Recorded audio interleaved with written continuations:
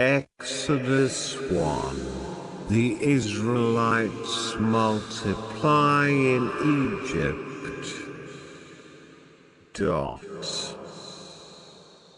Now these are the names of the children of Israel, which came into Egypt.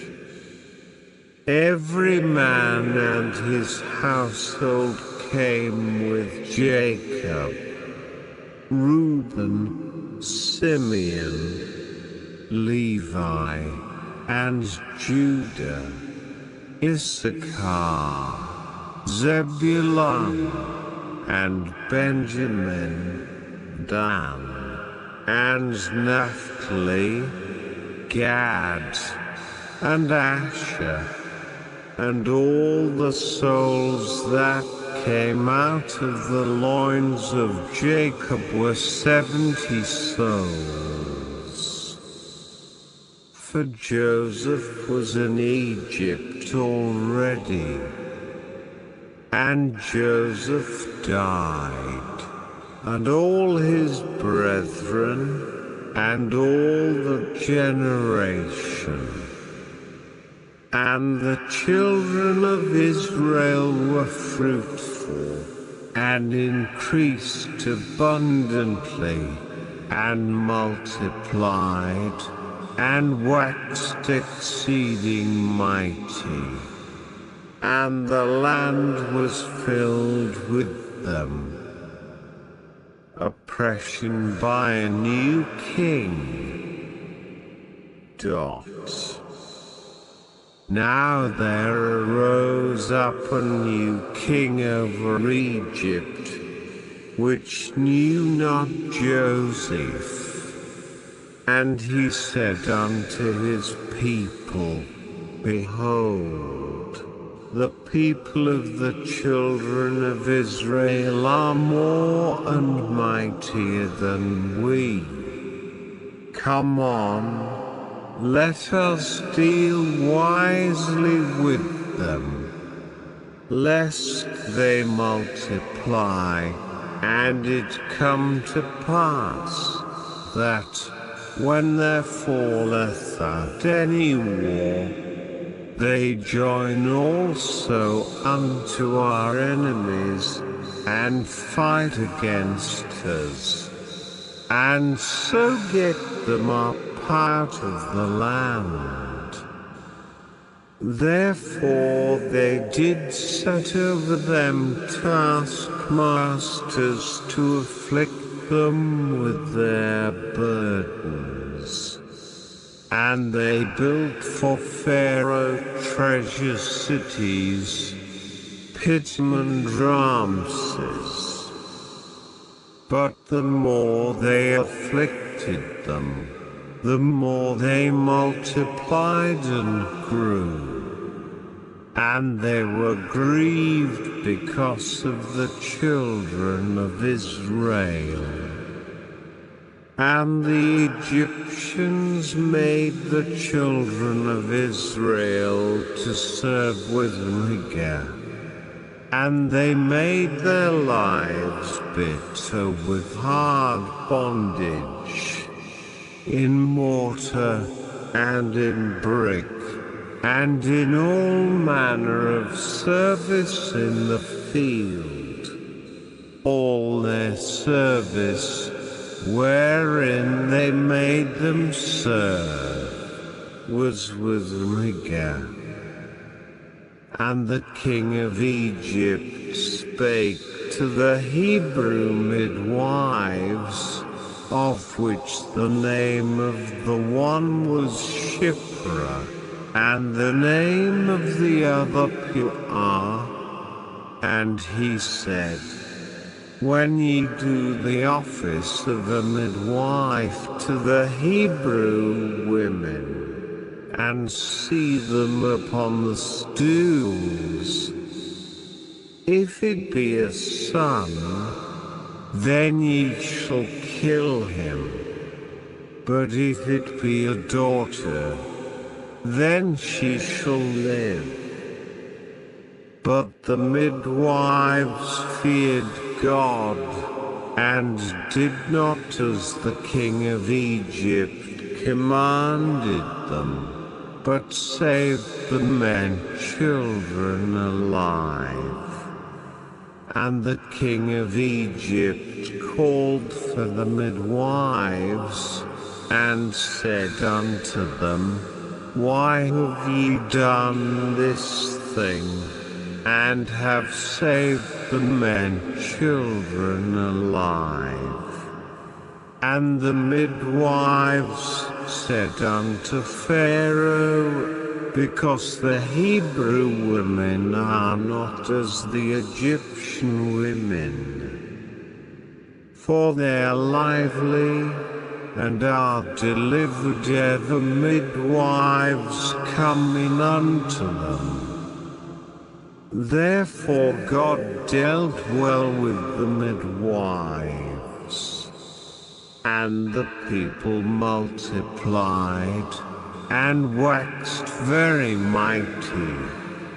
And it came to pass, because the midwives feared God, that he made them houses.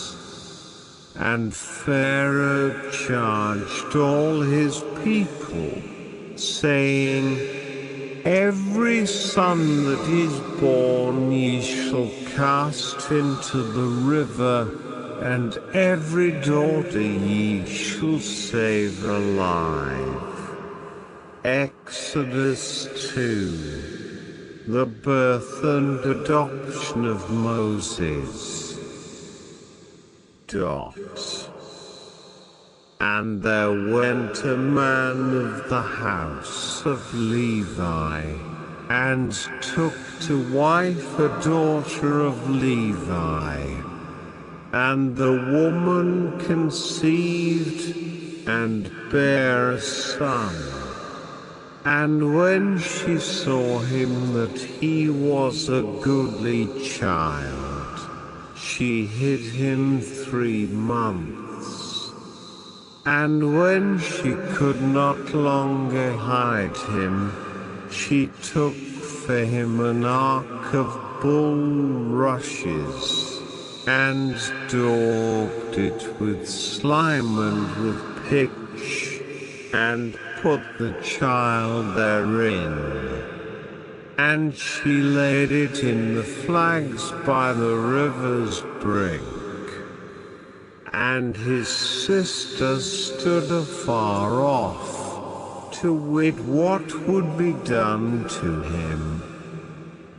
And the daughter of Pharaoh came down to wash herself at the river.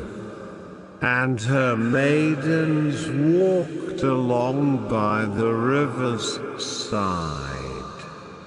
And when she saw the ark among the flags, she sent her maid to fetch it. And when she had opened it, she saw the child, and behold, the babe wept, and she had compassion on him, and said, This is one of the Hebrews' children. Then said his sister to Pharaoh's daughter, Shall I go and call to thee a nurse of the Hebrew women, that she may nurse the child for thee? And Pharaoh's daughter said to her, Go. And the maid went and called the child's mother. And Pharaoh's daughter said unto her, Take this child away, and nurse it for me, and I will give thee thy wages. And the woman took the child, and nursed it. And the child grew, And she brought him unto Pharaoh's daughter, and he became her son. And she called his name Moses. And she said, because I drew him out of the water. The rejection and flight of Moses.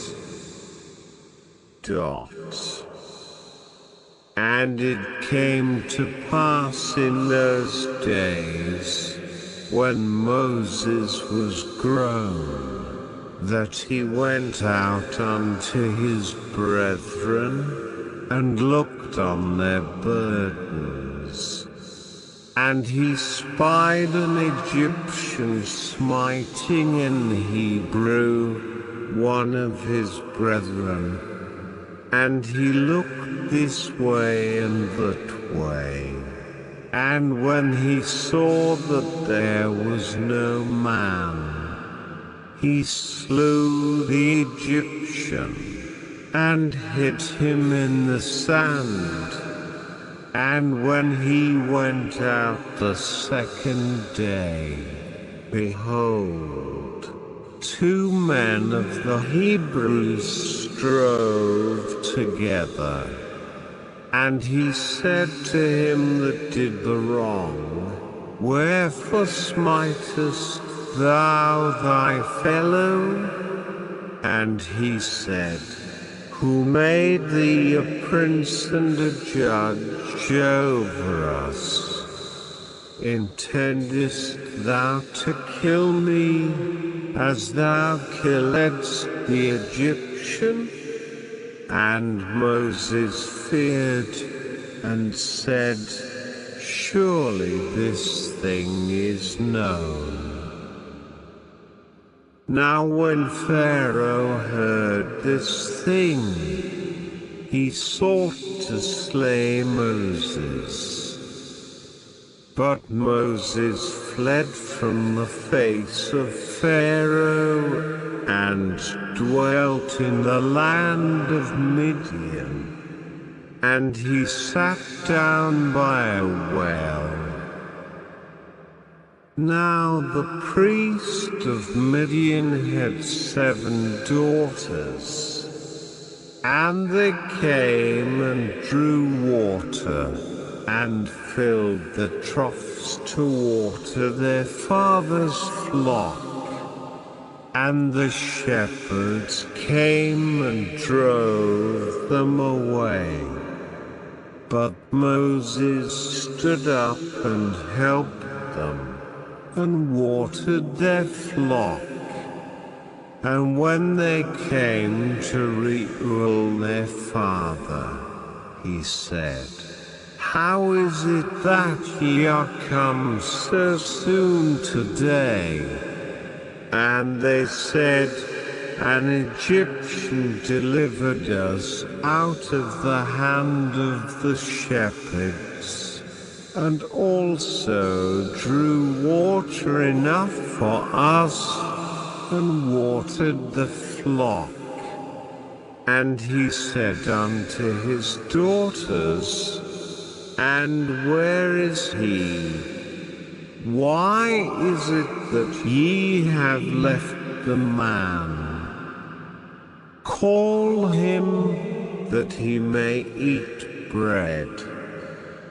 And Moses was content to dwell with the man.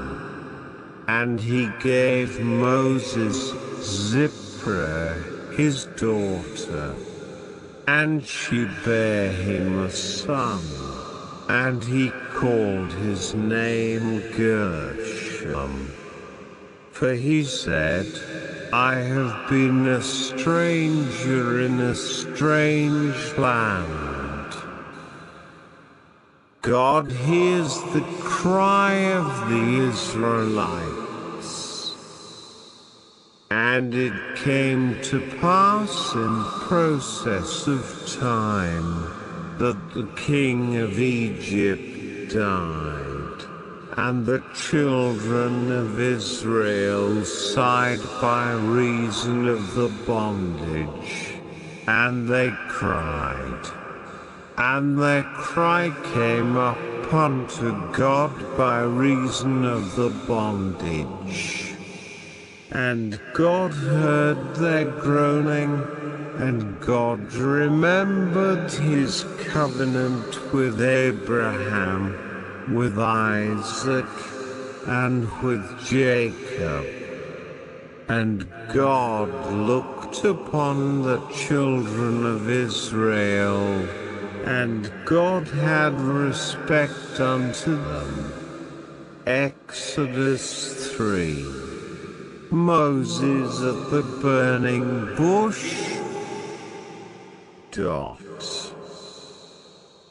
Now Moses kept the flock of Jethro his father-in-law, the priest of Midian, and he led the flock to the backside of the desert, and came to the mountain of God, even to Horeb. And the angel of the Lord appeared unto him in a flame of fire out of the midst of a bush. And he looked, and, behold, the bush burned with fire, and the bush was not consumed. And Moses said, I will now turn aside, and see this great sight, why the bush is not burnt. And when the Lord saw that he turned aside to see, God called unto him out of the midst of the bush, and said, Moses, Moses. And he said, Here am I. And he said, Draw not nigh hither. Put off thy shoes from off thy feet, for the place whereon thou standest is holy ground. Moreover he said, I am the God of thy father, the God of Abraham, the God of Isaac, and the God of Jacob. And Moses hid his face, for he was afraid to look upon God. And the Lord said, I have surely seen the affliction of my people which are in Egypt, and have heard their cry by reason of their taskmasters. For I know their sorrows, and I am come down to deliver them out of the hand of the Egyptians, and to bring them up out of that land unto a good land and a large, unto a land flowing with milk and honey, unto the place of the Canaanites, and the Hittites, and the Amorites, and the Perizzites, and the Hivites, and the Jebusites. Now therefore, behold, the cry of the children of Israel is come unto me, and I have also seen the oppression wherewith the Egyptians oppress them.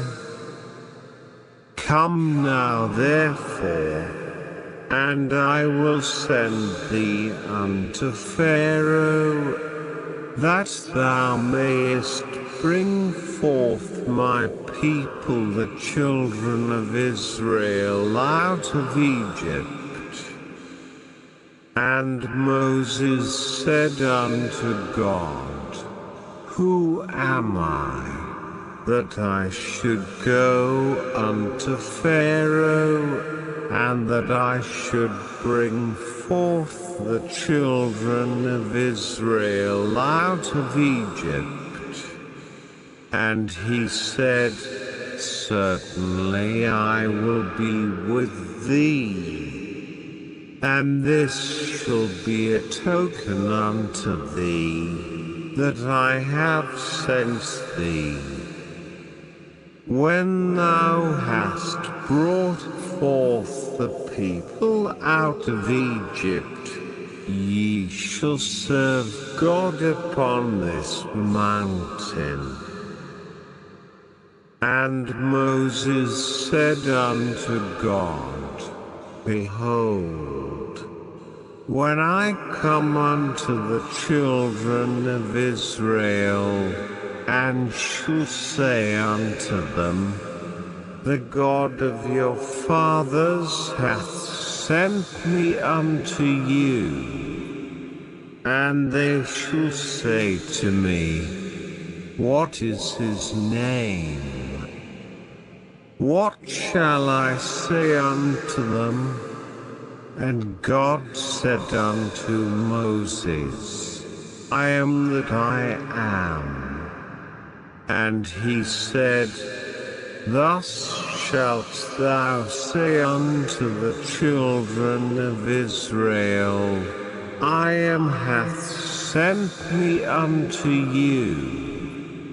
And God said moreover unto Moses, Thus shalt thou say unto the children of Israel, The Lord God of your fathers, the God of Abraham, the God of Isaac, and the God of Jacob, hath sent me unto you.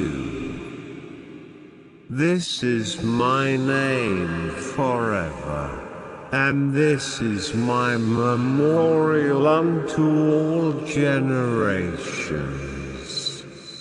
Go, and gather the elders of Israel together, and say unto them, The Lord God of your fathers, the God of Abraham, of Isaac, and of Jacob, appeared unto me, saying, I have surely visited you, and seen that which is done to you in Egypt. And I have said, I will bring you up out of the affliction of Egypt unto the land of the Canaanites, and the Hittites, and the Amorites, and the Perizzites, and the Hivites, and the Jebusites, unto a land flowing with milk and honey. And they shall hearken to thy voice. And thou shalt come, thou and the elders of Israel, unto the king of Egypt, and ye shall say unto him, The Lord God of the Hebrews hath met with us. And now let us go, we beseech thee, 3 days' journey into the wilderness, that we may sacrifice to the Lord our God. And I am sure that the king of Egypt will not let you go. No, not by a mighty hand. And I will stretch out my hand and smite Egypt with all my wonders which I will do in the midst thereof. And after that he will let you go. And I will give this people favor in the sight of the Egyptians.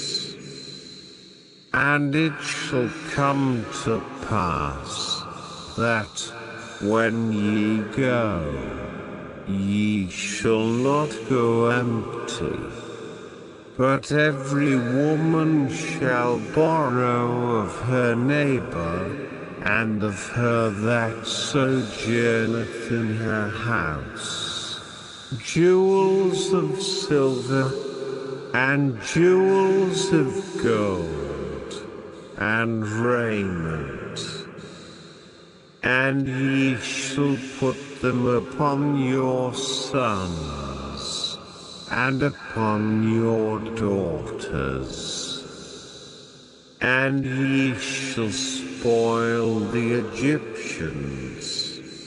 Exodus 4. Moses' staff.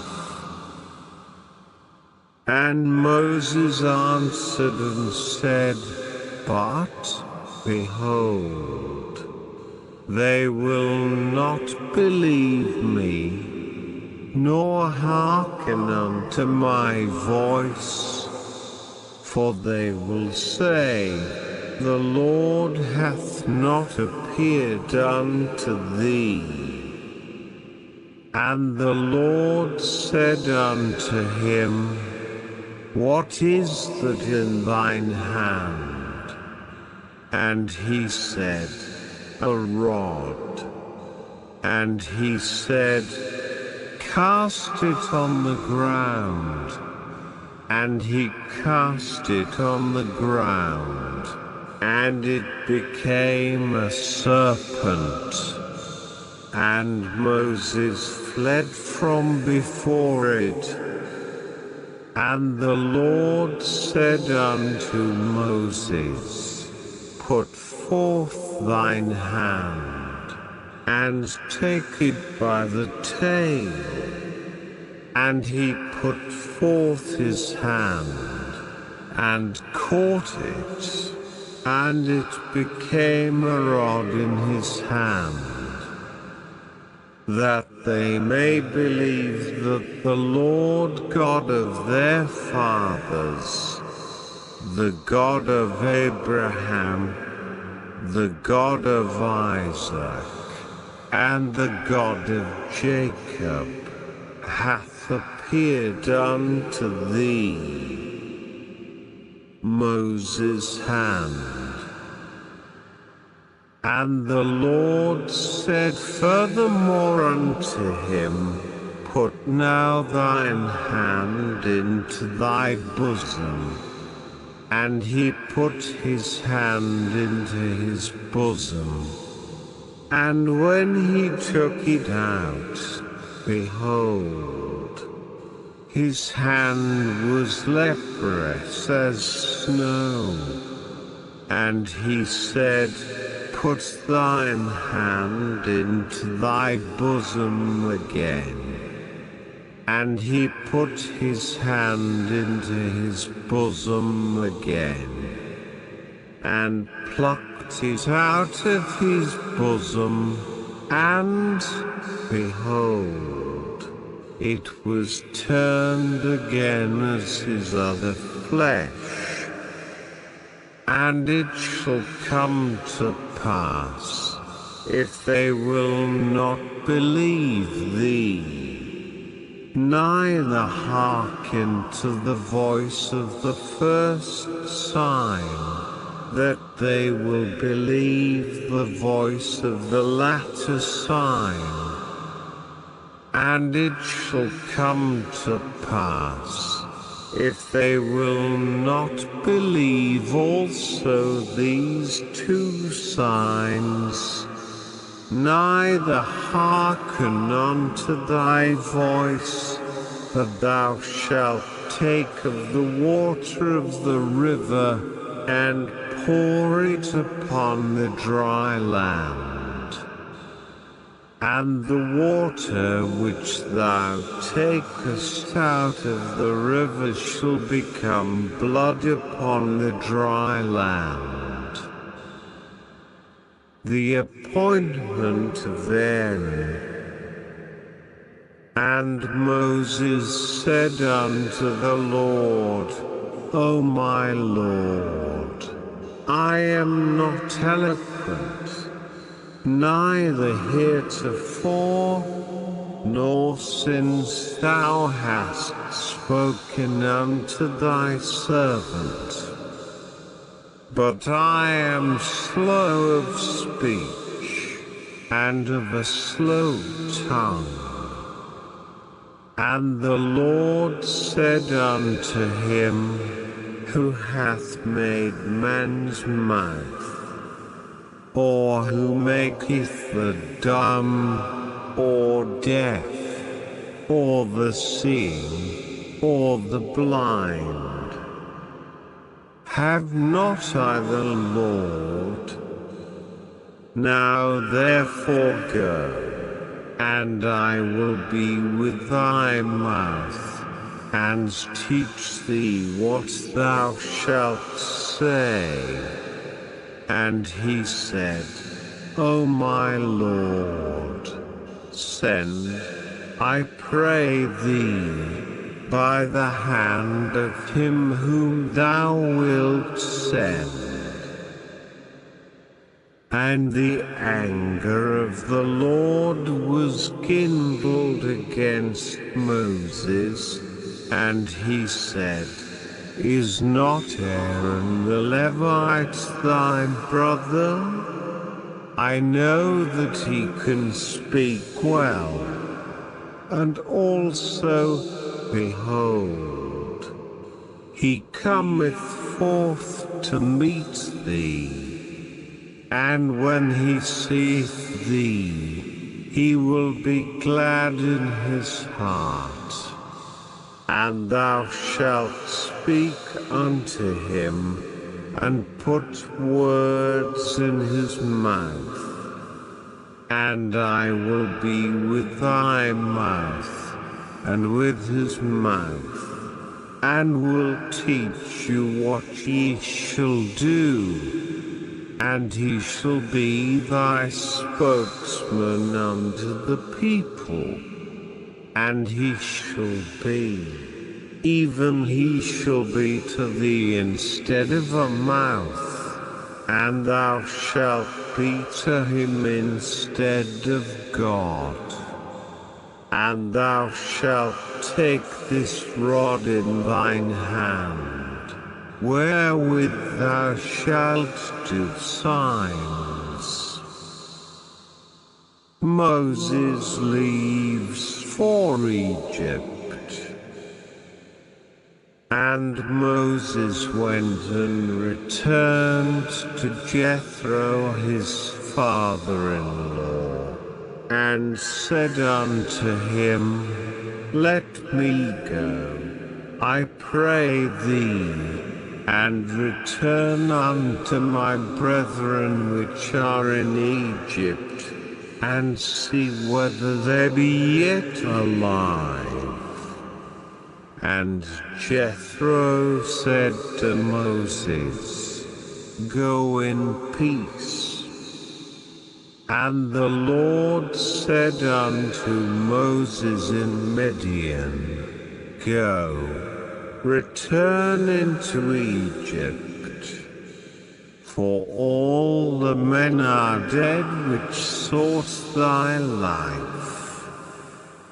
And Moses took his wife and his sons, and set them upon an ass, and he returned to the land of Egypt. And Moses took the rod of God in his hand.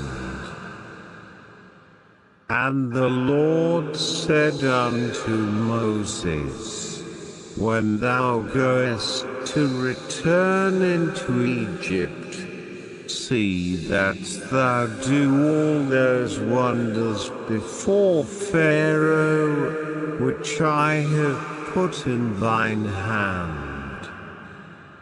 But I will harden his heart, that he shall not let the people go. And thou shalt say unto Pharaoh, Thus saith the Lord, Israel is my son, even my firstborn. And I say unto thee, Let my son go, that he may serve me. And if thou refuse to let him go, behold, I will slay thy son, even thy firstborn. And it came to pass by the way in the inn, that the Lord met him, and sought to kill him. Then Zipporah took a sharp stone, and cut off the foreskin of her son, and cast it at his feet, and said, Surely a bloody husband art thou to me. So he let him go. Then she said, A bloody husband thou art, because of the circumcision. The people believed Moses and Aaron. And the Lord said to Aaron, Go into the wilderness to meet Moses. And he went, and met him in the mount of God, and kissed him. And Moses told Aaron all the words of the Lord who had sent him, and all the signs which he had commanded him. And Moses and Aaron went and gathered together all the elders of the children of Israel. And Aaron spake all the words which the Lord had spoken unto Moses, and did the signs in the sight of the people. And the people believed. And when they heard that the Lord had visited the children of Israel, and that he had looked upon their affliction, then they bowed their heads and worshipped. Exodus 5. Pharaoh's first refusal.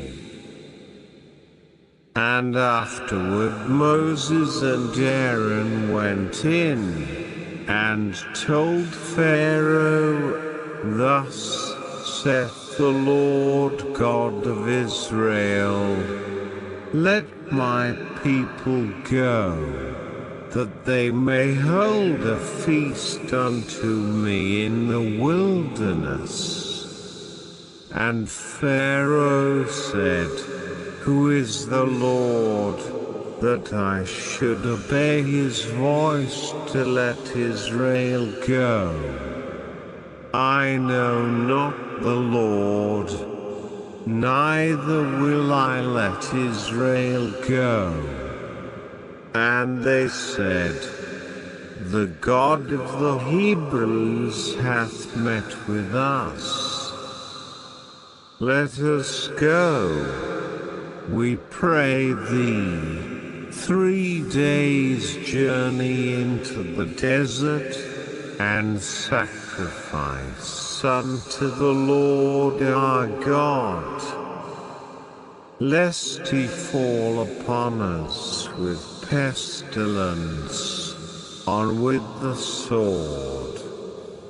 And the king of Egypt said unto them, Wherefore ye, Moses and Aaron, let the people from their works get you unto your burdens. And Pharaoh said, Behold, the people of the land now are many, and ye make them rest from their burdens. Bricks and straw. And Pharaoh commanded the same day the taskmasters of the people and their officers, saying, Ye shall no more give the people straw to make brick, as heretofore. Let them go and gather straw for themselves, and the tale of the bricks, which they did make heretofore, ye shall lay upon them. Ye shall not diminish aught thereof, for they be idle. Therefore they cry, saying, Let us go and sacrifice to our God. Let there more work be laid upon the men, that they may labor therein. And let them not regard vain words.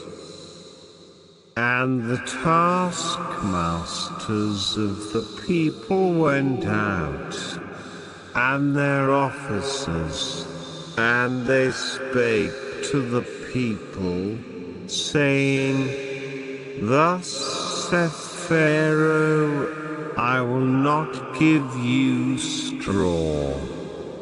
Go ye, get you straw where ye can find it.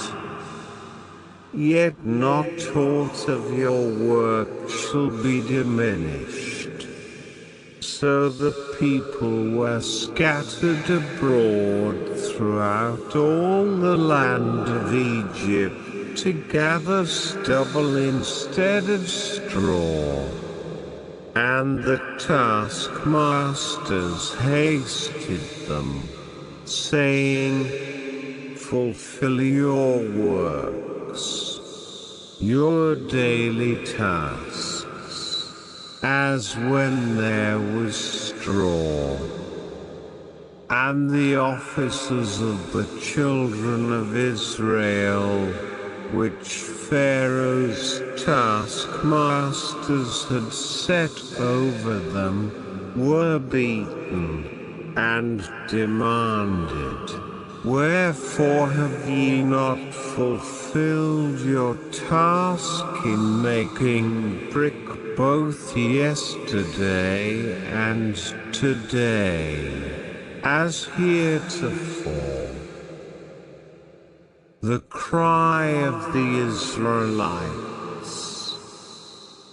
Then the officers of the children of Israel came and cried unto Pharaoh, saying, Wherefore dealest thou thus with thy servants? There is no straw given unto thy servants. And they say to us, Make brick. And, behold, thy servants are beaten. but the fault is in thine own people. But he said, Ye are idle, ye are idle. Therefore ye say, Let us go and do sacrifice to the Lord. Go therefore now, and work, for there shall no straw be given you, yet shall ye deliver the tale of bricks. And the officers of the children of Israel did see that they were in evil case, after it was said, Ye shall not diminish aught from your bricks of your daily task. And they met Moses and Aaron, who stood in the way, as they came forth from Pharaoh. And they said unto them, The Lord look upon you, and judge, because ye have made our Saviour to be abhorred in the eyes of Pharaoh, and in the eyes of his servants, to put a sword in their hand to slay us. And Moses returned unto the Lord, and said, Lord, wherefore hast thou so evil entreated this people? Why is it that thou hast sent me? For since I came to Pharaoh to speak in thy name, he hath done evil to this people. Neither hast thou delivered thy people at all. Exodus 6. God promises deliverance. Then the Lord said unto Moses, Now shalt thou see what I will do to Pharaoh. For with a strong hand shall he let them go, and with a strong hand shall he drive them out of his land. And God spake unto Moses, and said unto him, I am the Lord. And I appeared unto Abraham, unto Isaac, and unto Jacob, by the name of God Almighty. But by my name Jehovah was I not known to them. And I have also established my covenant with them, to give them the land of Canaan, the land of their pilgrimage, wherein they were strangers. And I have also heard the groaning of the children of Israel, whom the Egyptians keep in bondage. And I have remembered my covenant. Wherefore say unto the children of Israel, I am the Lord, and I will bring you out from under the burdens of the Egyptians, and I will rid you out of their bondage, and I will redeem you with a stretched out arm, and with great judgments. And I will take you to me for a people, and I will be to you a God. And ye shall know that I am the Lord your God, which bringeth you out from under the burdens of the Egyptians. And I will bring you in unto the land, concerning the which I did swear to give it to Abraham, to Isaac, and to Jacob. And I will give it you for an heritage. I am the Lord. And Moses spake so unto the children of Israel. But they hearkened not unto Moses for anguish of spirit, and for cruel bondage. And the Lord spake unto Moses, saying, Go in, speak unto Pharaoh king of Egypt, that he let the children of Israel go out of his land. And Moses spake before the Lord, saying, Behold, the children of Israel have not hearkened unto me. How then shall Pharaoh hear me, who am of uncircumcised lips?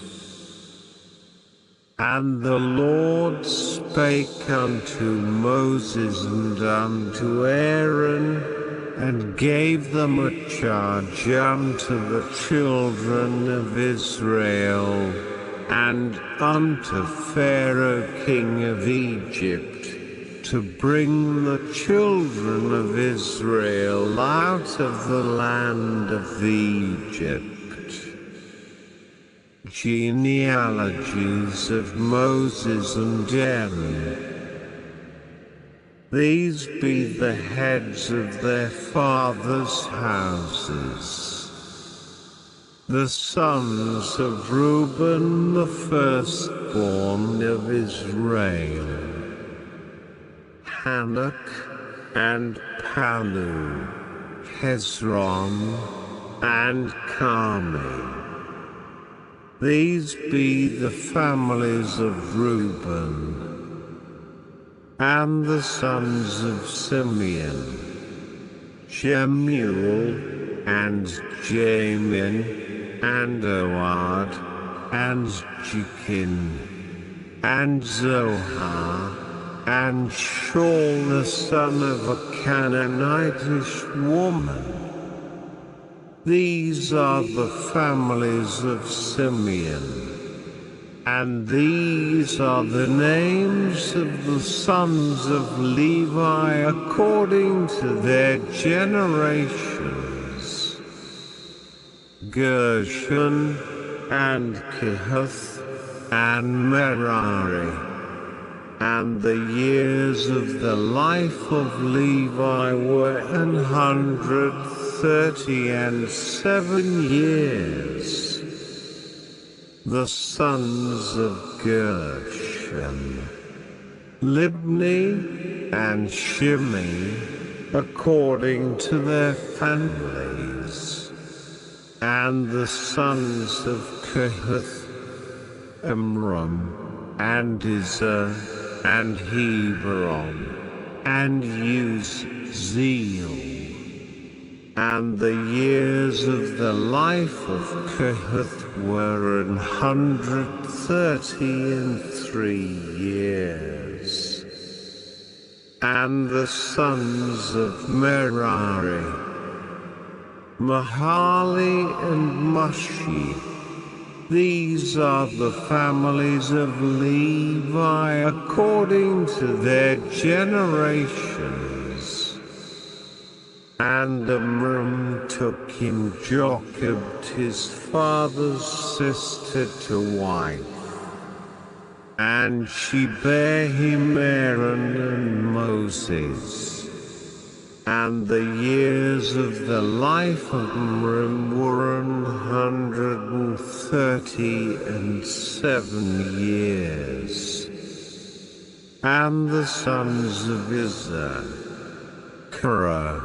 and Nepheg, and Zichri, and the sons of Uzziel, Mishael, and Elzaphan, and Zithri.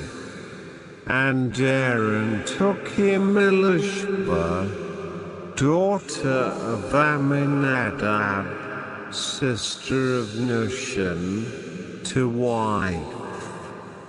And she bare him Nadab, Adabu, Eleazar, and Ithamar. And the sons of Korah, Assir, and Elkanah, and Abiasaph. These are the families of the Kohathites. And Eleazar, Aaron's son, took him one of the daughters of Putiel to wife. And she bare him Phinehas.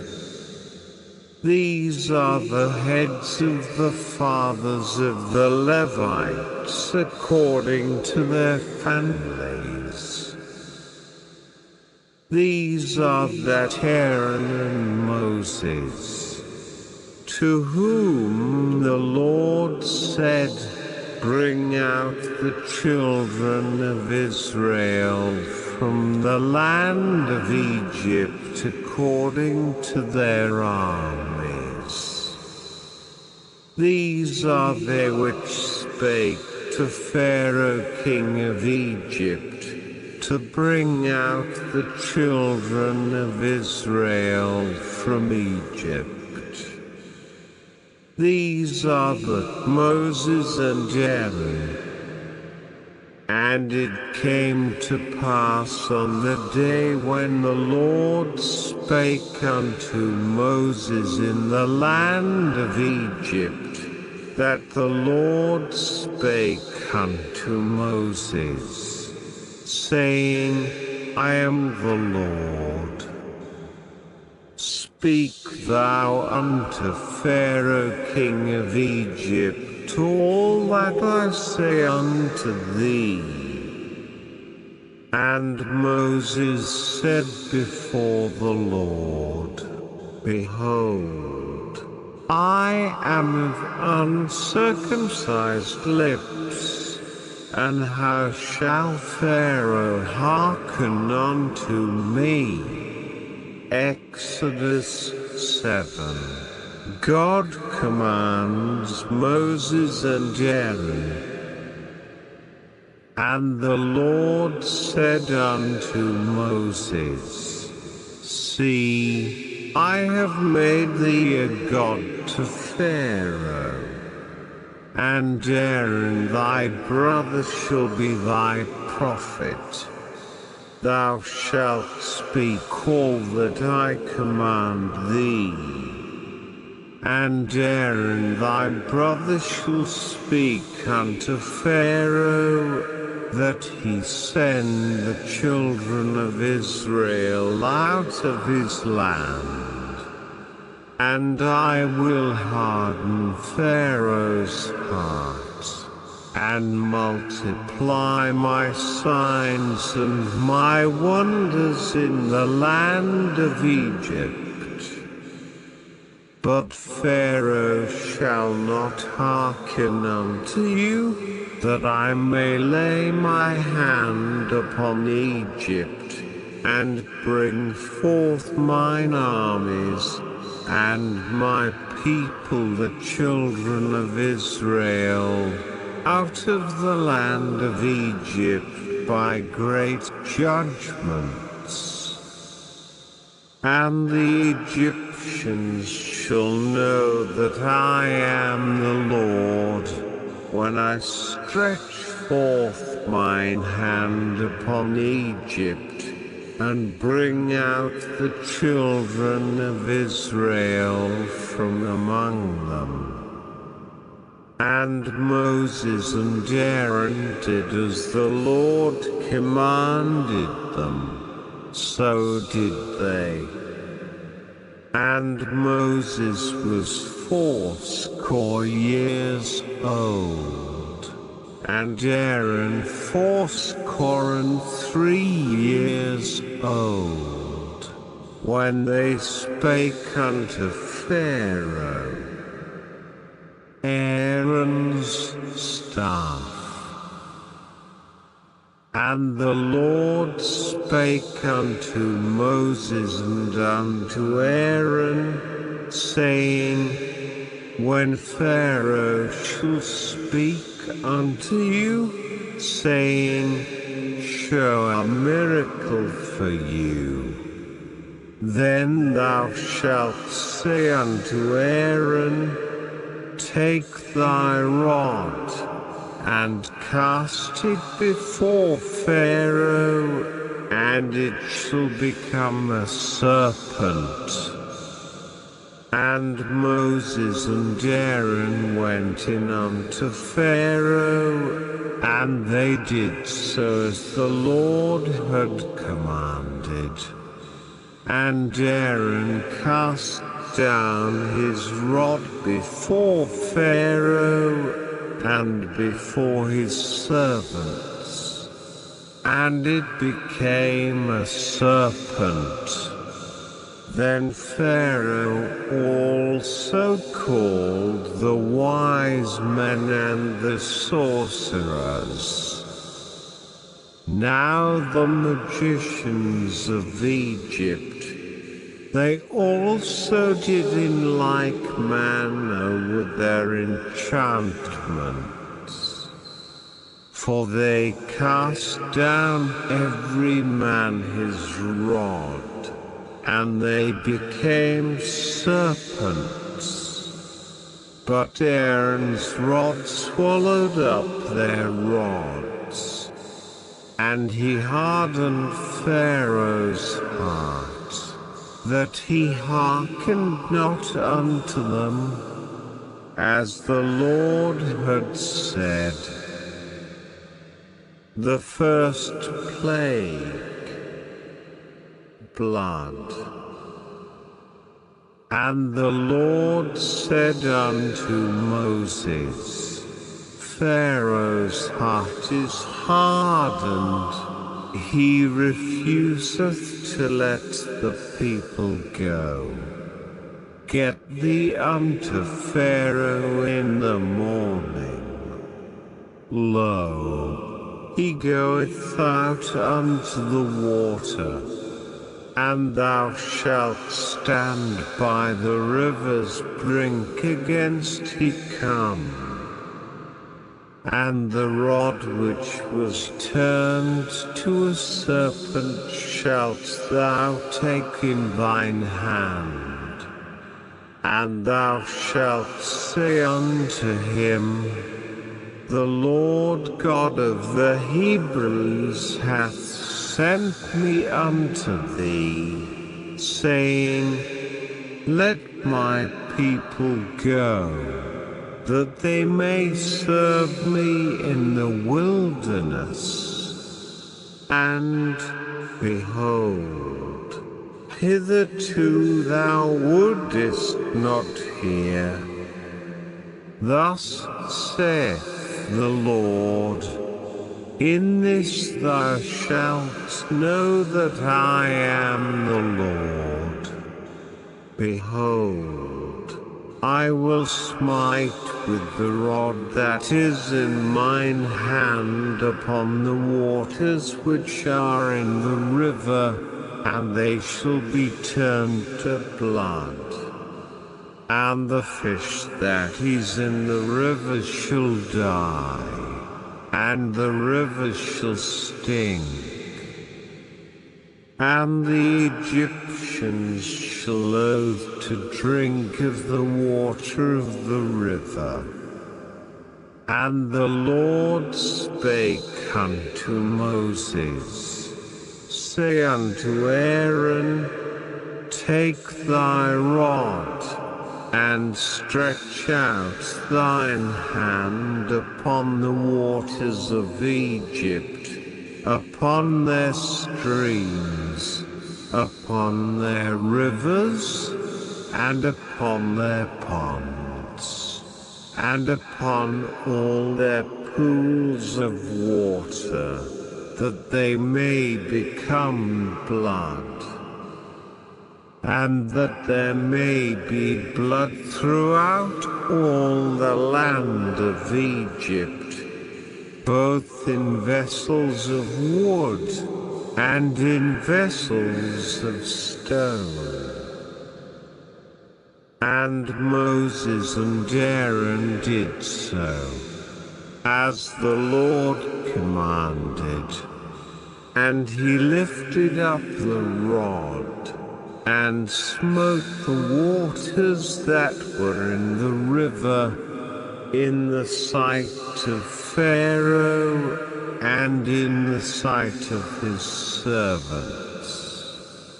And all the waters that were in the river were turned to blood, and the fish that was in the river died, and the river stank, and the Egyptians could not drink of the water of the river.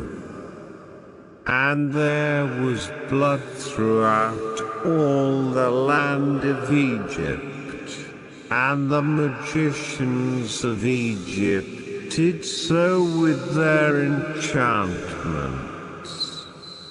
And Pharaoh's heart was hardened, neither did he hearken unto them, as the Lord had said.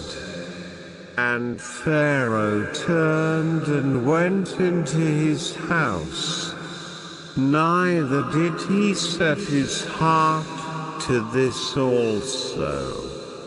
And all the Egyptians digged round about the river for water to drink, for they could not drink of the water of the river. And 7 days were fulfilled, after that the Lord had smitten the river. Exodus 8. The second plague, frogs. And the Lord spake unto Moses, go unto Pharaoh, and say unto him, thus saith the Lord, let my people go, that they may serve me. And if thou refuse to let them go, behold, I will smite all thy borders with frogs. And the river shall bring forth frogs abundantly, which shall go up and come into thine house, and into thy bedchamber, and upon thy bed, and into the house of thy servants, and upon thy people, and into thine ovens, and into thy kneading troughs. And the frogs shall come up both on thee, and upon thy people, and upon all thy servants. And the Lord spake unto Moses, say unto Aaron, stretch forth thine hand with thy rod over the streams, over the rivers, and over the ponds, and cause frogs to come up upon the land of Egypt. And Aaron stretched out his hand over the waters of Egypt, and the frogs came up and covered the land of Egypt. And the magicians did so with their enchantments, and brought up frogs upon the land of Egypt. Then Pharaoh called for Moses and Aaron, and said, Entreat the Lord, that he may take away the frogs from me, and from my people, and I will let the people go, that they may do sacrifice unto the Lord. And Moses said unto Pharaoh, Glory over me. When shall I entreat for thee, and for thy servants, and for thy people, to destroy the frogs from thee and thy houses, that they may remain in the river only? And he said, Tomorrow. And he said, Be it according to thy word, that thou mayest know that there is none like unto the Lord our God. And the frogs shall depart from thee, and from thy houses, and from thy servants, and from thy people. They shall remain in the river only. And Moses and Aaron went out from Pharaoh. And Moses cried unto the Lord because of the frogs which he had brought against Pharaoh. And the Lord did according to the word of Moses. And the frogs died out of their houses, out of the villages, and out of the fields, and they gathered them together upon heaps, and the land stank. But when Pharaoh saw that there was respite, he hardened his heart, and hearkened not unto them, as the Lord had said. The third plague, gnats. And the Lord said unto Moses, Say unto Aaron, Stretch out thy rod, and smite the dust of the land, that it may become lice throughout all the land of Egypt. And they did so. For Aaron stretched out his hand with his rod, and smote the dust of the earth, and it became lice in man, and in beast. All the dust of the land became lice throughout all the land of Egypt. And the magicians did so with their enchantments to bring forth lice, but they could not. So there were lice upon man, and upon beast. Then the magicians said unto Pharaoh, This is the finger of God.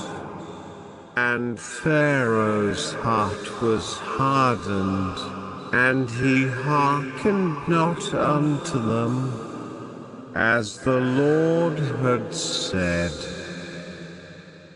The fourth plague, flies. And the Lord said unto Moses, Rise up early in the morning, and stand before Pharaoh. Lo, he cometh forth to the water. And say unto him, Thus saith the Lord, Let my people go, that they may serve me. Else, if thou wilt not let my people go, behold, I will send swarms of flies upon thee, and upon thy servants, and upon thy people, and into thy houses. And the houses of the Egyptians shall be full of swarms of flies, and also the ground whereon they are. And I will sever in that day the land of Goshen, in which my people dwell, that no swarms of flies shall be there, to the end thou mayest know that I am the Lord in the midst of the earth. And I will put a division between my people and thy people. Tomorrow shall this sign be. And the Lord did so. And there came a grievous swarm of flies into the house of Pharaoh, and into his servants' houses, and into all the land of Egypt. The land was corrupted by reason of the swarm of flies. And Pharaoh called for Moses and for Aaron, and said, Go ye, sacrifice to your God in the land. And Moses said, It is not meet so to do, for we shall sacrifice the abomination of the Egyptians to the Lord our God. Lo, shall we sacrifice the abomination of the Egyptians before their eyes, and will they not stone us? We will go 3 days' journey into the wilderness, and sacrifice to the Lord our God, as he shall command us. And Pharaoh said, I will let you go, that ye may sacrifice to the Lord your God in the wilderness. Only ye shall not go very far away. Entreat for me. And Moses said, Behold, I go out from thee, and I will entreat the Lord that the swarms of flies may depart from Pharaoh, from his servants, and from his people tomorrow. But let not Pharaoh deal deceitfully any more in not letting the people go to sacrifice to the Lord. And Moses went out from Pharaoh and entreated the Lord. And the Lord did according to the word of Moses. And he removed the swarms of flies from Pharaoh, from his servants, and from his people. There remained not one. And Pharaoh hardened his heart at this time also, neither would he let the people go. Exodus 9, the 5th plague, livestock. Then the Lord said unto Moses, Go in unto Pharaoh, and tell him, Thus saith the Lord God of the Hebrews, Let my people go, that they may serve me. For if thou refuse to let them go, and wilt hold them still, behold, the hand of the Lord is upon thy cattle which is in the field, upon the horses, upon the asses, upon the camels, upon the oxen, and upon the sheep.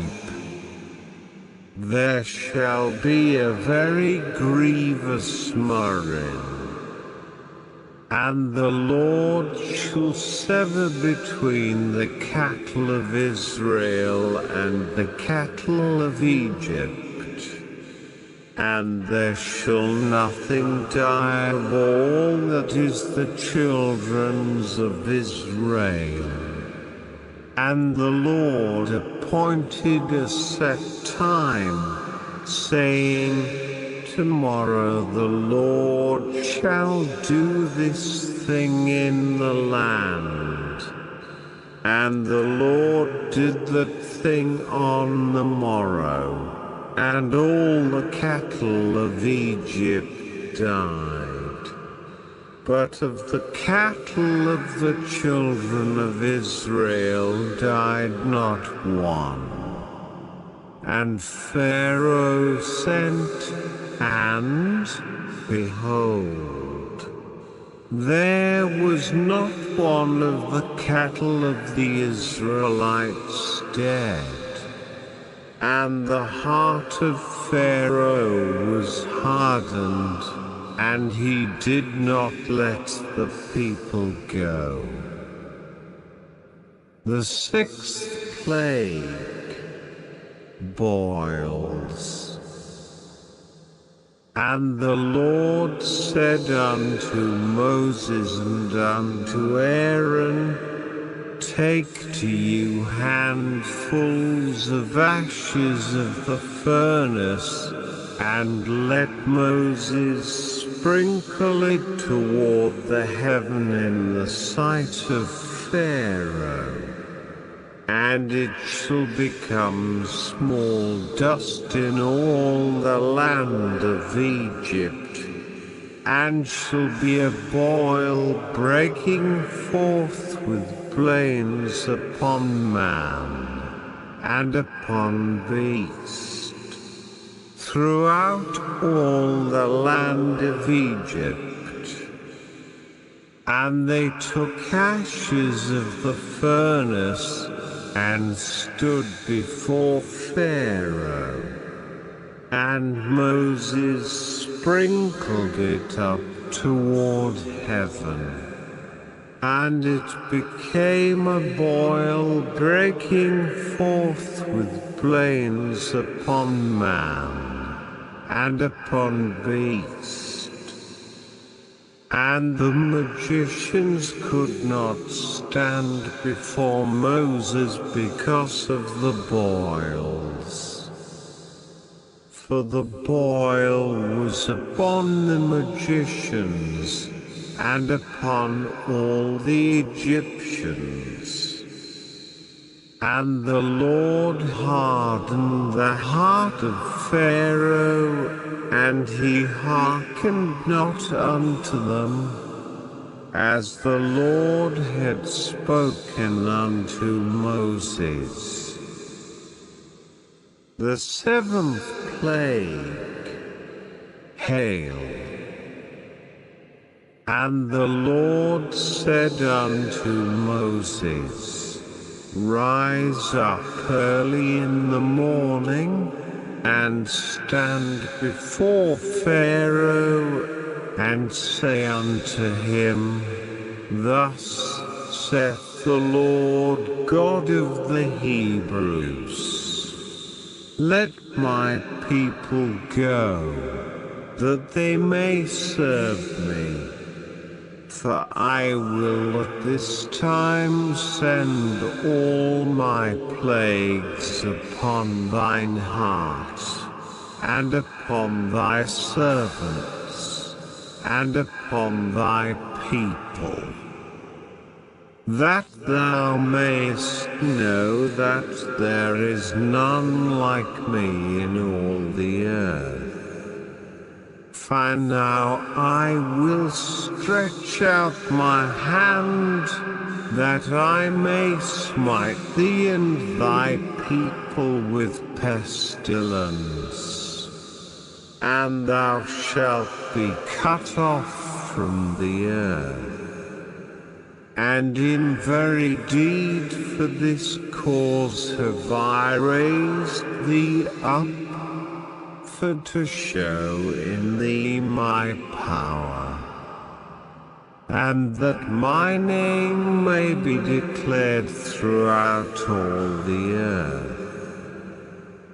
As yet exaltest thou thyself against my people, that thou wilt not let them go? Behold, tomorrow about this time I will cause it to rain a very grievous hail, such as hath not been in Egypt since the foundation thereof even until now. Send therefore now, and gather thy cattle, and all that thou hast in the field, for upon every man and beast which shall be found in the field, and shall not be brought home, the hail shall come down upon them, and they shall die. He that feared the word of the Lord among the servants of Pharaoh made his servants and his cattle flee into the houses. And he that regarded not the word of the Lord left his servants and his cattle in the field. And the Lord said unto Moses, Stretch forth thine hand toward heaven, that there may be hail in all the land of Egypt, upon man, and upon beast, and upon every herb of the field, throughout the land of Egypt. And Moses stretched forth his rod toward heaven. And the Lord sent thunder and hail, and the fire ran along upon the ground. And the Lord rained hail upon the land of Egypt. So there was hail, and fire mingled with the hail, very grievous, such as there was none like it in all the land of Egypt since it became a nation. And the hail smote throughout all the land of Egypt all that was in the field, both man and beast. And the hail smote every herb of the field, and brake every tree of the field. Only in the land of Goshen, where the children of Israel were, was there no hail. And Pharaoh sent and called for Moses and Aaron, and said unto them, I have sinned this time. The Lord is righteous, and I and my people are wicked. Entreat the Lord, for it is enough that there be no more mighty thunderings and hail. And I will let you go, and ye shall stay no longer. And Moses said unto him, As soon as I am gone out of the city, I will spread abroad my hands unto the Lord. And the thunder shall cease, neither shall there be any more hail, that thou mayest know how that the earth is the Lord's. But as for thee and thy servants, I know that ye will not yet fear the Lord God.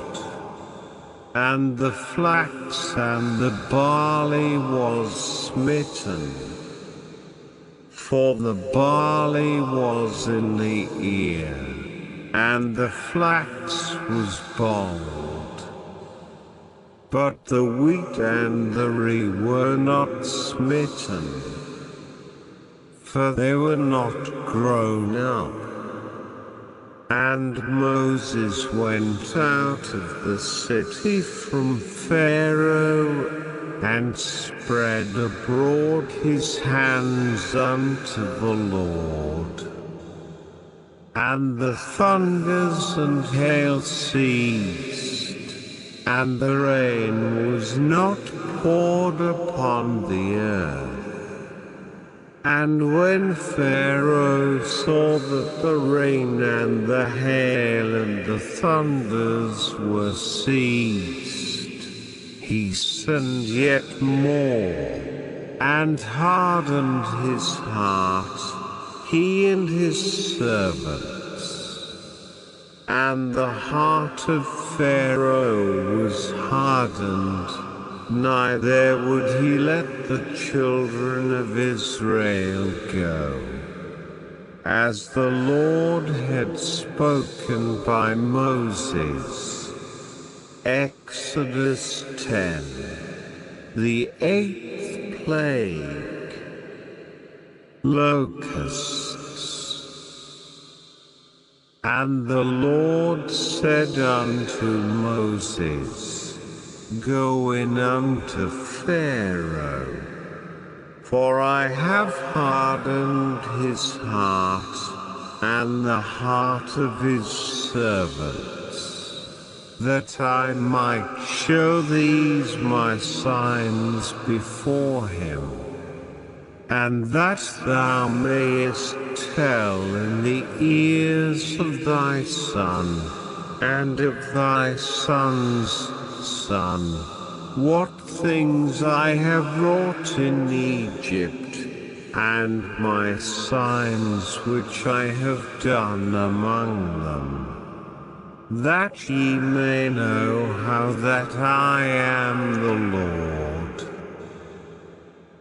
And Moses and Aaron came in unto Pharaoh, and said unto him, Thus saith the Lord God of the Hebrews, How long wilt thou refuse to humble thyself before me?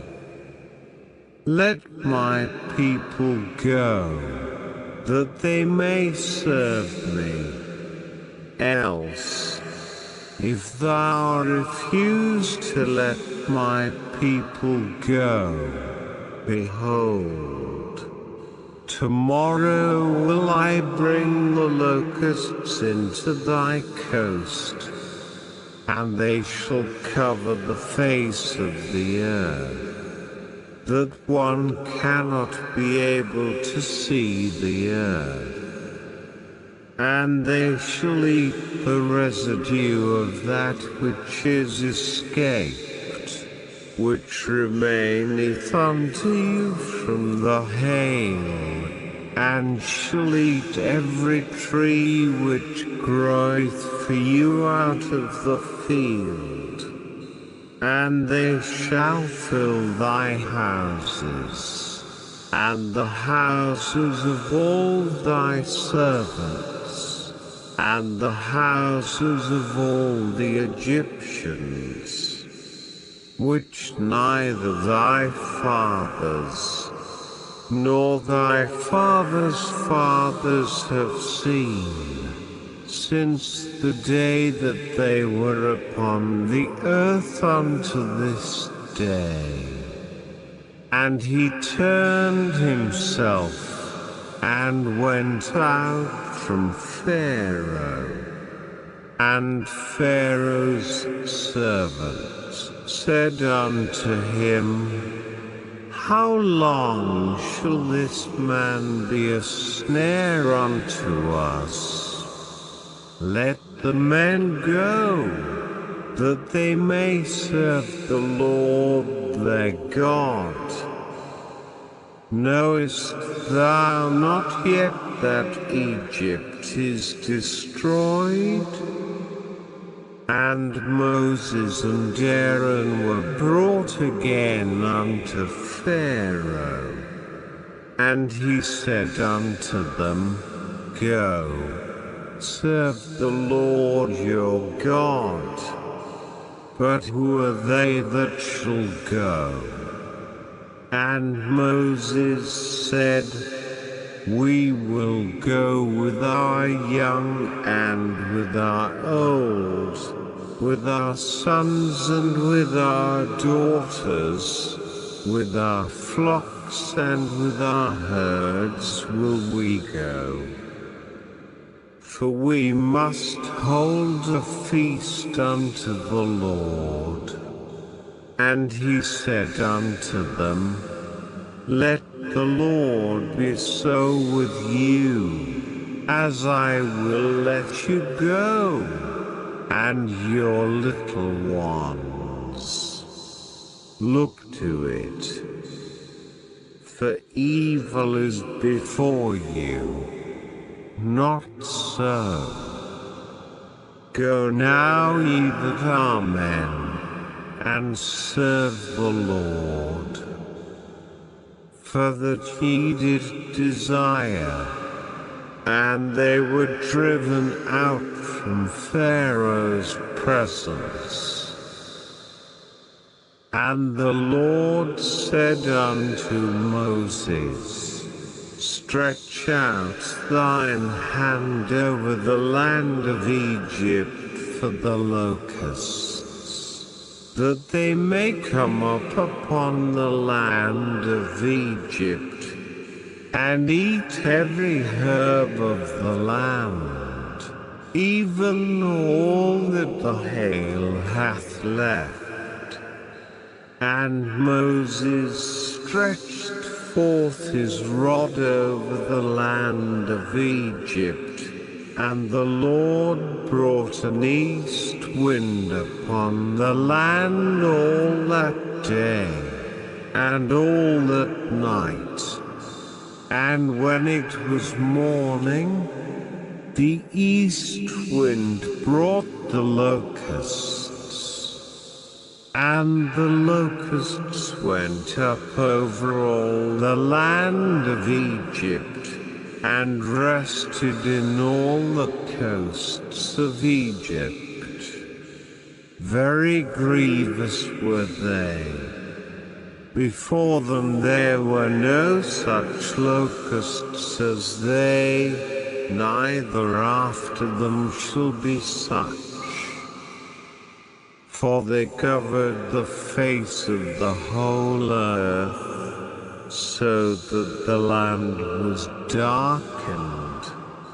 And they did eat every herb of the land, and all the fruit of the trees which the hail had left. And there remained not any green thing in the trees, or in the herbs of the field, through all the land of Egypt. Then Pharaoh called for Moses and Aaron in haste, and he said, I have sinned against the Lord your God, and against you. Now therefore forgive, I pray thee, my sin only this once, and entreat the Lord your God, that he may take away from me this death only.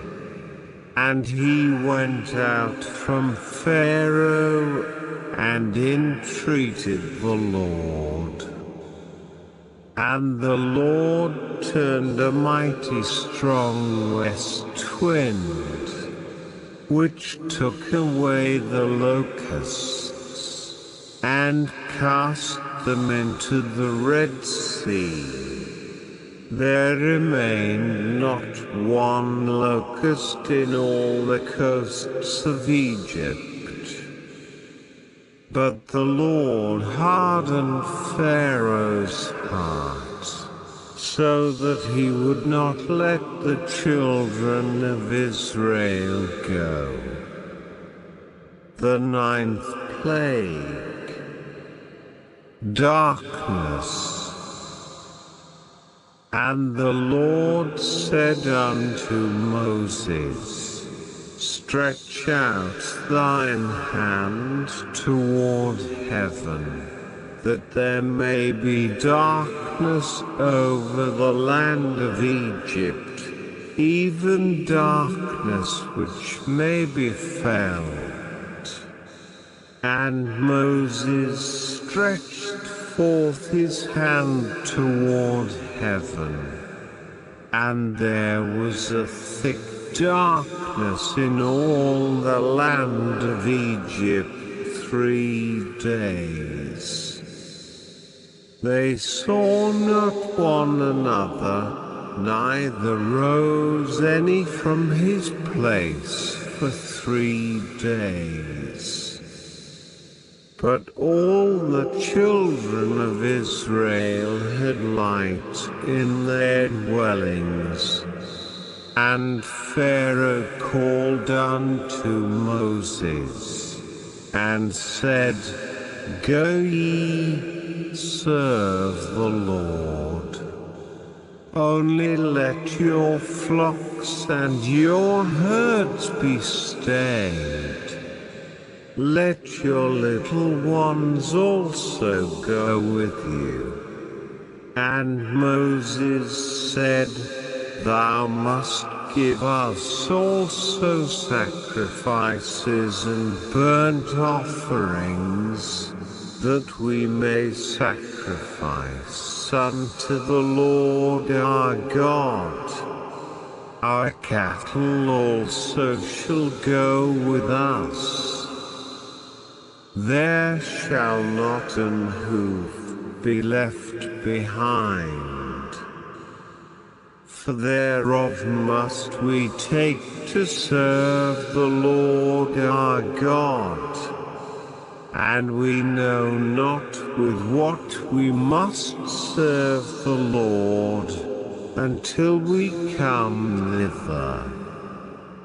But the Lord hardened Pharaoh's heart, and he would not let them go. And Pharaoh said unto him, Get thee from me, take heed to thyself, see my face no more. For in that day thou seest my face thou shalt die. And Moses said, Thou hast spoken well, I will see thy face again no more. Exodus 11. The plague on the firstborn foretold. And the Lord said unto Moses, Yet will I bring one plague more upon Pharaoh and upon Egypt. Afterwards he will let you go hence.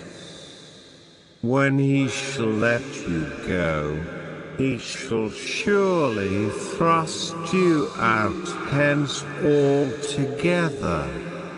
Speak now in the ears of the people, and let every man borrow of his neighbor, and every woman of her neighbor, jewels of silver, and jewels of gold.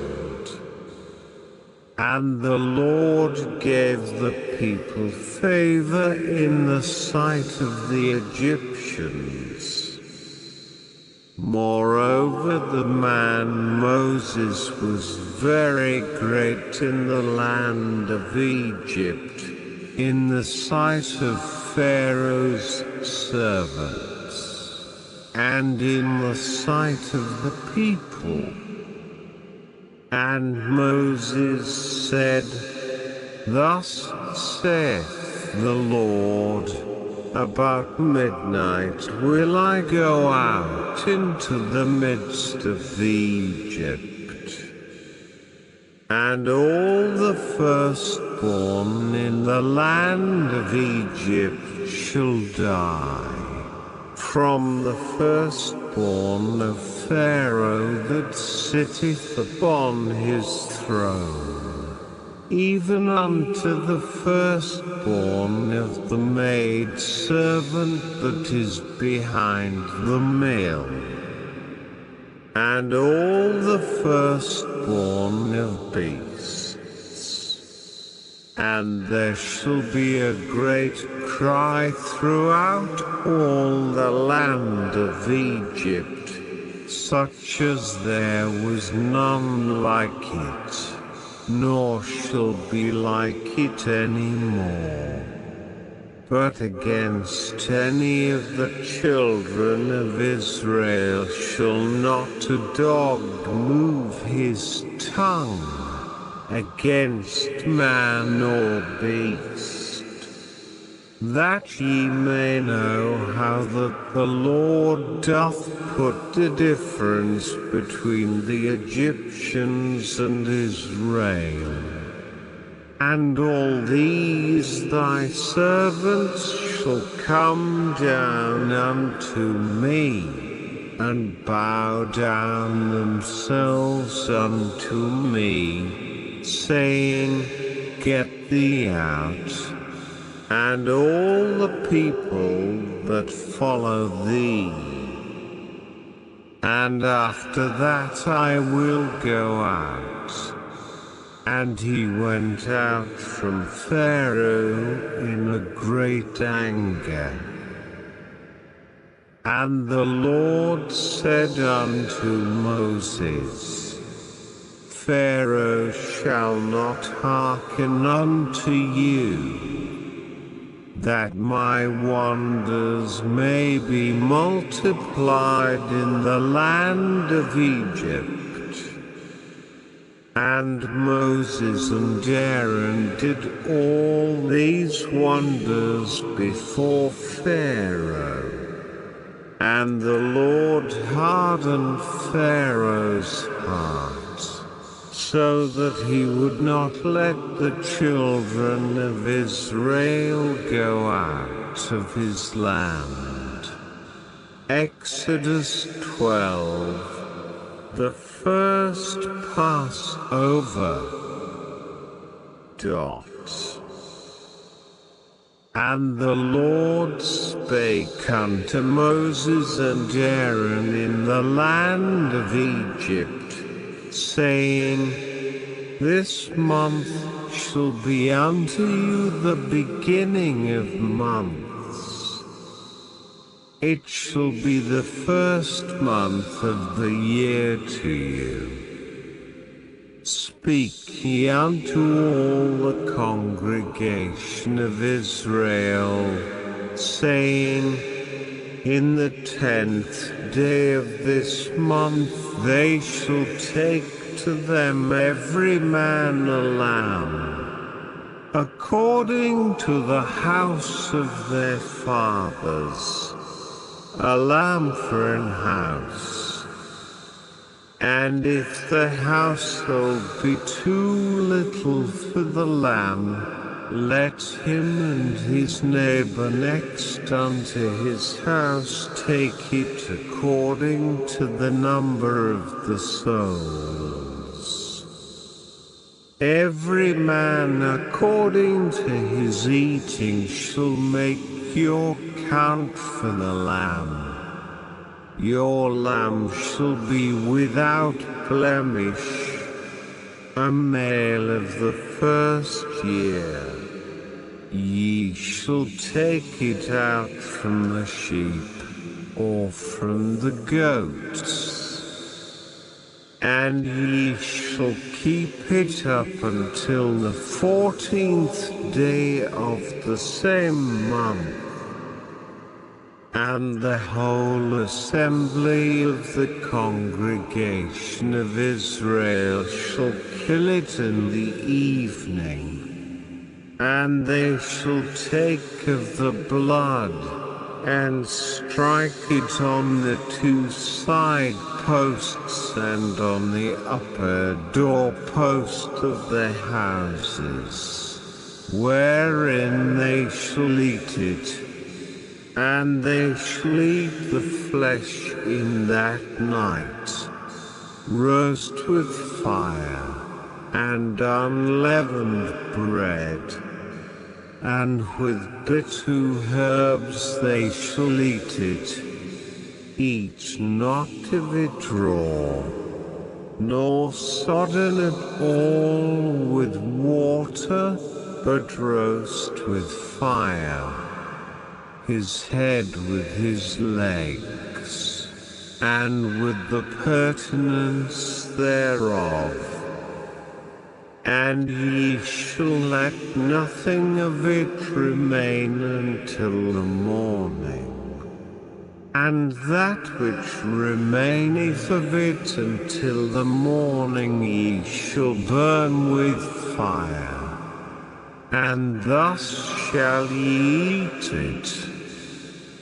With your loins girded, your shoes on your feet, and your staff in your hand.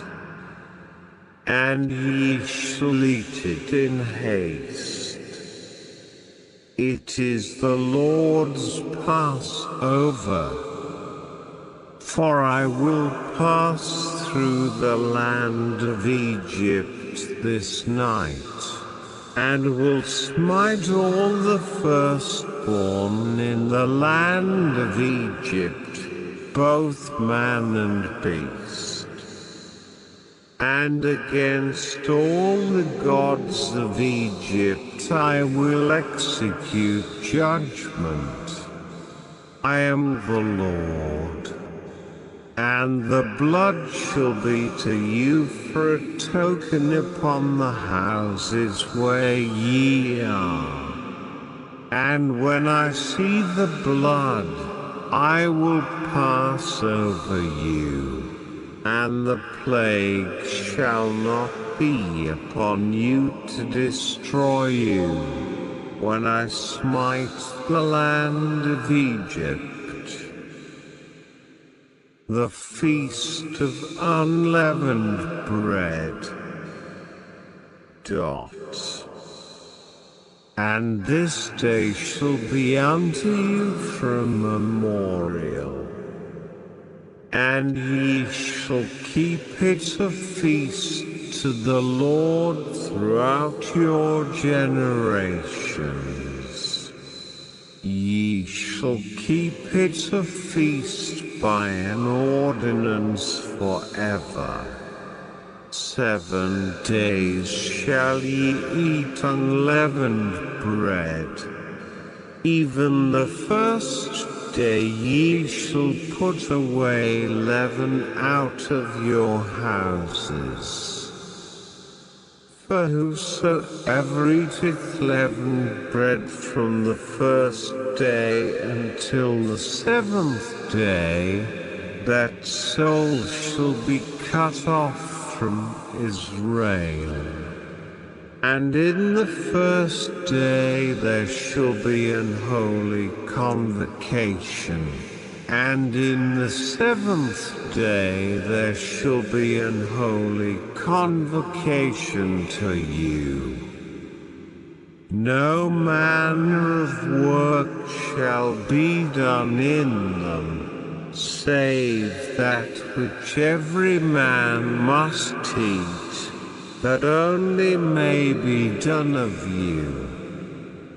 And ye shall observe the feast of unleavened bread. For in this selfsame day have I brought your armies out of the land of Egypt. Therefore shall ye observe this day in your generations by an ordinance forever. In the first month, on the 14th day of the month at even, ye shall eat unleavened bread until the 21st day of the month at even. 7 days shall there be no leaven found in your houses.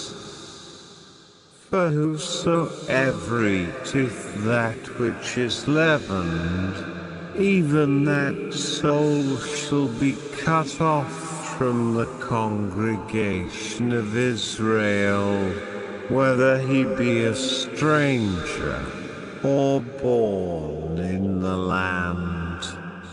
Ye shall eat nothing leavened. In all your habitations shall ye eat unleavened bread.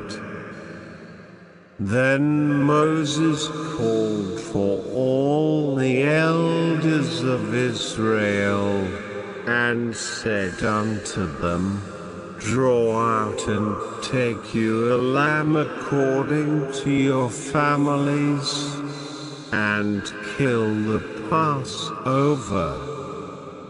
And ye shall take a bunch of hyssop, and dip it in the blood that is in the basin, and strike the lintel and the two side posts with the blood that is in the basin. And none of you shall go out at the door of his house until the morning. For the Lord will pass through to smite the Egyptians.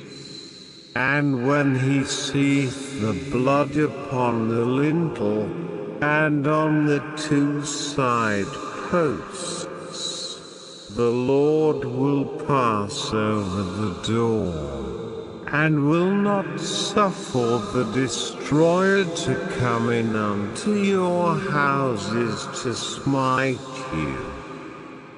And ye shall observe this thing for an ordinance to thee and to thy sons forever. And it shall come to pass, when ye be come to the land which the Lord will give you, according as he hath promised, that ye shall keep this service. And it shall come to pass, when your children shall say unto you, What mean ye by this service? That ye shall say, It is the sacrifice of the Lord's Passover, who passed over the houses of the children of Israel in Egypt, when he smote the Egyptians, and delivered our houses. And the people bowed the head and worshipped, and the children of Israel went away, and did as the Lord had commanded Moses and Aaron, so did they. The 10th plague, death of the firstborn. And it came to pass, that at midnight the Lord smote all the firstborn in the land of Egypt, from the firstborn of Pharaoh that sat on his throne unto the firstborn of the captive that was in the dungeon. And all the firstborn of cattle. And Pharaoh rose up in the night, he and all his servants, and all the Egyptians. And there was a great cry in Egypt, for there was not a house where there was not one dead. The Exodus begins. And he called for Moses and Aaron by night, and said, Rise up, and get you forth from among my people, both ye and the children of Israel, and go. Serve the Lord, as ye have said. Also take your flocks and your herds, as ye have said, and be gone. And bless me also. And the Egyptians were urgent upon the people, that they might send them out of the land in haste. For they said, We be all dead men. And the people took their dough before it was leavened, their kneading troughs being bound up in their clothes upon their shoulders. And the children of Israel did according to the word of Moses. And they borrowed of the Egyptians jewels of silver, and jewels of gold, and raiment. And the Lord gave the people favor in the sight of the Egyptians, so that they lent unto them such things as they required. And they spoiled the Egyptians. And the children of Israel journeyed from Ramesses to Succoth, about 600,000 on foot that were men, beside children. And a mixed multitude went up also with them, and flocks and herds, even very much cattle. And they baked unleavened cakes of the dough which they brought forth out of Egypt, for it was not leavened, because they were thrust out of Egypt, and could not tarry. Neither had they prepared for themselves any victual. Now the sojourning of the children of Israel, who dwelt in Egypt, was 430 years. And it came to pass at the end of the 430 years, even the selfsame day it came to pass, that all the hosts of the Lord went out from the land of Egypt. It is a night to be much observed unto the Lord for bringing them out from the land of Egypt. This is that night of the Lord to be observed of all the children of Israel in their generations. Instructions for the Passover.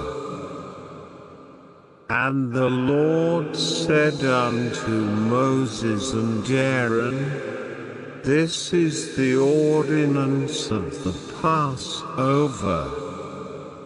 There shall no stranger eat thereof, but every man's servant that is bought for money.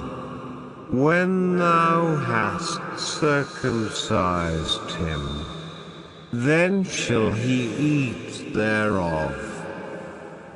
A foreigner and an hired servant shall not eat thereof. In one house shall it be eaten. Thou shalt not carry forth aught of the flesh abroad out of the house. Neither shall ye break a bone thereof. All the congregation of Israel shall keep it. And when a stranger shall sojourn with thee, and will keep the Passover to the Lord, let all his males be circumcised, and then let him come near and keep it. And he shall be as one that is born in the land. For no uncircumcised person shall eat thereof. One law shall be to him that is homeborn, and unto the stranger that sojourneth among you. Thus did all the children of Israel, as the Lord commanded Moses and Aaron, so did they. And it came to pass the selfsame day, that the Lord did bring the children of Israel out of the land of Egypt by their armies. Exodus 13. The dedication of the firstborn. And the Lord spake unto Moses, saying, Sanctify unto me all the firstborn, whatsoever openeth the womb among the children of Israel, both of man and of beast. It is mine. And Moses said unto the people, Remember this day, in which ye came out from Egypt, out of the house of bondage. For by strength of hand the Lord brought you out from this place. There shall no leavened bread be eaten. This day came ye out in the month Abib. And it shall be when the Lord shall bring thee into the land of the Canaanites, and the Hittites, and the Amorites, and the Hivites, and the Jebusites, which he sware unto thy fathers to give thee, a land flowing with milk and honey, that thou shalt keep this service in this month. 7 days thou shalt eat unleavened bread, and in the 7th day shall be a feast to the Lord. Unleavened bread shall be eaten 7 days. And there shall no leavened bread be seen with thee, neither shall there be leaven seen with thee in all thy quarters.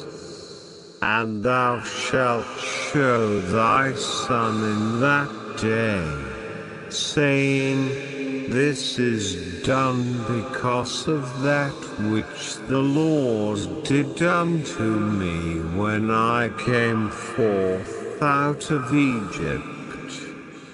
And it shall be for a sign unto thee upon thine hand, and for a memorial between thine eyes, that the Lord's law may be in thy mouth. For with a strong hand hath the Lord brought thee out of Egypt. Thou shalt therefore keep this ordinance in his season from year to year. And it shall be when the Lord shall bring thee into the land of the Canaanites, as he sware unto thee and to thy fathers, and shall give it thee, that thou shalt set apart unto the Lord all that openeth the matrix, And every firstling that cometh of a beast which thou hast, the males shall be the Lord's. And every firstling of an ass thou shalt redeem with a lamb. And if thou wilt not redeem it, then thou shalt break his neck. And all the firstborn of man among thy children shalt thou redeem. And it shall be when thy son asketh thee in time to come, saying, What is this? That thou shalt say unto him, By strength of hand the Lord brought us out from Egypt, from the house of bondage. And it came to pass, when Pharaoh would hardly let us go, that the Lord slew all the firstborn in the land of Egypt, both the firstborn of man, and the firstborn of beast. Therefore I sacrifice to the Lord all that openeth the matrix, being males. But all the firstborn of my children I redeem. And it shall be for a token upon thine hand, and for frontlets between thine eyes. For by strength of hand the Lord brought us forth out of Egypt. The pillars of cloud and fire. And it came to pass, when Pharaoh had let the people go, that God led them not through the way of the land of the Philistines, although that was near. For God said, Lest peradventure the people repent when they see war, and they return to Egypt. But God led the people about through the way of the wilderness of the Red Sea. And the children of Israel went up harnessed out of the land of Egypt. And Moses took the bones of Joseph with him, for he had straitly sworn the children of Israel, saying, God will surely visit you, and ye shall carry up my bones away hence with you. And they took their journey from Succoth, and encamped in Etam, in the edge of the wilderness.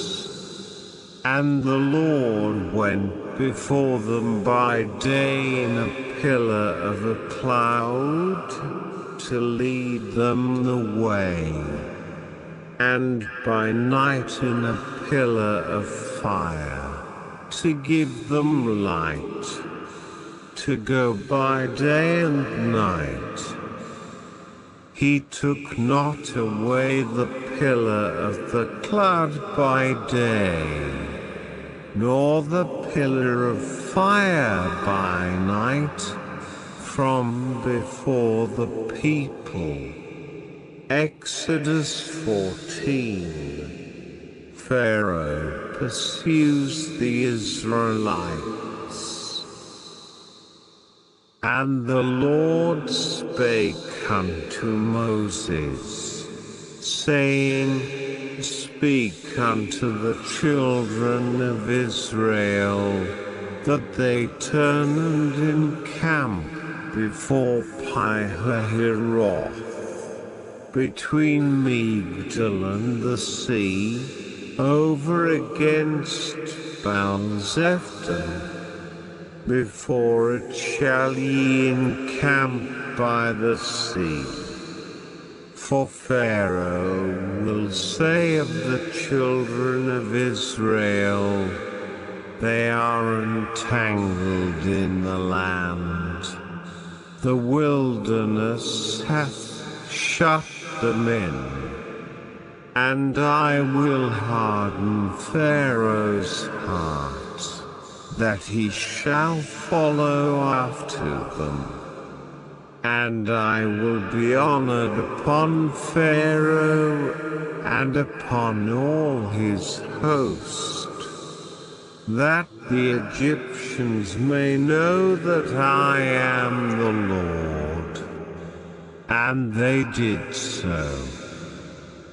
And it was told the king of Egypt that the people fled, and the heart of Pharaoh and of his servants was turned against the people.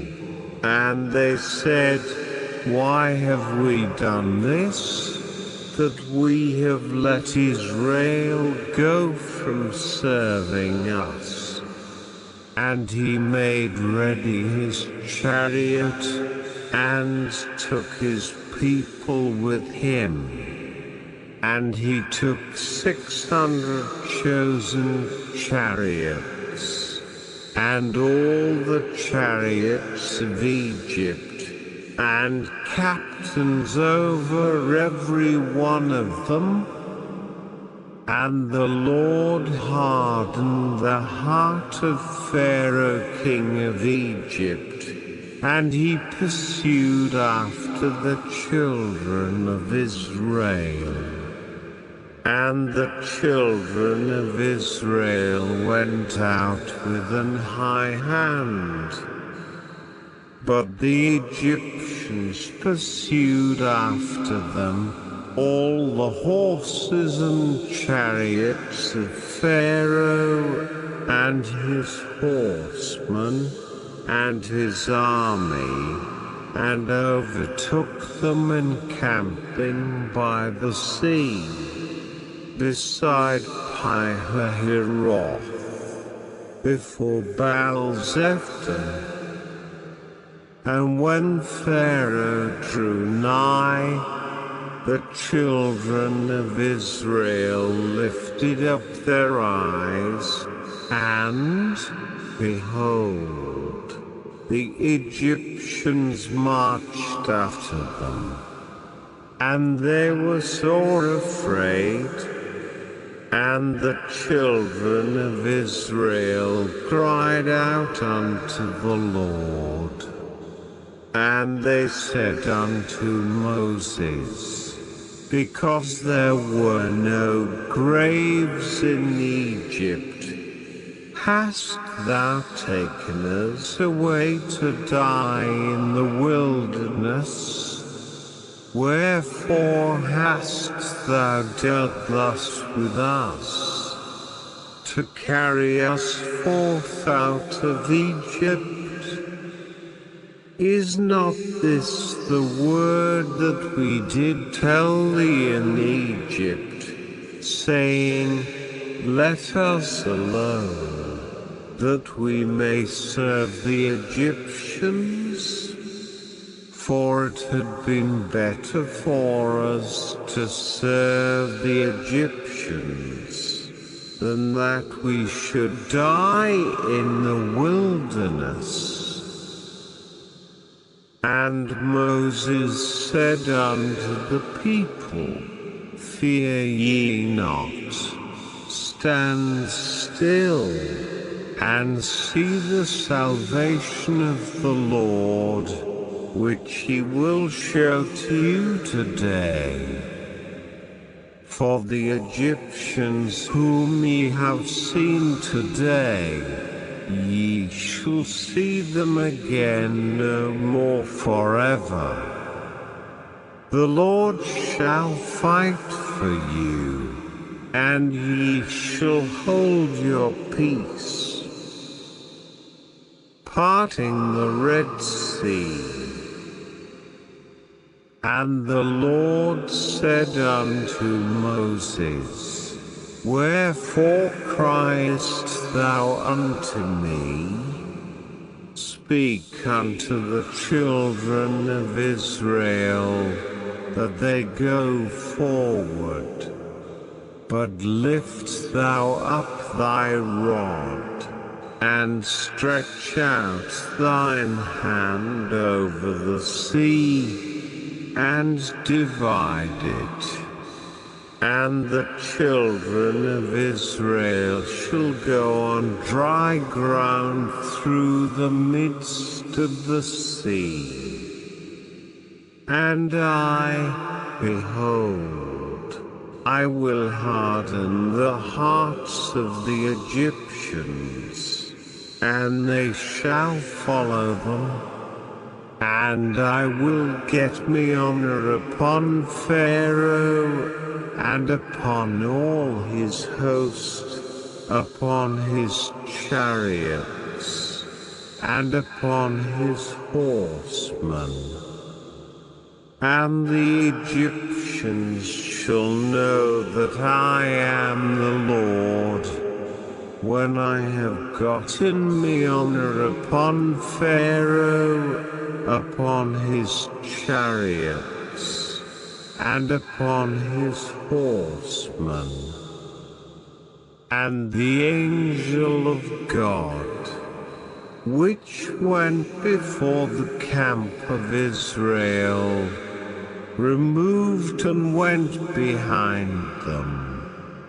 And the pillar of the cloud went from before their face, and stood behind them.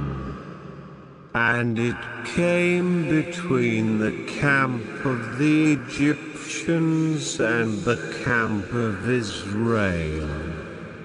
And it was a cloud and darkness to them, but it gave light by night to these, so that the one came not near the other all the night. And Moses stretched out his hand over the sea, and the Lord caused the sea to go back by a strong east wind all that night, and made the sea dry land, and the waters were divided. And the children of Israel went into the midst of the sea upon the dry ground. And the waters were a wall unto them on their right hand, and on their left. And the Egyptians pursued, and went in after them to the midst of the sea, even all Pharaoh's horses, his chariots, and his horsemen. And it came to pass, that in the morning watch the Lord looked unto the host of the Egyptians through the pillar of fire and of the cloud, and troubled the host of the Egyptians, and took off their chariot wheels, that they drave them heavily. So that the Egyptians said, Let us flee from the face of Israel. For the Lord fighteth for them against the Egyptians. And the Lord said unto Moses, Stretch out thine hand over the sea, that the waters may come again upon the Egyptians, upon their chariots, and upon their horsemen. And Moses stretched forth his hand over the sea, and the sea returned to his strength when the morning appeared. And the Egyptians fled against it. And the Lord overthrew the Egyptians in the midst of the sea. And the waters returned, and covered the chariots, and the horsemen, and all the host of Pharaoh that came into the sea after them. There remained not so much as one of them. But the children of Israel walked upon dry land in the midst of the sea. And the waters were a wall unto them on their right hand, and on their left. Thus the Lord saved Israel that day out of the hand of the Egyptians. And Israel saw the Egyptians dead upon the seashore. And Israel saw the great work which the Lord did upon the Egyptians. And the people feared the Lord, and believed the Lord, and his servant Moses. Exodus 15. The Song at the Sea. Then sang Moses and the children of Israel this song unto the Lord, and spake, saying, I will sing unto the Lord, for he hath triumphed gloriously. The horse and his rider hath he thrown into the sea. The Lord is my strength and song, and he is become my salvation. He is my God, and I will prepare him an habitation. My Father's God, and I will exalt him. The Lord is a man of war. The Lord is his name. Pharaoh's chariots and his host hath he cast into the sea. His chosen captains also are drowned in the Red Sea. The depths have covered them. They sank into the bottom as a stone. Thy right hand, O Lord, is become glorious in power. Thy right hand, O Lord, hath dashed in pieces the enemy. And in the greatness of thine excellency thou hast overthrown them that rose up against thee. Thou sentest forth thy wrath, which consumed them as stubble. and with the blast of thy nostrils the waters were gathered together, the floods stood upright as an heap, and the depths were congealed in the heart of the sea. The enemy said, I will pursue, I will overtake, I will divide the spoil. My lust shall be satisfied upon them. I will draw my sword, my hand shall destroy them. Thou didst blow with thy wind, the sea covered them. They sank as lead in the mighty waters. Who is like unto thee, O Lord, among the gods? Who is like thee, glorious in holiness, fearful in praises, doing wonders? Thou stretchedst out thy right hand, the earth swallowed them. Thou in thy mercy hast led forth the people which thou hast redeemed. Thou hast guided them in thy strength unto thy holy habitation. The people shall hear and be afraid.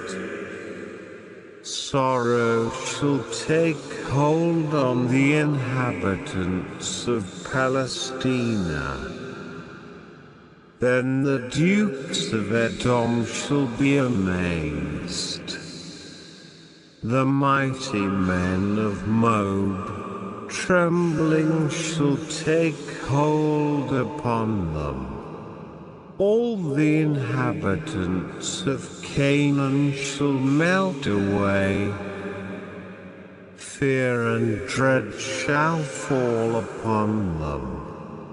By the greatness of thine arm they shall be as still as a stone, till thy people pass over, O Lord, till the people pass over, which thou hast purchased. Thou shalt bring them in, and plant them in the mountain of thine inheritance, in the place, O Lord, which thou hast made for thee to dwell in the sanctuary, O Lord, which thy hands have established. The Lord shall reign forever and ever. For the horse of Pharaoh went in with his chariots and with his horsemen into the sea, and the Lord brought again the waters of the sea upon them. But the children of Israel went on dry land in the midst of the sea. And Miriam the prophetess, the sister of Aaron, took a timbrel in her hand.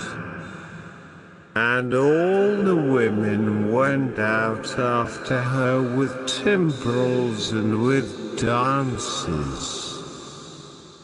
And Miriam answered them, Sing ye to the Lord, for he hath triumphed gloriously.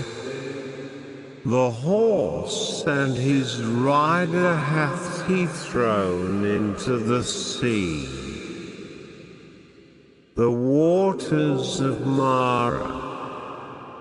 So Moses brought Israel from the Red Sea, and they went out into the wilderness of Shur.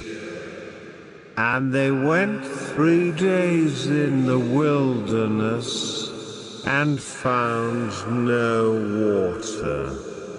And when they came to Marah, they could not drink of the waters of Marah, for they were bitter.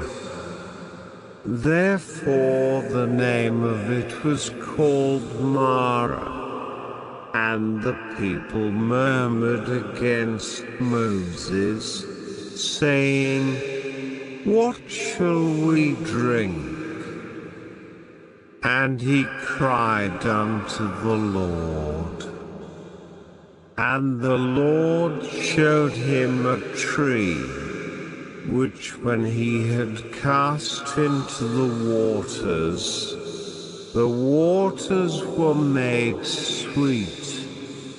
There he made for them a statute and an ordinance, and there he proved them, and said, "If thou wilt diligently hearken to the voice of the Lord thy God, and wilt do that which is right in his sight, and wilt give ear to his commandments, and keep all his statutes, I will put none of these diseases upon thee, which I have brought upon the Egyptians. For I am the Lord that healeth thee." And they came to Elim, where were 12 wells of water, and 70 palm trees. And they encamped there by the waters. Exodus 16. Manna and quail from heaven. And they took their journey from Elim, and all the congregation of the children of Israel came unto the wilderness of Sin, which is between Elim and Sinai, on the 15th day of the 2nd month after their departing out of the land of Egypt. And the whole congregation of the children of Israel murmured against Moses and Aaron in the wilderness. And the children of Israel said unto them, "Would to God we had died by the hand of the Lord in the land of Egypt, when we sat by the flesh pots, and when we did eat bread to the full. For ye have brought us forth into this wilderness, to kill this whole assembly with hunger." Then said the Lord unto Moses, "Behold, I will rain bread from heaven for you, and the people shall go out and gather a certain rate every day, that I may prove them, whether they will walk in my law or no. And it shall come to pass, that on the 6th day they shall prepare that which they bring in. And it shall be twice as much as they gather daily. And Moses and Aaron said unto all the children of Israel at even, then ye shall know that the Lord hath brought you out from the land of Egypt. And in the morning, then ye shall see the glory of the Lord. For that he heareth your murmurings against the Lord. And what are we, that ye murmur against us? And Moses said, This shall be, when the Lord shall give you in the evening flesh to eat, and in the morning bread to the full. For that the Lord heareth your murmurings which ye murmur against him. And what are we? Your murmurings are not against us, but against the Lord. And Moses spake unto Aaron, say unto all the congregation of the children of Israel, come near before the Lord. For he hath heard your murmurings.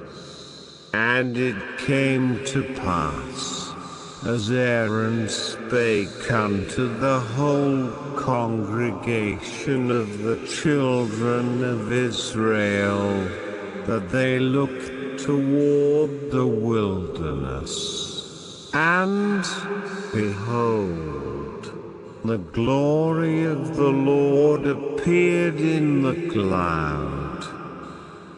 And the Lord spake unto Moses, saying, I have heard the murmurings of the children of Israel. Speak unto them, saying, at even ye shall eat flesh, and in the morning ye shall be filled with bread.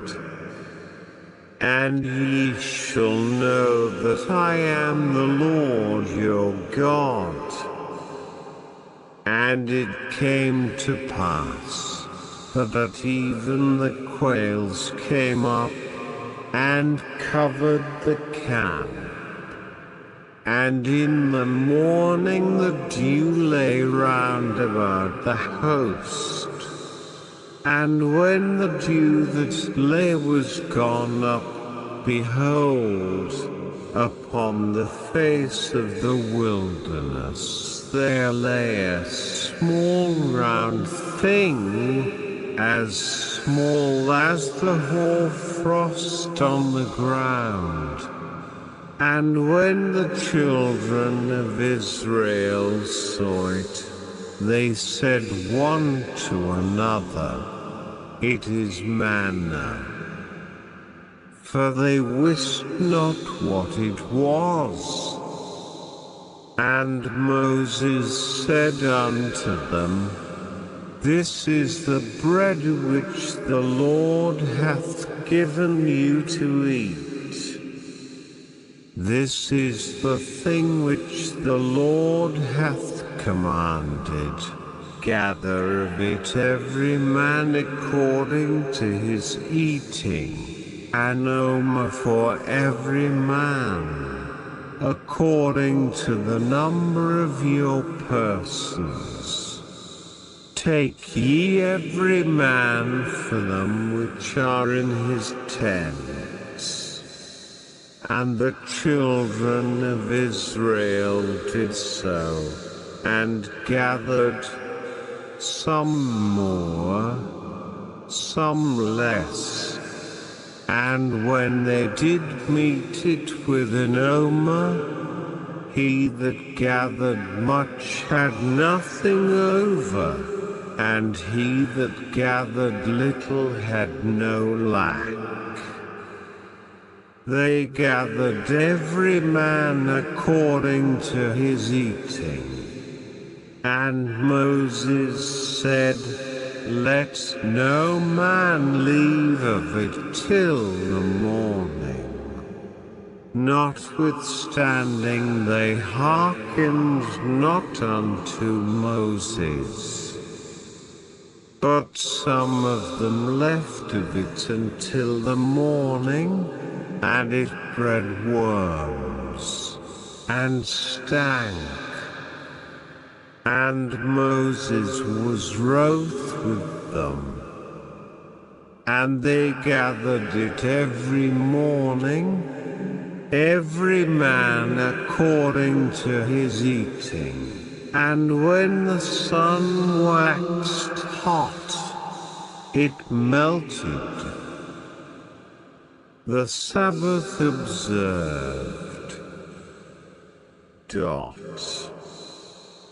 And it came to pass that on the 6th day they gathered twice as much bread, 2 omers for one man.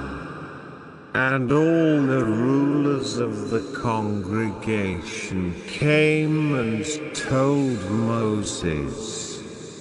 And he said unto them, This is that which the Lord hath said, Tomorrow is the rest of the holy Sabbath unto the Lord. Bake that which ye will bake today, and see that ye will cease. And that which remaineth overlay up for you to be kept until the morning. And they laid it up till the morning, as Moses bade. And it did not stink, neither was there any worm therein. And Moses said, Eat that today. For today is the Sabbath unto the Lord. Today ye shall not find it in the field. 6 days ye shall gather it. But on the 7th day, which is the Sabbath, in it there shall be none.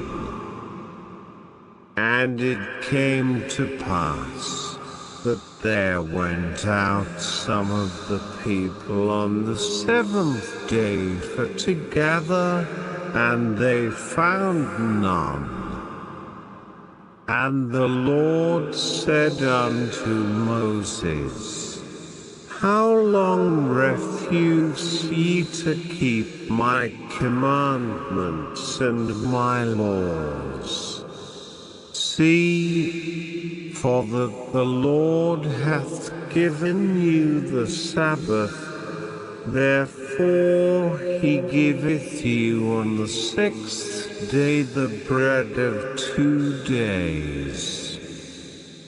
Abide ye every man in his place, let no man go out of his place on the 7th day.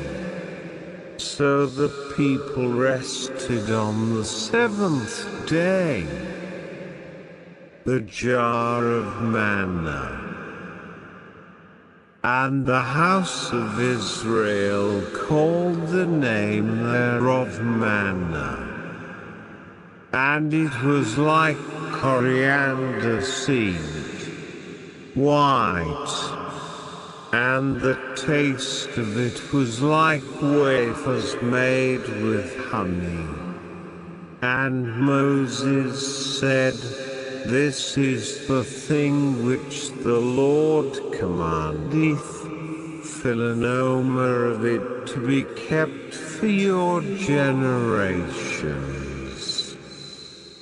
that they may see the bread wherewith I have fed you in the wilderness, when I brought you forth from the land of Egypt.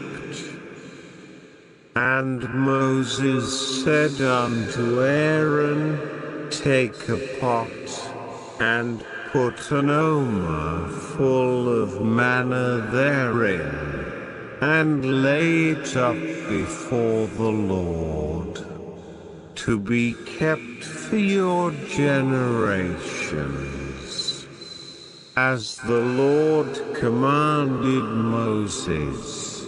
So Aaron laid it up before the testimony, to be kept.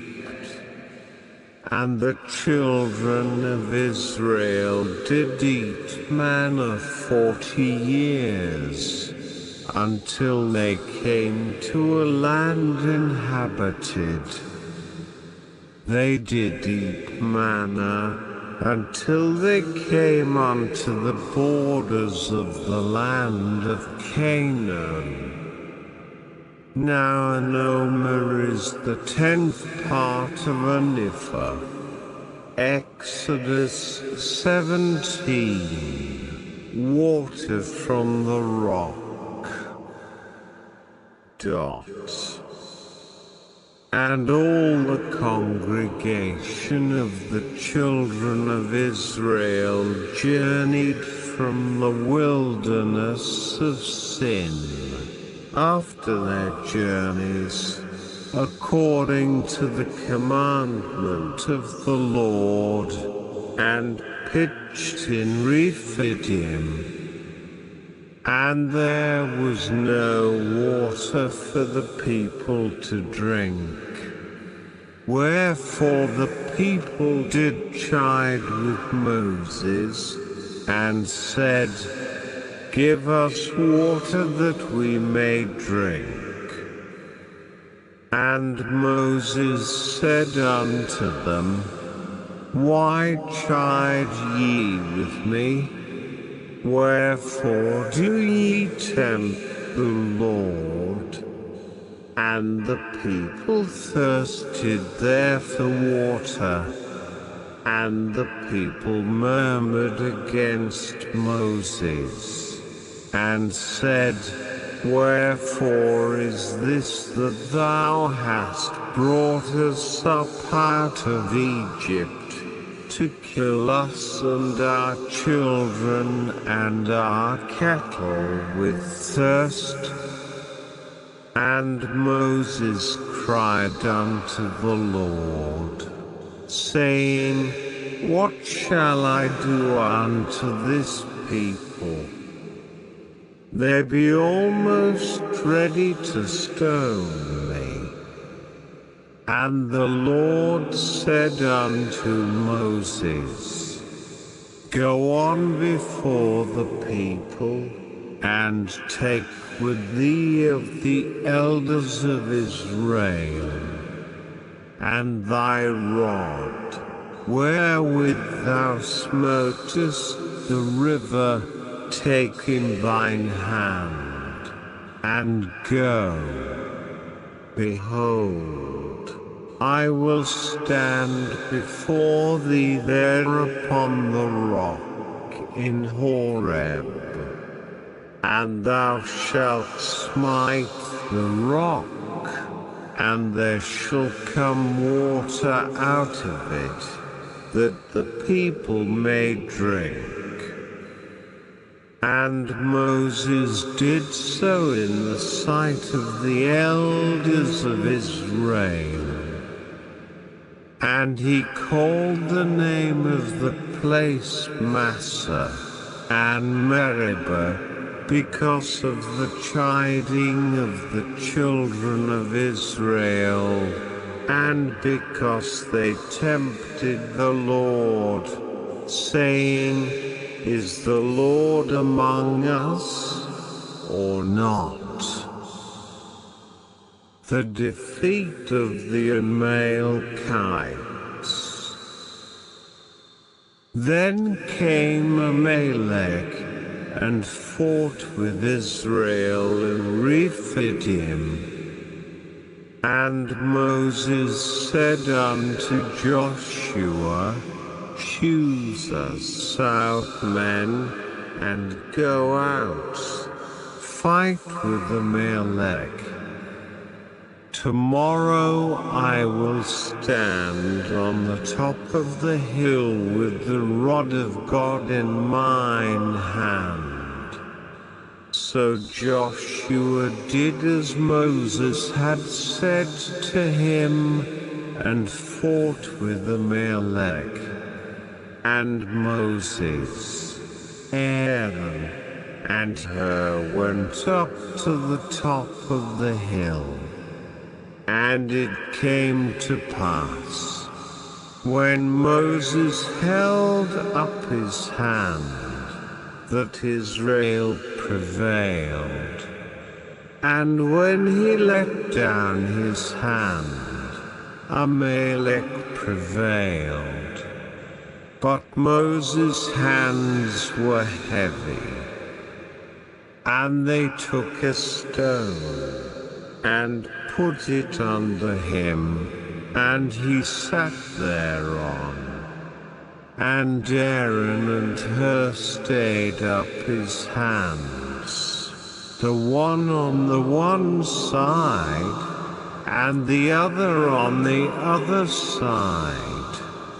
And his hands were steady until the going down of the sun.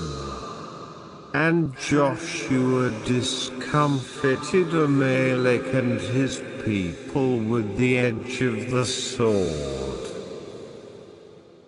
And the Lord said unto Moses, Write this for a memorial in a book, and rehearse it in the ears of Joshua, for I will utterly put out the remembrance of Amalek from under heaven.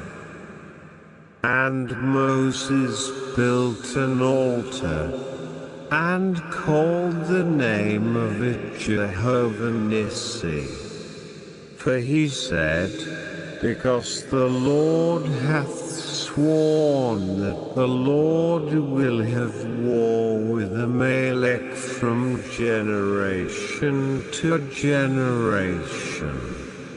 Exodus 18. The visit of Jethro. When Jethro, the priest of Midian, Moses' father-in-law, heard of all that God had done for Moses, and for Israel, his people, and that the Lord had brought Israel out of Egypt.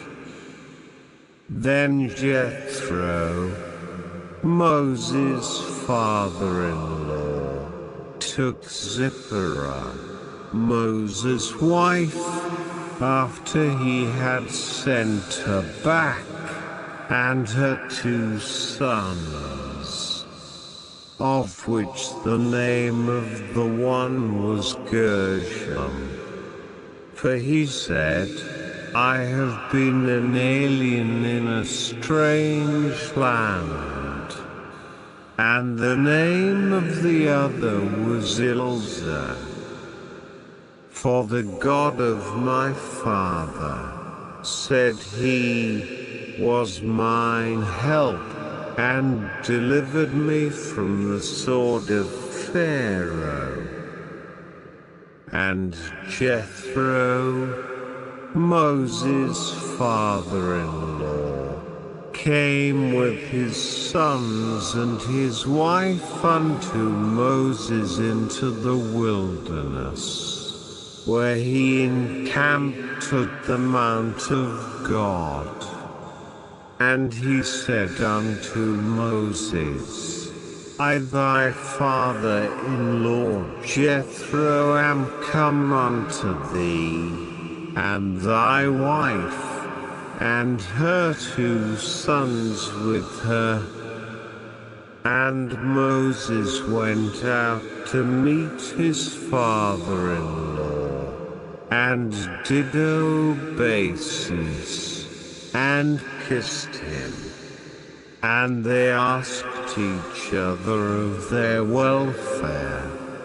And they came into the tent. And Moses told his father-in-law all that the Lord had done unto Pharaoh and to the Egyptians for Israel's sake, and all the travail that had come upon them by the way, and how the Lord delivered them. And Jethro rejoiced for all the goodness which the Lord had done to Israel, whom he had delivered out of the hand of the Egyptians.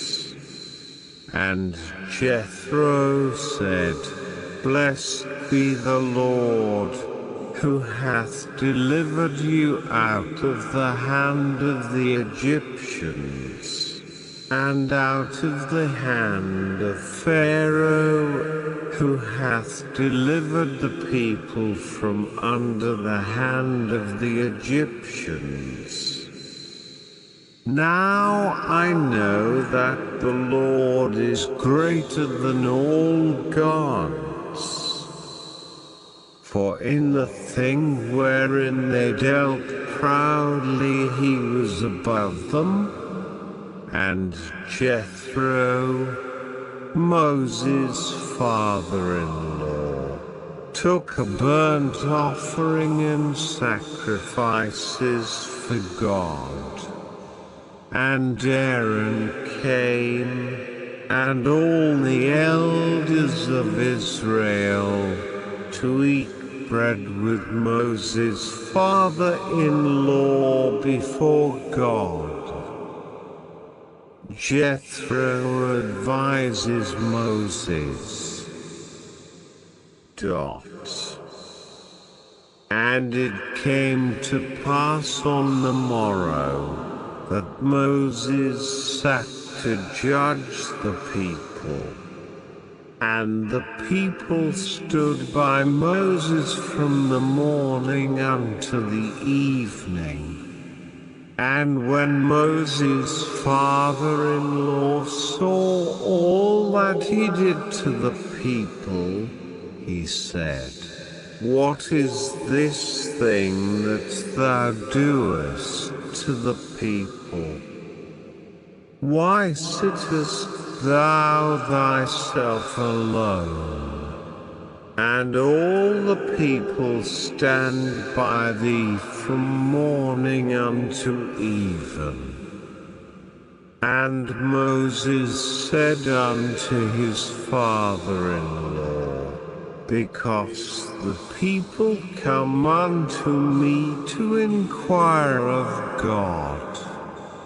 When they have a matter, they come unto me, and I judge between one and another, and I do make them know the statutes of God and his laws. And Moses' father-in-law said unto him, The thing that thou doest is not good. Thou wilt surely wear away, both thou and this people that is with thee. For this thing is too heavy for thee. Thou art not able to perform it thyself alone. Hearken now unto my voice, I will give thee counsel, and God shall be with thee. Be thou for the people to God ward, that thou mayest bring the causes unto God. And thou shalt teach them ordinances and laws, and shalt show them the way wherein they must walk, and the work that they must do. Moreover, thou shalt provide out of all the people able men, such as fear God, men of truth, hating covetousness, and place such over them to be rulers of thousands, and rulers of hundreds, rulers of fifties, and rulers of tens. And let them judge the people at all seasons. And it shall be, that every great matter they shall bring unto thee, but every small matter they shall judge. So shall it be easier for thyself, and they shall bear the burden with thee. If thou shalt do this thing, and God command thee so, then thou shalt be able to endure, and all this people shall also go to their place in peace. So Moses hearkened to the voice of his father-in-law, and did all that he had said. And Moses chose able men out of all Israel, and made them heads over the people, rulers of thousands, rulers of hundreds, rulers of fifties, and rulers of tens. And they judged the people at all seasons. The hard causes they brought unto Moses, but every small matter they judged themselves. And Moses let his father-in-law depart, and he went his way into his own land. Exodus 19, Israel at Mount Sinai. In the 3rd month, when the children of Israel were gone forth out of the land of Egypt, the same day came they into the wilderness of Sinai. For they were departed from Rephidim, and were come to the desert of Sinai, and had pitched in the wilderness. And there Israel camped before the mount. And Moses went up unto God, and the Lord called unto him out of the mountain, saying, Thus shalt thou say to the house of Jacob, and tell the children of Israel, Ye have seen what I did unto the Egyptians, and how I bare you on eagle's wings, and brought you unto myself. Now therefore, if ye will obey my voice indeed, and keep my covenant, Then ye shall be a peculiar treasure unto me above all people. For all the earth is mine, and ye shall be unto me a kingdom of priests and an holy nation. These are the words which thou shalt speak unto the children of Israel. And Moses came and called for the elders of the people, and laid before their faces all these words which the Lord commanded him. And all the people answered together, and said, All that the Lord hath spoken we will do. And Moses returned the words of the people unto the Lord. And the Lord said unto Moses, Lo, I come unto thee in a thick cloud, that the people may hear when I speak with thee, and believe thee forever. And Moses told the words of the people unto the Lord.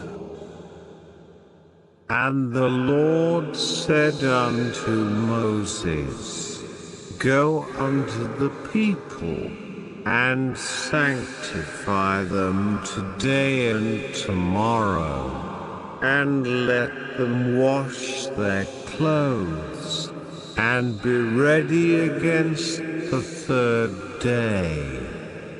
For the third day the Lord will come down in the sight of all the people upon Mount Sinai.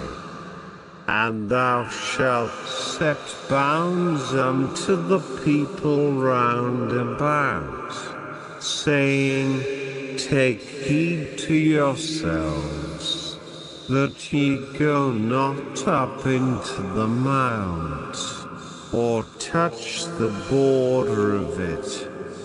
Whosoever toucheth the mount shall be surely put to death. There shall not an hand touch it, but he shall surely be stoned, or shot through. Whether it be beast or man, it shall not live. When the trumpet soundeth long, they shall come up to the mount.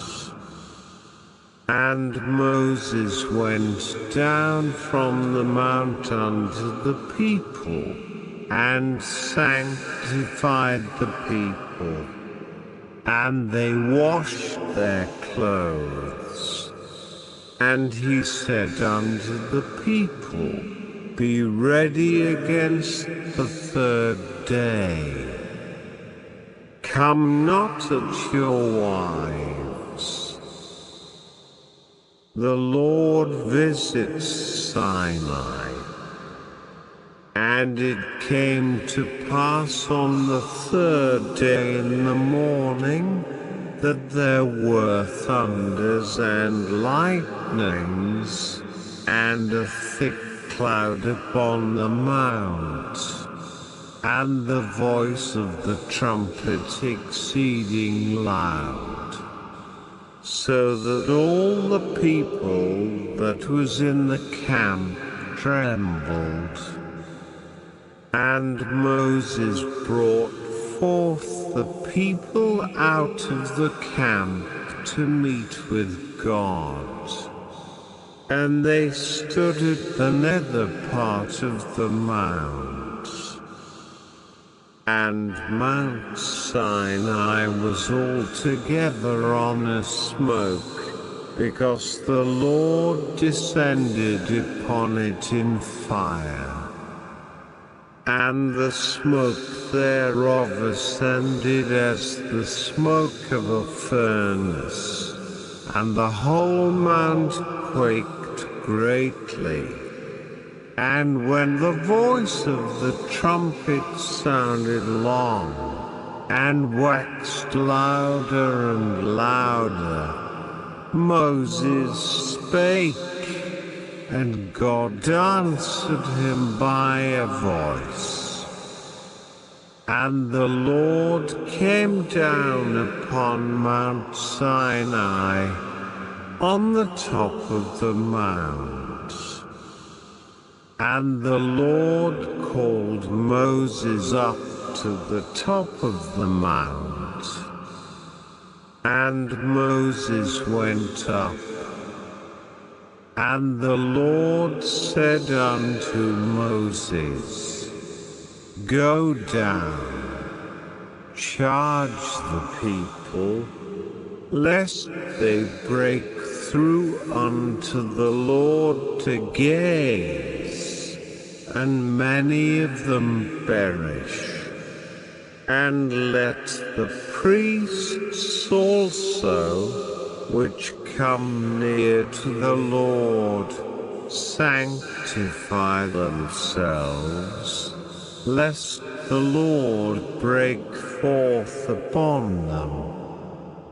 And Moses said unto the Lord, The people cannot come up to Mount Sinai, for thou chargedst us, saying, Set bounds about the mount, and sanctify it.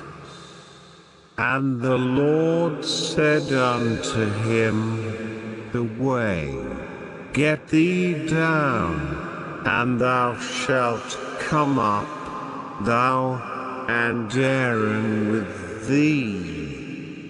But let not the priests and the people break through to come up unto the Lord, lest he break forth upon them. So Moses went down unto the people, and spake unto them. Exodus 20. The 10 Commandments. And God spake all these words, saying, I am the Lord thy God, which have brought thee out of the land of Egypt, out of the house of bondage. Thou shalt have no other gods before me. Thou shalt not make unto thee any graven image, or any likeness of anything that is in heaven above, or that is in the earth beneath, or that is in the water under the earth. Thou shalt not bow down thyself to them, nor serve them.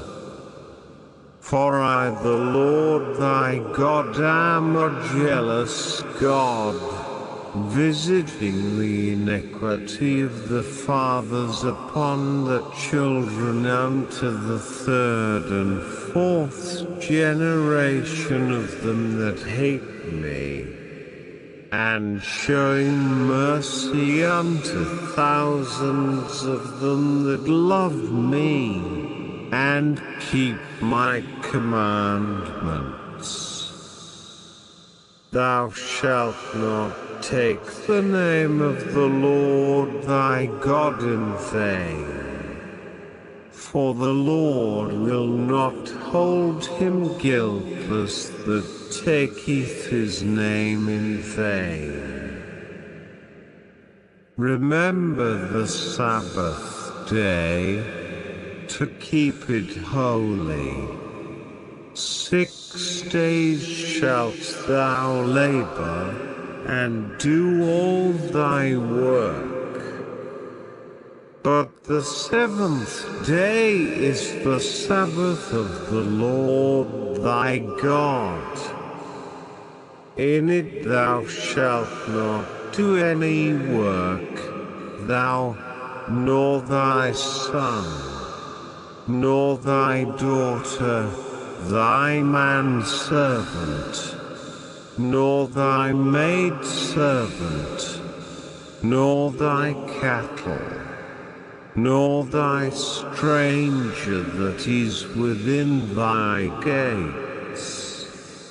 For in 6 days the Lord made heaven and earth, the sea, and all that in them is, and rested the 7th day. Wherefore the Lord blessed the Sabbath day, and hallowed it. Honor thy father and thy mother, that thy days may be long upon the land which the Lord thy God giveth thee. Thou shalt not kill. Thou shalt not commit adultery. Thou shalt not steal. Thou shalt not bear false witness against thy neighbor. Thou shalt not covet thy neighbor's house. Thou shalt not covet thy neighbor's wife, nor his manservant, nor his maidservant, nor his ox, nor his ass, nor anything that is thy neighbor's. Moses comforts the people. And all the people saw the thunderings, and the lightnings, and the noise of the trumpet, and the mountain smoking. And when the people saw it, they removed, and stood afar off. And they said unto Moses, Speak thou with us, and we will hear. But let not God speak with us, lest we die. And Moses said unto the people, Fear not, for God is come to prove you, and that his fear may be before your faces, that ye sin not. And the people stood afar off, and Moses drew near unto the thick darkness where God was. Idolatry forbidden. And the Lord said unto Moses, Thus thou shalt say unto the children of Israel, Ye have seen that I have talked with you from heaven. Ye shall not make with me gods of silver, neither shall ye make unto you gods of gold. An altar of earth thou shalt make unto me, and shalt sacrifice thereon thy burnt offerings, and thy peace offerings, thy sheep, and thine oxen. In all places where I record my name I will come unto thee, and I will bless thee. And if thou wilt make me an altar of stone, thou shalt not build it of hewn stone. For if thou lift up thy tool upon it, thou hast polluted it. Neither shalt thou go up by steps unto mine altar, that thy nakedness be not discovered thereon. Exodus 21. Hebrew servants. Now these are the judgments which thou shalt set before them. If thou buy an Hebrew servant, 6 years he shall serve, and in the 7th he shall go out free for nothing. If he came in by himself, he shall go out by himself. If he were married, then his wife shall go out with him. If his master have given him a wife, and she have borne him sons or daughters, the wife and her children shall be her master's, and he shall go out by himself. And if the servant shall plainly say, I love my master, my wife, and my children, I will not go out free, then his master shall bring him unto the judges. He shall also bring him to the door, or unto the doorpost, and his master shall bore his ear through with an awl, and he shall serve him forever. And if a man sell his daughter to be a maidservant, she shall not go out as the men servants do. If she please not her master, who hath betrothed her to himself, then shall he let her be redeemed.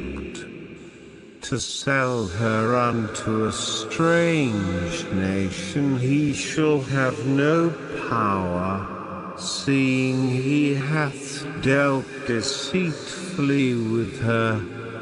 And if he have betrothed her unto his son, he shall deal with her after the manner of daughters.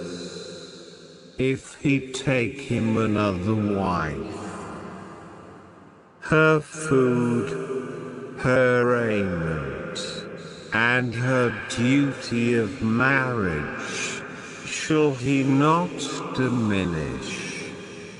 And if he do not these 3 unto her, then shall she go out free without money.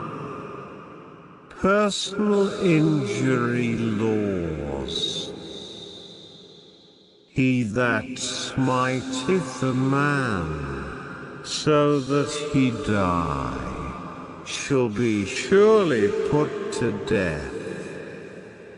And if a man lie not in wait, but God deliver him into his hand, Then I will appoint thee a place whither he shall flee. But if a man come presumptuously upon his neighbor, to slay him with guile, thou shalt take him from mine altar, that he may die. And he that smiteth his father or his mother shall be surely put to death. And he that stealeth a man, and selleth him, or if he be found in his hand, he shall surely be put to death. And he that curseth his father or his mother shall surely be put to death. And if men strive together, and one smite another with a stone, or with his fist, and he die not, but keepeth his bed, if he rise again, and walk abroad upon his staff, then shall he that smote him be quit. Only he shall pay for the loss of his time, and shall cause him to be thoroughly healed. And if a man smite his servant or his maid with a rod, and he die under his hand, he shall be surely punished. Notwithstanding, if he continue a day or two, he shall not be punished, for he is his money. If men strive, and hurt a woman with child, so that her fruit depart from her, and yet no mischief follow, he shall be surely punished, according as the woman's husband will lay upon him, and he shall pay as the judges determine. And if any mischief follow, then thou shalt give life for life, eye for eye, tooth for tooth, hand for hand, foot for foot, burning for burning, wound for wound, stripe for stripe. And if a man smite the eye of his servant, or the eye of his maid, that it perish, he shall let him go free for his eye's sake. And if he smite out his manservant's tooth, or his maidservant's tooth, he shall let him go free for his tooth's sake. If an ox gore a man or a woman, that they die, then the ox shall be surely stoned, and his flesh shall not be eaten, but the owner of the ox shall be quit. But if the ox were wont to push with his horn in time past, and it hath been testified to his owner, and he hath not kept him in, but that he hath killed a man or a woman, the ox shall be stoned, and his owner also shall be put to death. If there be laid on him a sum of money, then he shall give for the ransom of his life whatsoever is laid upon him, whether he have got a son, or have got a daughter. According to this judgment shall it be done unto him. If the ox shall push a man's servant or a maidservant, he shall give unto their master 30 shekels of silver, and the ox shall be stoned.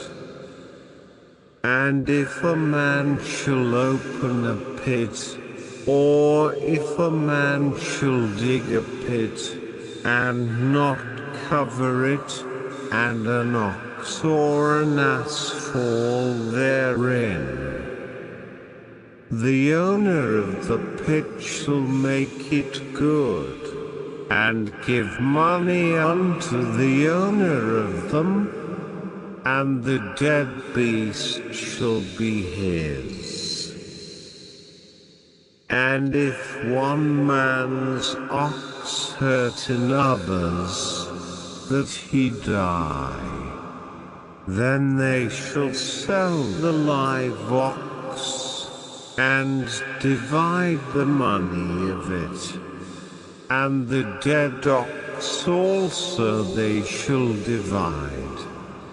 Or if it be known that the ox hath used to push in time past, and his owner hath not kept him in, he shall surely pay ox for ox, and the dead shall be his own. Exodus 22. Property laws. If a man shall steal an ox or a sheep, and kill it or sell it, he shall restore 5 oxen for an ox, and 4 sheep for a sheep. If a thief be found breaking up, and be smitten that he die, there shall no blood be shed for him. If the sun be risen upon him, there shall be blood shed for him, for he should make full restitution. If he have nothing, then he shall be sold for his theft. If the theft be certainly found in his hand alive, whether it be ox, or ass, or sheep, he shall restore double.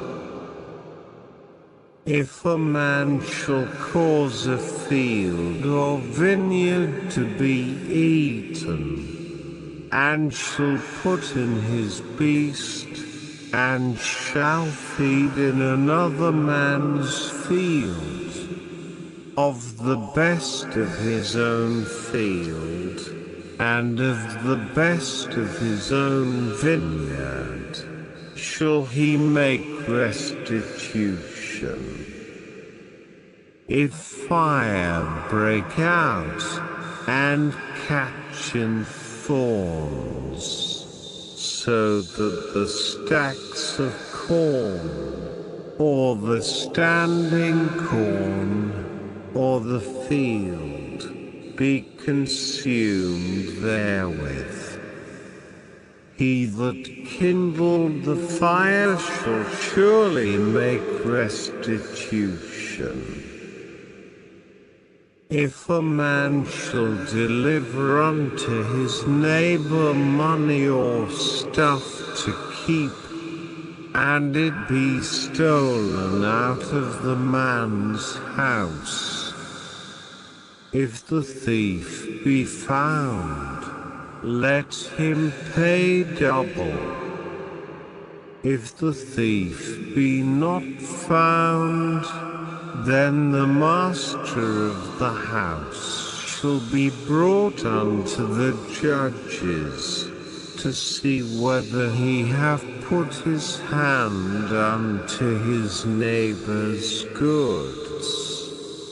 For all manner of trespass, whether it be for ox, for ass, for sheep, for raiment, or for any manner of lost thing, which another challengeth to be his, the cause of both parties shall come before the judges, and whom the judges shall condemn, he shall pay double unto his neighbor. If a man deliver unto his neighbor an ass, or an ox, or a sheep, or any beast to keep, and it die, or be hurt, or driven away, no man seeing it, then shall an oath of the Lord be between them both, that he hath not put his hand unto his neighbor's goods. And the owner of it shall accept thereof, and he shall not make it good. And if it be stolen from him, he shall make restitution unto the owner thereof. If it be torn in pieces, then let him bring it for witness, and he shall not make good that which was torn. And if a man borrow aught of his neighbor, and it be hurt, or die, the owner thereof being not with it, he shall surely make it good. But if the owner thereof be with it, he shall not make it good. If it be an hired thing, it came for his hire. Laws of social responsibility. And if a man entice a maid that is not betrothed, and lie with her, he shall surely endow her to be his wife. If her father utterly refuse to give her unto him, he shall pay money according to the dowry of virgins. Thou shalt not suffer a witch to live. Whosoever lieth with a beast shall surely be put to death. He that sacrificeth unto any god, save unto the Lord only, he shall be utterly destroyed. Thou shalt neither vex a stranger, nor oppress him, For ye were strangers in the land of Egypt. Ye shall not afflict any widow or fatherless child. If thou afflict them in any wise, and they cry at all unto me, I will surely hear their cry, and my wrath shall wax hot, and I will kill you with the sword. And your wives shall be widows, and your children fatherless. If thou lend money to any of my people that is poor by thee, thou shalt not be to him as an usurer, neither shalt thou lay upon him usury. If thou at all take thy neighbor's raiment to pledge, thou shalt deliver it unto him by that the sun goeth down. For that is his covering only, it is his raiment for his skin. Wherein shall he sleep? And it shall come to pass, when he crieth unto me, that I will hear, for I am gracious. Thou shalt not revile the gods, nor curse the ruler of thy people. Thou shalt not delay to offer the first of thy ripe fruits, and of thy liquors. The firstborn of thy sons shalt thou give unto me. Likewise shalt thou do with thine oxen, and with thy sheep. 7 days it shall be with his dung. On the 8th day thou shalt give it me. And ye shall be holy men unto me. Neither shall ye eat any flesh that is torn of beasts in the field. Ye shall cast it to the dogs.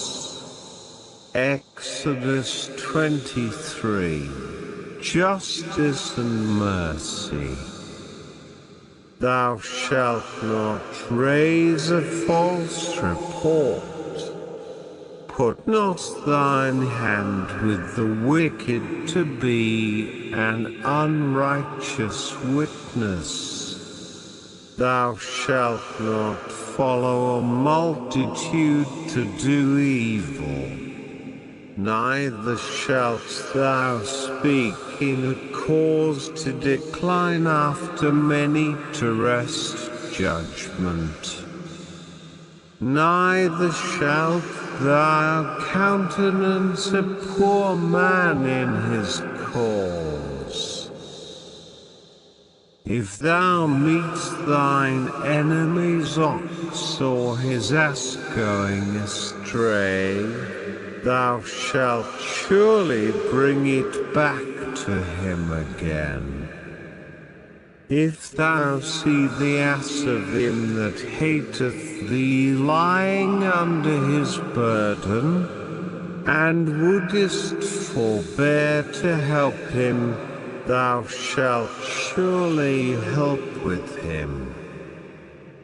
Thou shalt not wrest the judgment of thy poor in his cause. Keep thee far from a false matter. and the innocent and righteous slay thou not. For I will not justify the wicked, and thou shalt take no gift, for the gift blindeth the wise, and perverteth the words of the righteous. Also thou shalt not oppress a stranger, for ye know the heart of the stranger, seeing ye were strangers in the land of Egypt. Sabbath laws. And 6 years thou shalt sow thy land, and shalt gather in the fruits thereof. But the 7th year thou shalt let it rest and lie still, that the poor of thy people may eat, and what they leave the beasts of the field shall eat. In like manner thou shalt deal with thy vineyard, and with thy oliveyard. 6 days thou shalt do thy work, and on the 7th day thou shalt rest, that thine ox and thine ass may rest, and the son of thy handmaid, and the stranger, may be refreshed.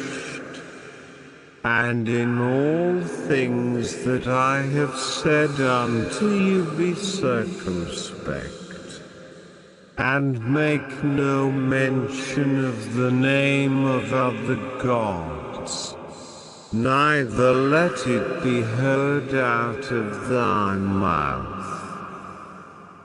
The 3 feasts of pilgrimage.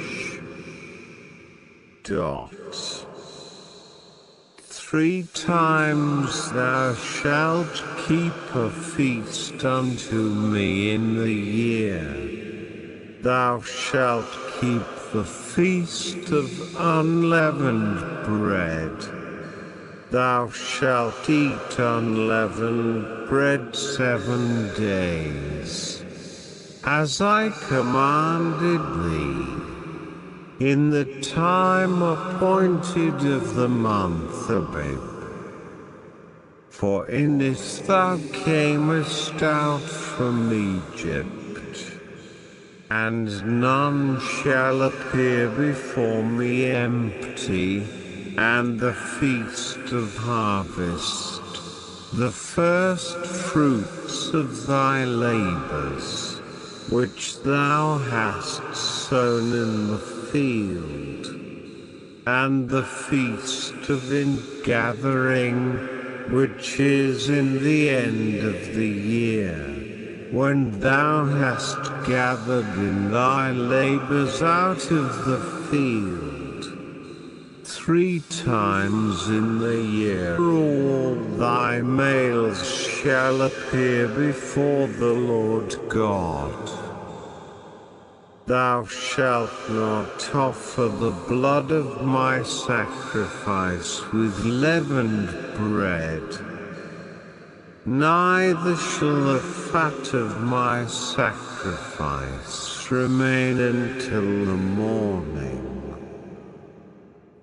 The first of the first fruits of thy land thou shalt bring into the house of the Lord thy God. Thou shalt not see the kid in his mother's milk. God's angel to lead.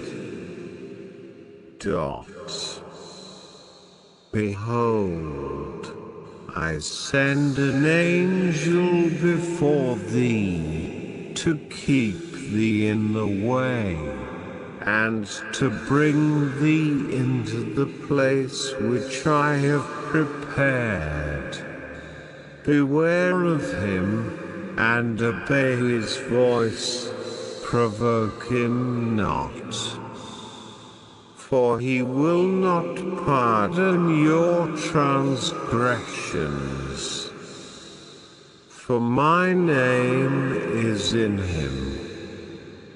But if thou shalt indeed obey his voice, and do all that I speak, then I will be an enemy unto thine enemies, and an adversary unto thine adversaries.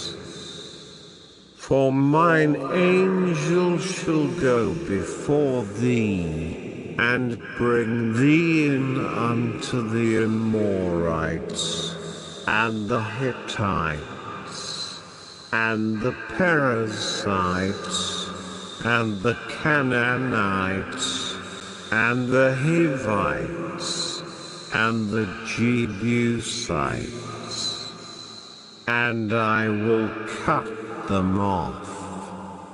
Thou shalt not bow down to their gods, nor serve them, nor do after their works. But thou shalt utterly overthrow them, and quite break down their images. And ye shall serve the Lord your God, and he shall bless thy bread and thy water. And I will take sickness away from the midst of thee. There shall nothing cast their young, nor be barren in thy land. The number of thy days I will fulfill. I will send my fear before thee, and will destroy all the people to whom thou shalt come. And I will make all thine enemies turn their backs unto thee. And I will send hornets before thee, which shall drive out the Hivite, the Canaanite, and the Hittite from before thee. I will not drive them out from before thee in 1 year, lest the land become desolate, and the beast of the field multiply against thee.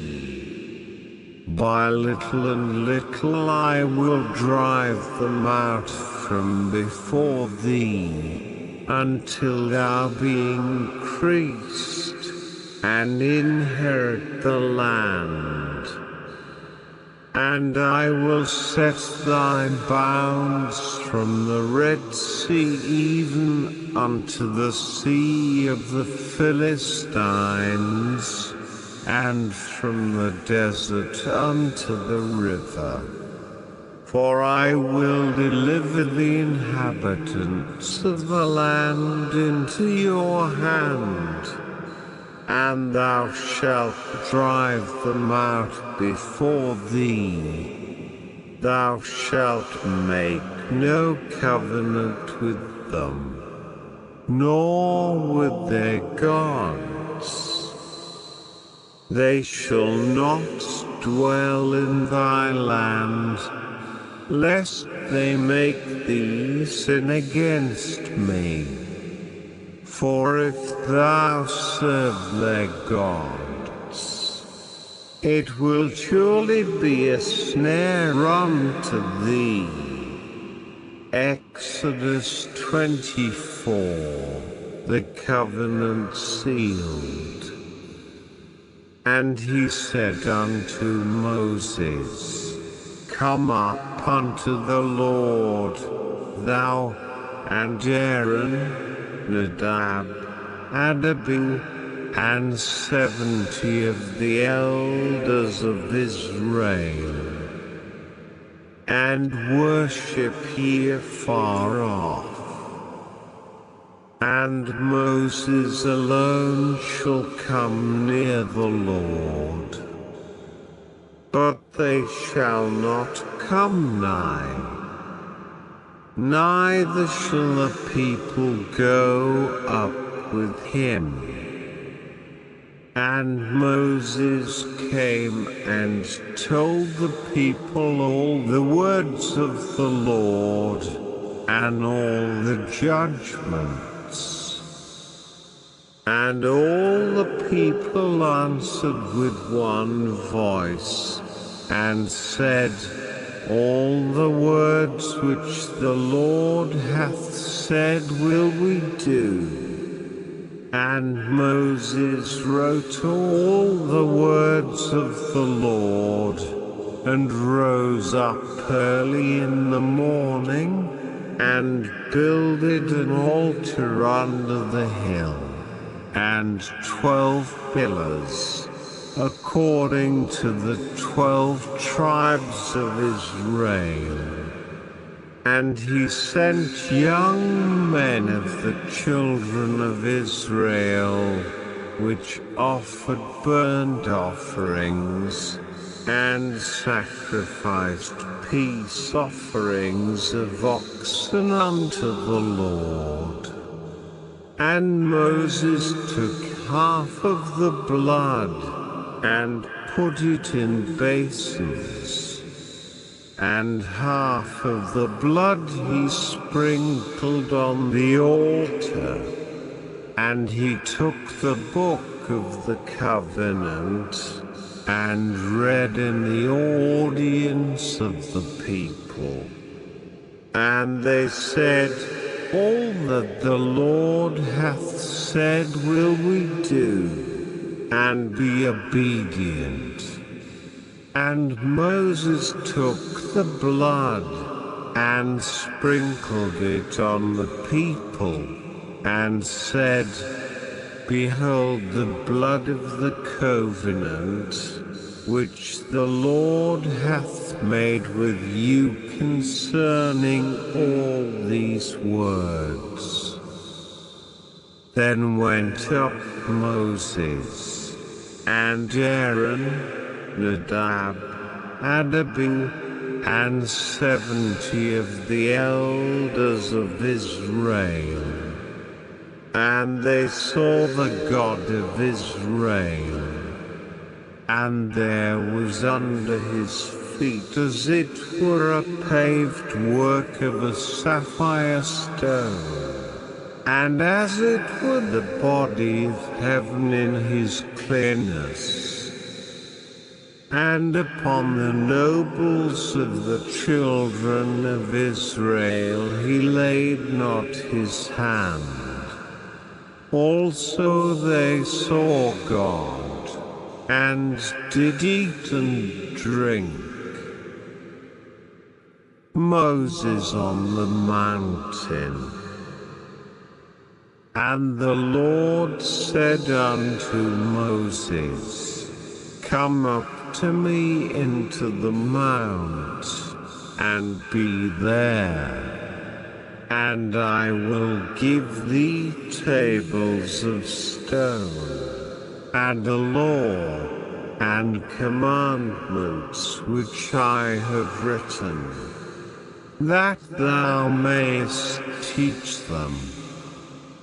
And Moses rose up, and his minister Joshua, and Moses went up into the mount of God. And he said unto the elders, Tarry ye here for us, until we come again unto you. And behold, Aaron and Hur are with you. If any man have any matters to do, let him come unto them. And Moses went up into the mount, and a cloud covered the mount. And the glory of the Lord abode upon Mount Sinai, and the cloud covered it 6 days. And the 7th day he called unto Moses out of the midst of the cloud. And the sight of the glory of the Lord was like devouring fire on the top of the mount in the eyes of the children of Israel. And Moses went into the midst of the cloud, and gat him up into the mount. And Moses was in the mount 40 days and 40 nights. Exodus 25. Offerings for the tabernacle. And the Lord spake unto Moses, saying, Speak unto the children of Israel, that they bring me an offering. Of every man that giveth it willingly with his heart ye shall take my offering. And this is the offering which ye shall take of them: gold, and silver, and brass, and blue, and purple, and scarlet, and fine linen, and goat's hair, and ram's skins dyed red, and badger's skins, and shittim wood, oil for the light, spices for anointing oil, and for sweet incense, onyx stones, and stones to be set in the ephod, and in the breastplate. And let them make me a sanctuary, that I may dwell among them, according to all that I show thee, after the pattern of the tabernacle, and the pattern of all the instruments thereof. Even so shall ye make it. The Ark of the Covenant. And they shall make an ark of shittim wood, 2 cubits and a half shall be the length thereof, and 1 cubit and a half the breadth thereof, and 1 cubit and a half the height thereof. And thou shalt overlay it with pure gold. Within and without shalt thou overlay it, and shalt make upon it a crown of gold round about. And thou shalt cast 4 rings of gold for it, and put them in the 4 corners thereof. And 2 rings shall be in the one side of it, and 2 rings in the other side of it. And thou shalt make staves of shittim wood, and overlay them with gold. And thou shalt put the staves into the rings by the sides of the ark, that the ark may be borne with them. The staves shall be in the rings of the ark. They shall not be taken from it. And thou shalt put into the ark the testimony which I shall give thee, the mercy seat. And thou shalt make a mercy seat of pure gold. 2 cubits and a half shall be the length thereof, and 1 cubit and a half the breadth thereof. And thou shalt make 2 cherubims of gold. Of beaten work shalt thou make them, in the 2 ends of the mercy seat, and make 1 cherub on the one end, and the other cherub on the other end. Even of the mercy seat shall ye make the cherubims on the 2 ends thereof.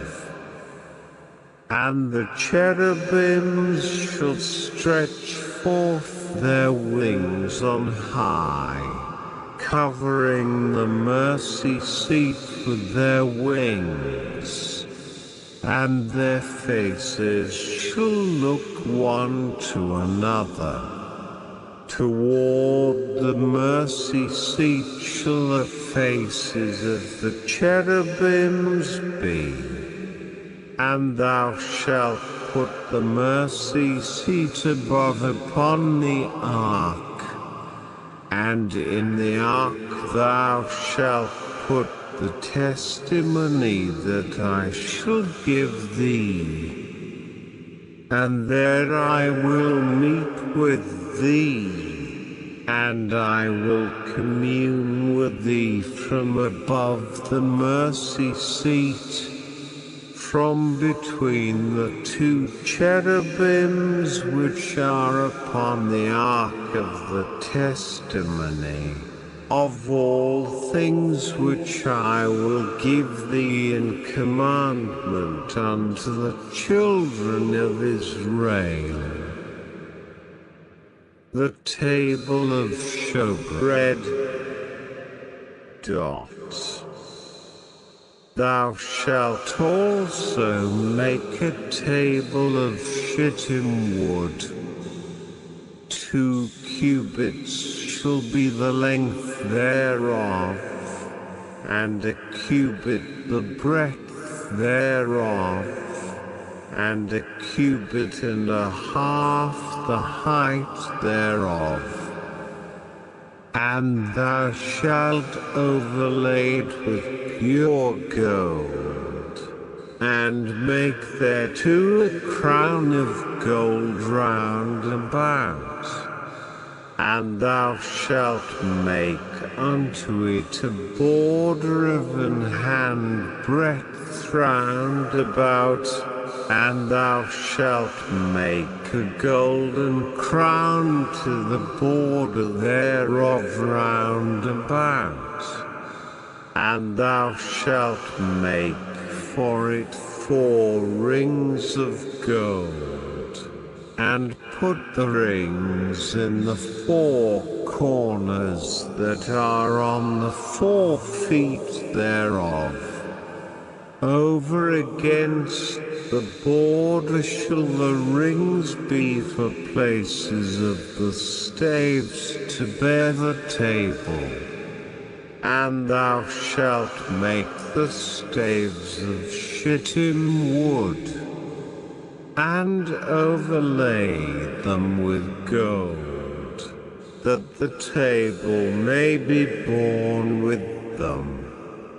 And thou shalt make the dishes thereof, and spoons thereof, and covers thereof, and bowls thereof, together with all. Of pure gold shalt thou make them.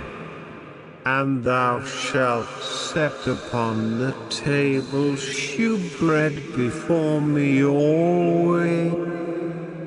The lampstand. And thou shalt make a candlestick of pure gold. Of beaten work shall the candlestick be made. His shaft, and his branches, his bowls, his knops, and his flowers shall be of the same. And 6 branches shall come out of the sides of it, 3 branches of the candlestick out of the one side, and 3 branches of the candlestick out of the other side. 3 bowls made like unto almonds, with a knop and a flower in one branch. And 3 bowls made like almonds in the other branch, with a knop and a flower.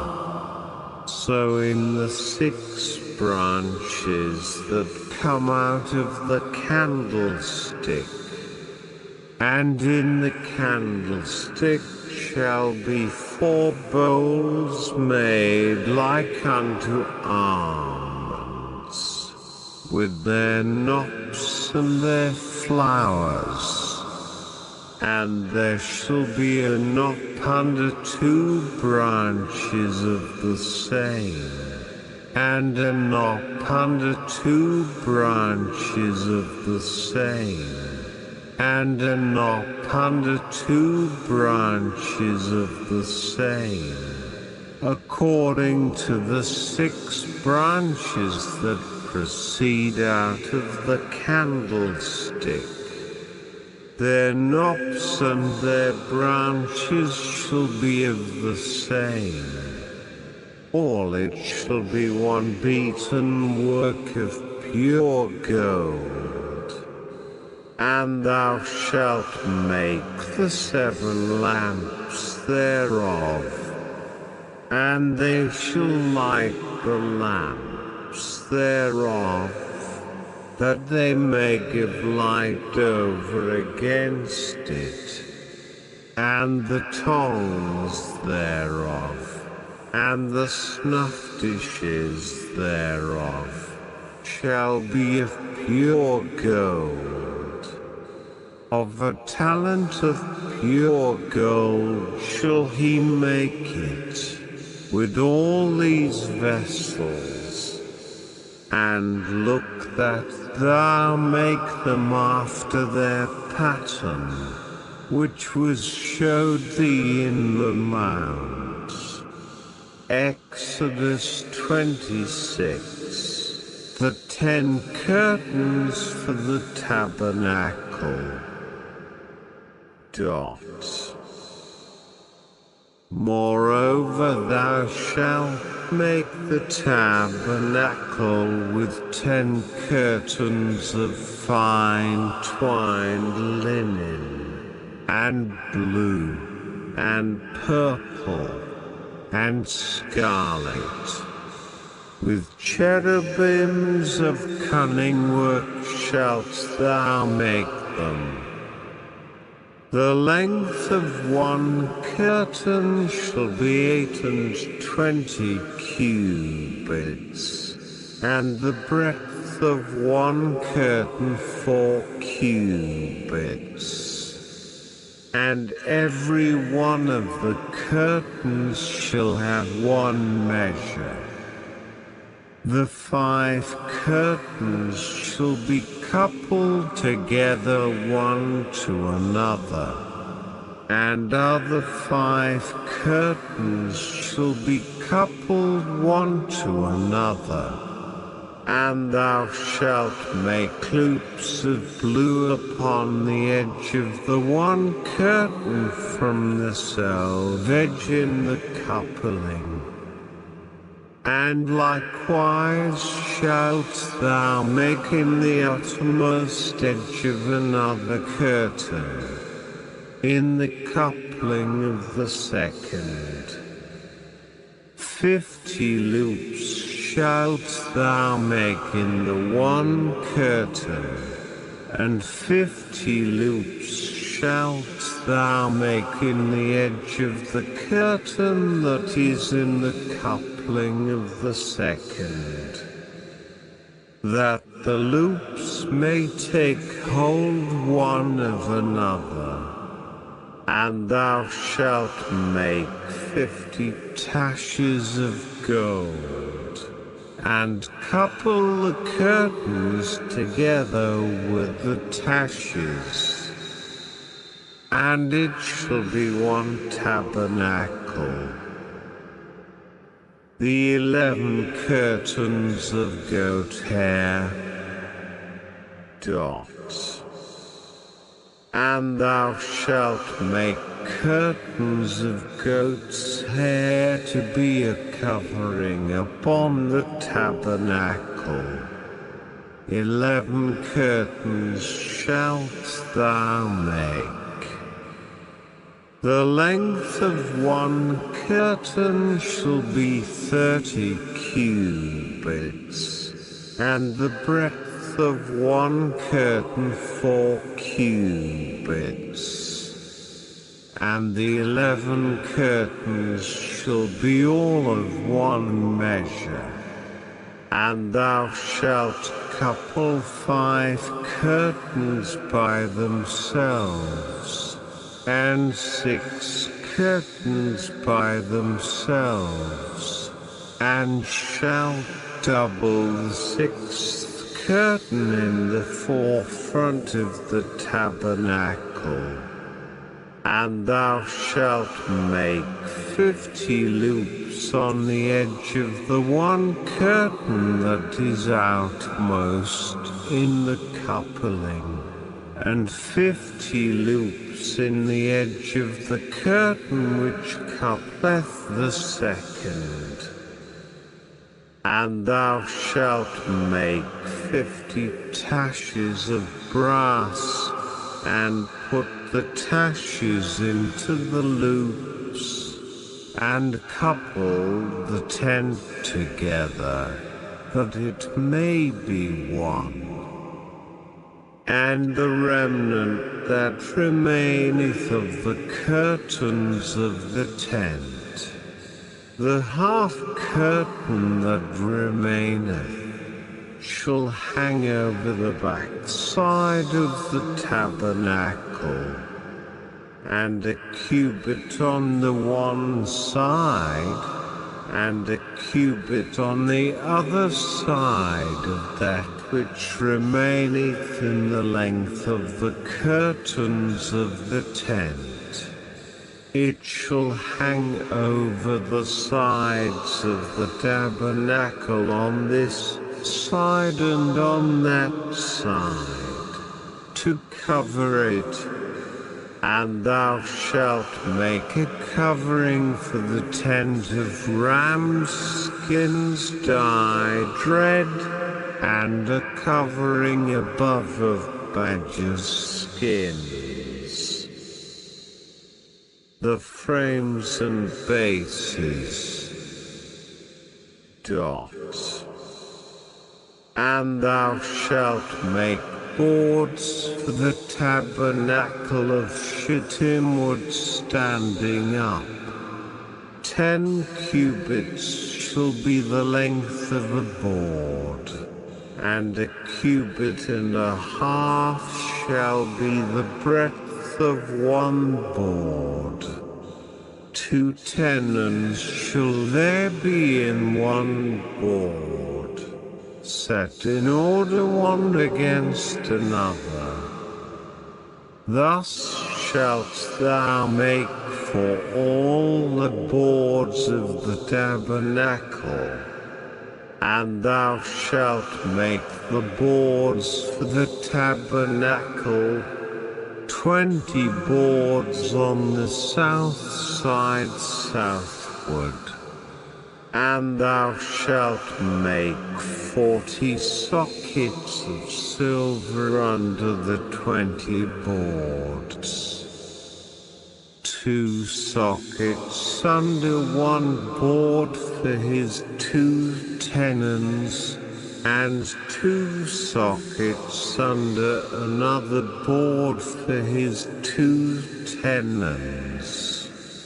And for the second side of the tabernacle on the north side there shall be 20 boards. And there 40 sockets of silver, 2 sockets under one board, and 2 sockets under another board. And for the sides of the tabernacle westward thou shalt make 6 boards. And 2 boards shalt thou make for the corners of the tabernacle in the 2 sides. And they shall be coupled together beneath. And they shall be coupled together above the head of it unto one ring. Thus shall it be for them both. They shall be for the 2 corners, and they shall be 8 boards, and their sockets of silver 16 sockets. 2 sockets under one board, and 2 sockets under another board. And thou shalt make bars of shittim wood, 5 for the boards of the one side of the tabernacle, and 5 bars for the boards of the other side of the tabernacle, and 5 bars for the boards of the side of the tabernacle, for the 2 sides westward. And the middle bar in the midst of the boards shall reach from end to end. And thou shalt overlay the boards with gold, and make their rings of gold for places for the bars. And thou shalt overlay the bars with gold. And thou shalt rear up the tabernacle according to the fashion thereof which was showed thee in the mount. The veil. And thou shalt make a veil of blue, and purple, and scarlet, and fine twined linen of cunning work. With cherubims shall it be made. And thou shalt hang it upon 4 pillars of shittim wood overlaid with gold. Their hooks shall be of gold, upon the 4 sockets of silver. And thou shalt hang up the veil under the taches, that thou mayest bring in there within the veil the ark of the testimony. And the veil shall divide unto you between the holy place and the most holy. And thou shalt put the mercy seat upon the ark of the testimony in the most holy place. And thou shalt set the table without the veil, and the candlestick over against the table on the side of the tabernacle toward the south. And thou shalt put the table on the north side. The curtain for the entrance.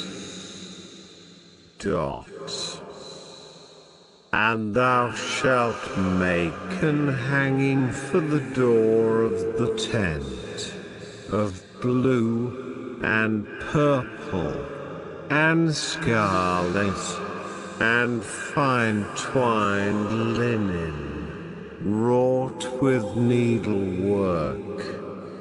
And thou shalt make for the hanging 5 pillars of shittim wood, and overlay them with gold, and their hooks shall be of gold. And thou shalt cast 5 sockets of brass for them. Exodus 27. The bronze altar. And thou shalt make an altar of shittim wood, 5 cubits long, and 5 cubits broad. The altar shall be 4 square, and the height thereof shall be 3 cubits. And thou shalt make the horns of it upon the 4 corners thereof. His horns shall be of the same.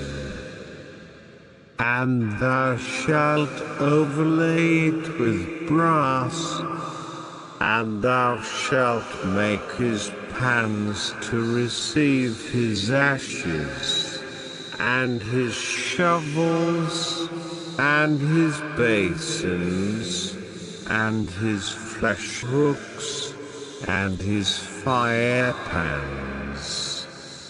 All the vessels thereof thou shalt make of brass, and thou shalt make for it a grate of network of brass, and upon the net shalt thou make 4 brazen rings in the 4 corners thereof.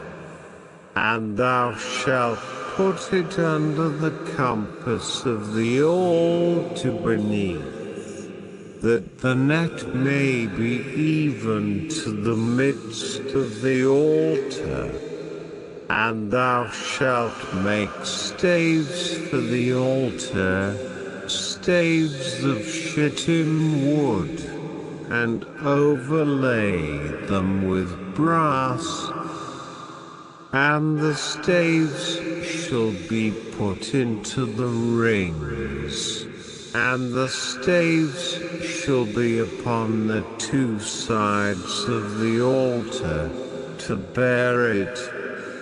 Hollow with boards shalt thou make it, as it was showed thee in the mount, so shall they make it. The courtyard. And thou shalt make the court of the tabernacle For the south side southward there shall be hangings for the court of fine twined linen of 100 cubits long for one side, and the 20 pillars thereof and their 20 sockets shall be of brass. The hooks of the pillars and their fillets shall be of silver. And likewise for the north side in length there shall be hangings of 100 cubits long, and his 20 pillars and their 20 sockets of brass. The hooks of the pillars and their fillets of silver. And for the breadth of the court on the west side shall be hangings of 50 cubits. Their pillars 10, and their sockets 10. And the breadth of the court on the east side eastward shall be 50 cubits. The hangings of one side of the gate shall be 15 cubits. Their pillars 3, and their sockets 3.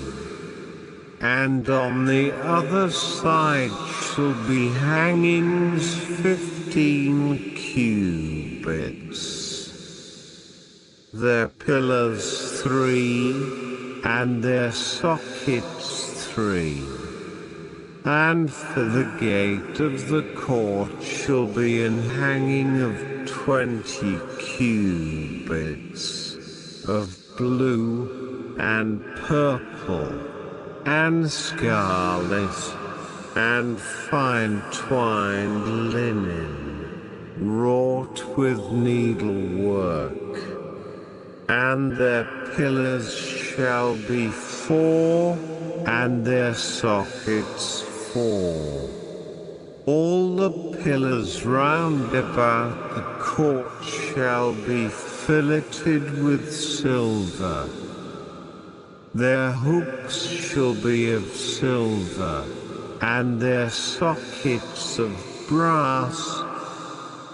The length of the court shall be 100 cubits, and the breadth 50 everywhere, and the height 5 cubits of fine twined linen, and their sockets of brass.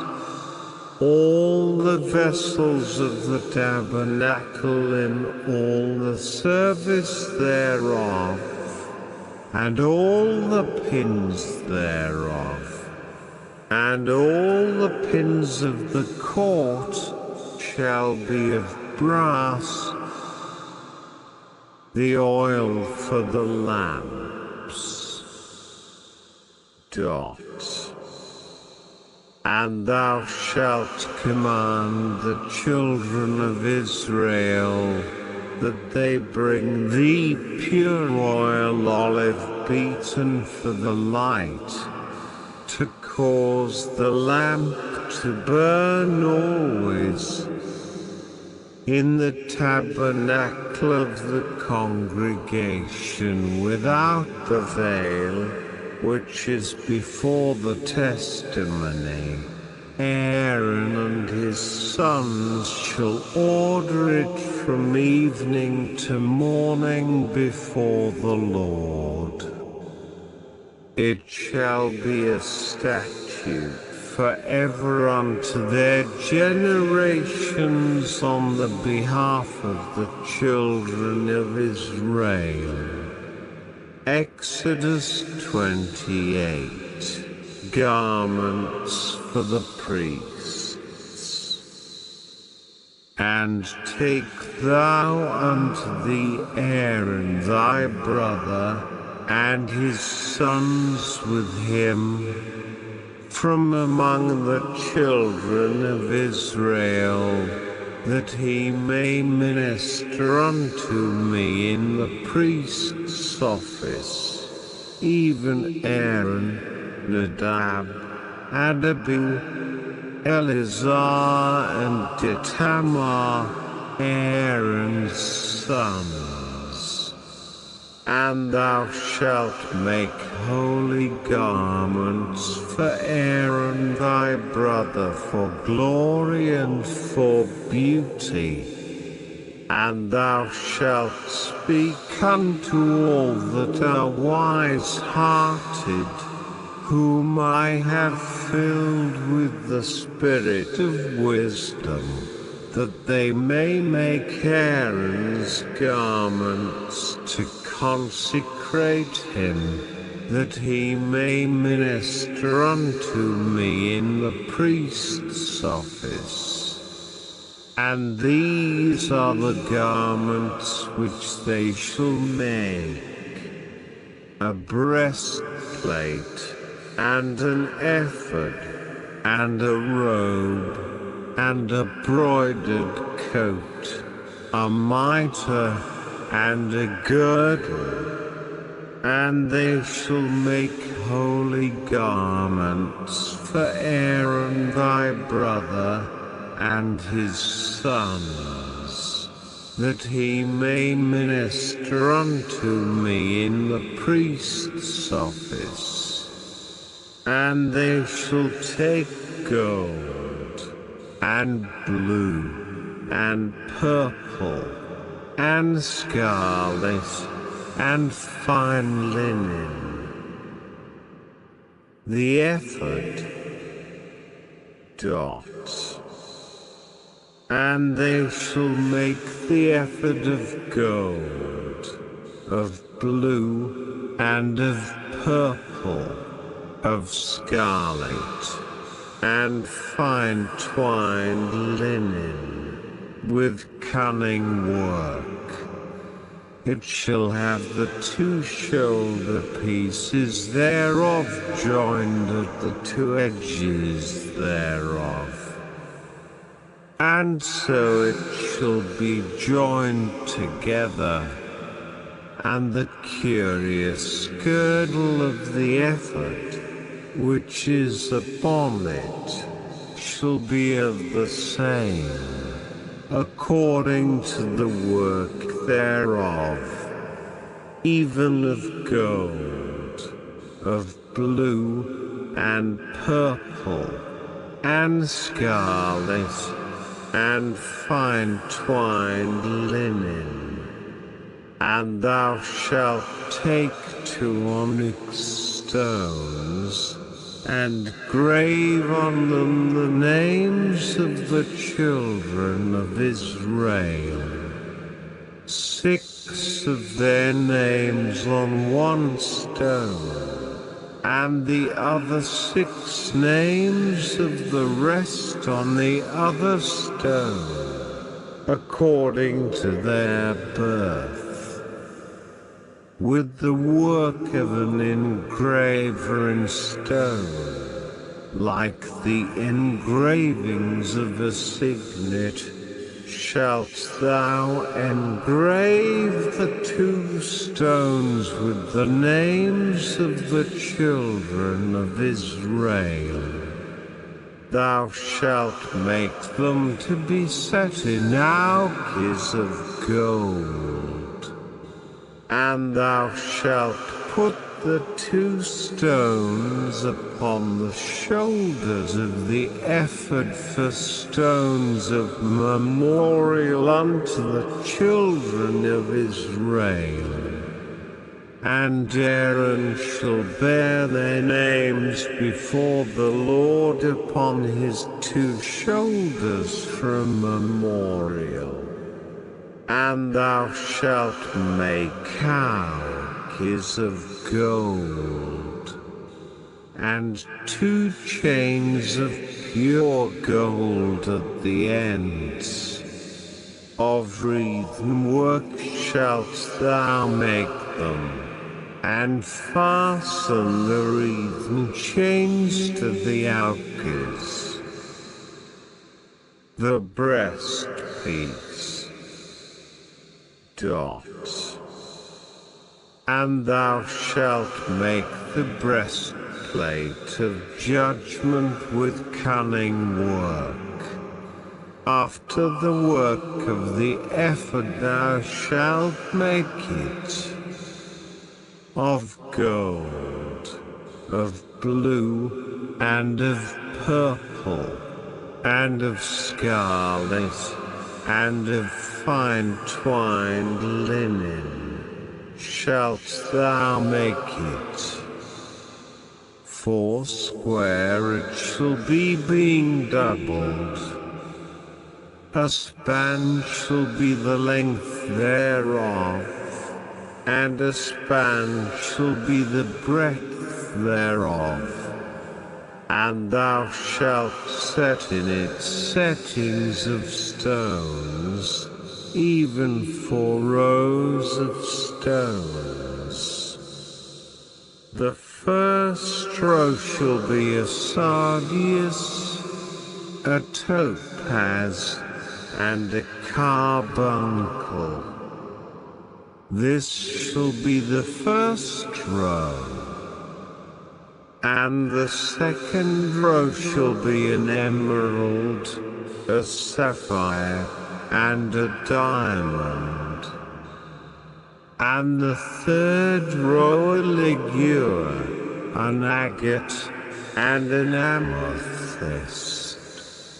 And the fourth row a beryl, and an onyx, and a jasper. They shall be set in gold in their enclosings. And the stones shall be with the names of the children of Israel, 12, according to their names, like the engravings of a signet. Every one with his name shall they be according to the 12 tribes. And thou shalt make upon the breastplate chains at the ends of wreathen work of pure gold. And thou shalt make upon the breastplate 2 rings of gold, and shalt put the 2 rings on the 2 ends of the breastplate. And thou shalt put the 2 wreathen chains of gold in the 2 rings which are on the ends of the breastplate. And the other 2 ends of the 2 wreathen chains thou shalt fasten in the 2 ouches, and put them on the shoulder pieces of the ephod before it. And thou shalt make 2 rings of gold, and thou shalt put them upon the 2 ends of the breastplate in the border thereof, which is in the side of the ephod inward. And 2 other rings of gold thou shalt make, and shalt put them on the 2 sides of the ephod underneath, toward the 4 parts thereof, over against the other coupling thereof, above the curious girdle of the ephod. And they shall bind the breastplate by the rings thereof unto the rings of the ephod with a lace of blue, that it may be above the curious girdle of the ephod, and that the breastplate be not loosed from the ephod. And Aaron shall bear the names of the children of Israel in the breastplate of judgment upon his heart, when he goeth in unto the holy place, for a memorial before the Lord continually. And thou shalt put in the breastplate of judgment the Urim and the Thummim, and they shall be upon Aaron's heart when he goeth in before the Lord. And Aaron shall bear the judgment of the children of Israel upon his heart before the Lord continually. Additional priestly garments. And thou shalt make the robe of the ephod all of blue, and there shall be an hole in the top of it, in the midst thereof. It shall have a binding of woven work round about the whole of it, as it were the whole of an habergeon, that it be not rent.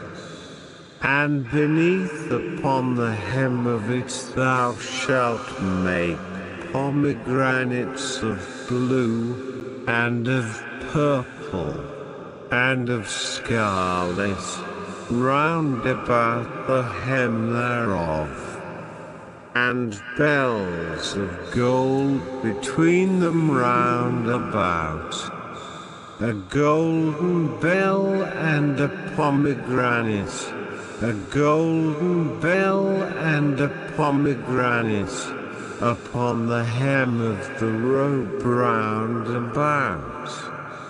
And it shall be upon Aaron to minister, and his sound shall be heard when he goeth in unto the holy place before the Lord, and when he cometh out, that he die not.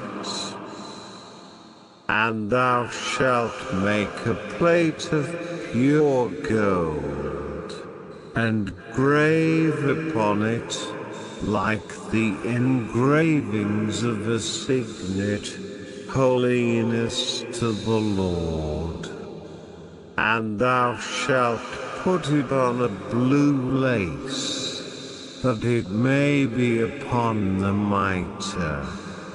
Upon the forefront of the mitre it shall be, and it shall be upon Aaron's forehead, that Aaron may bear the iniquity of the holy things, which the children of Israel shall hallow in all their holy gifts. And it shall be always upon his forehead, that they may be accepted before the Lord. And thou shalt embroider the coat of fine linen, and thou shalt make the mitre of fine linen, and thou shalt make the girdle of needlework.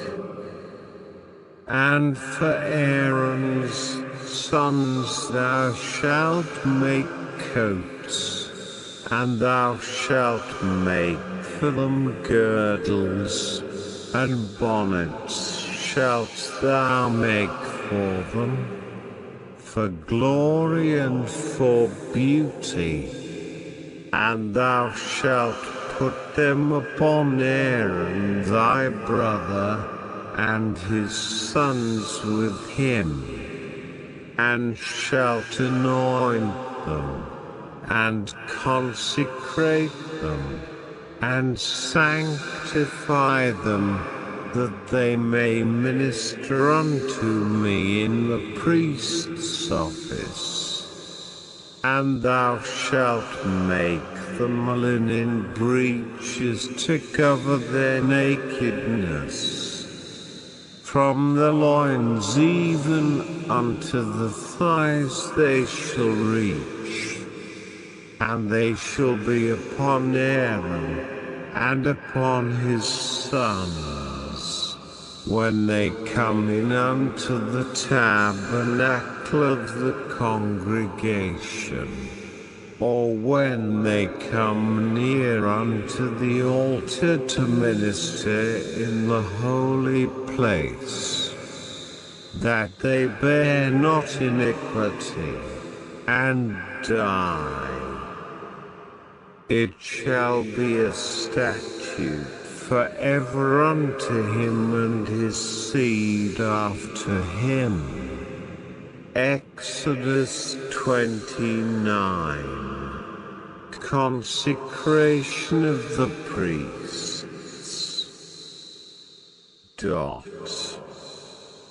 And this is the thing that thou shalt do unto them to hallow them, to minister unto me in the priest's office.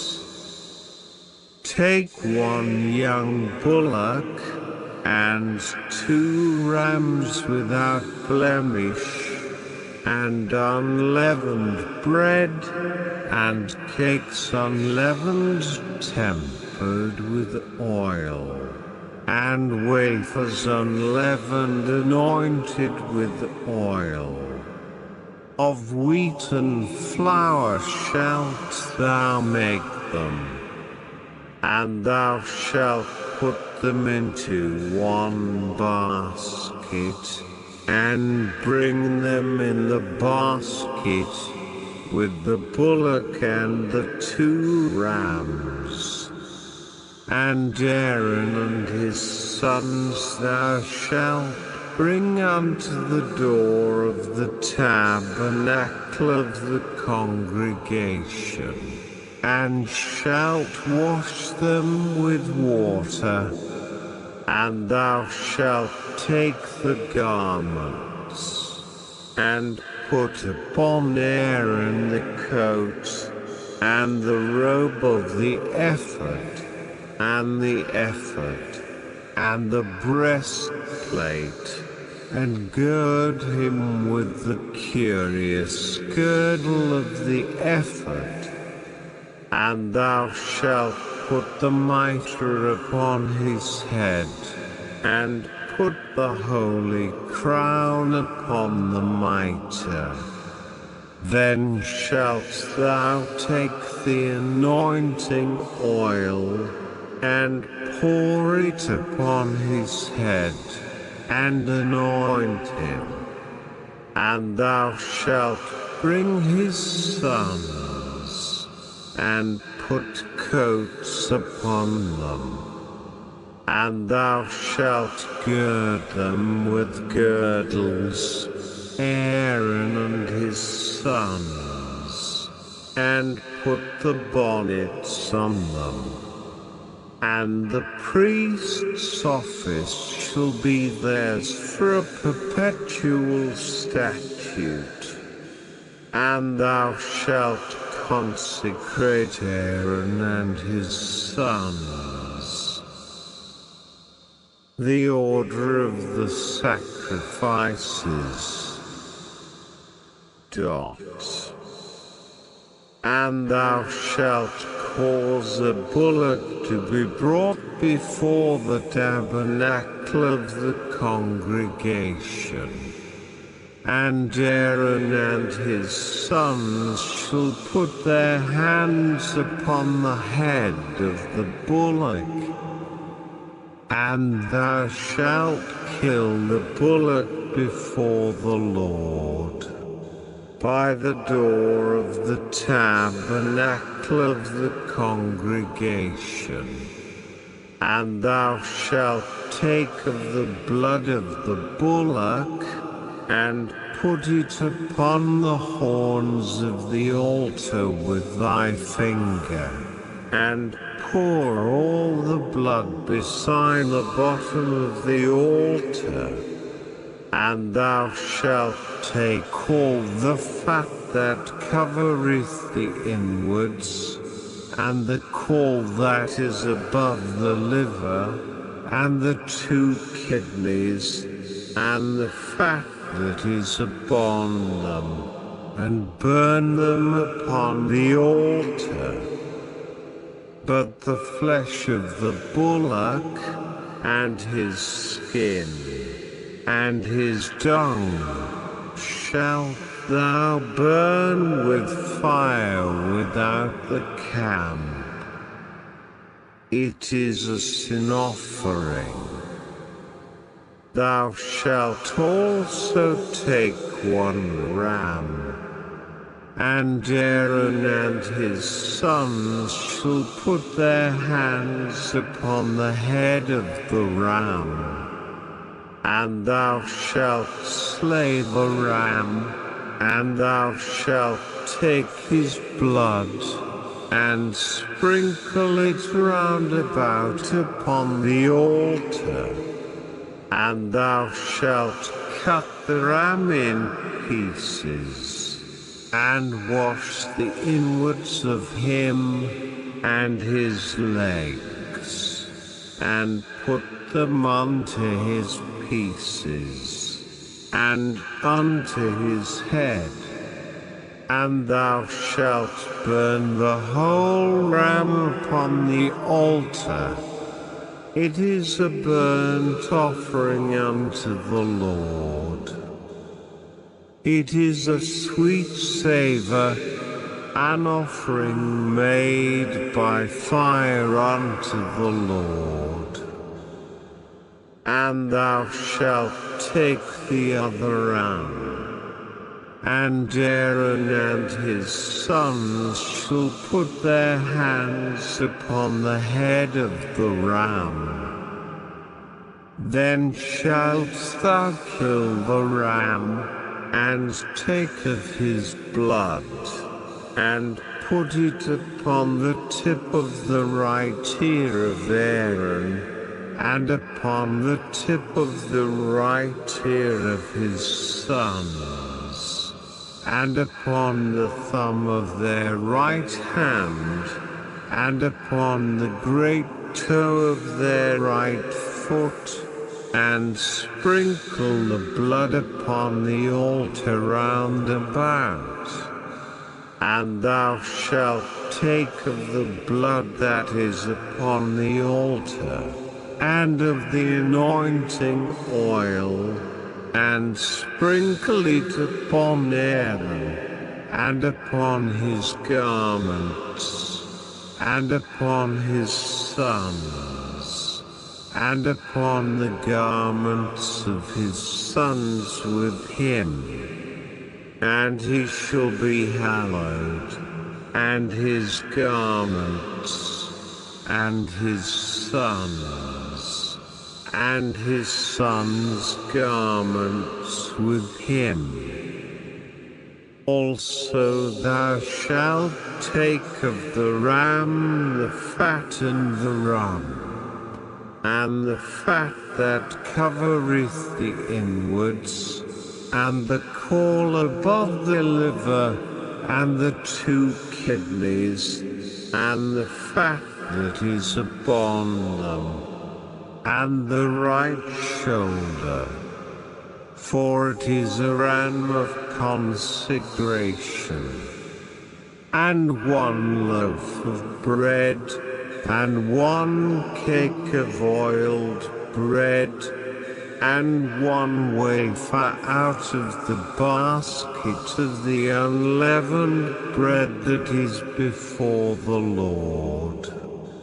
And thou shalt put all in the hands of Aaron, and in the hands of his sons, and shalt wave them for a wave offering before the Lord. And thou shalt receive them with their hands, and burn them upon the altar for a burnt offering, for a sweet savour before the Lord. It is an offering made by fire unto the Lord. And thou shalt take the breast of the ram of Aaron's consecration, and wave it for a wave offering before the Lord. And it shall be thy part. And thou shalt sanctify the breast of the wave offering, and the shoulder of the heave offering, which is waved, and which is heaved up, of the ram of the consecration, even of that which is for Aaron, and of that which is for his sons. And it shall be Aaron's and his sons by a statute forever from the children of Israel. For it is an heave offering. And it shall be an heave offering from the children of Israel of the sacrifice of their peace offerings, even their heave offering unto the Lord. And the holy garments of Aaron shall be his sons after him, to be anointed therein, and to be consecrated in them. And that son that is priest in his stead shall put them on 7 days. When he cometh into the tabernacle of the congregation to minister in the holy place. Food for the priests. And thou shalt take the ram of the consecration, and seethe his flesh in the holy place. And Aaron and his sons shall eat the flesh of the ram, and the bread that is in the basket, by the door of the tabernacle of the congregation.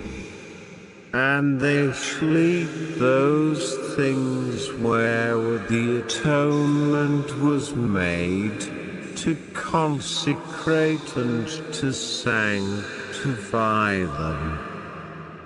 But a stranger shall not eat thereof, because they are holy.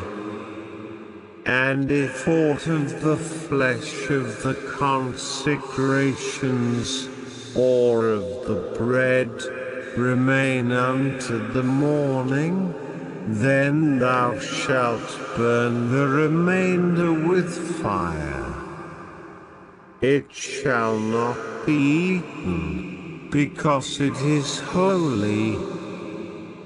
And thus shalt thou do unto Aaron and to his sons, according to all things which I have commanded thee. 7 days shalt thou consecrate them. And thou shalt offer every day a bullock for a sin offering for atonement.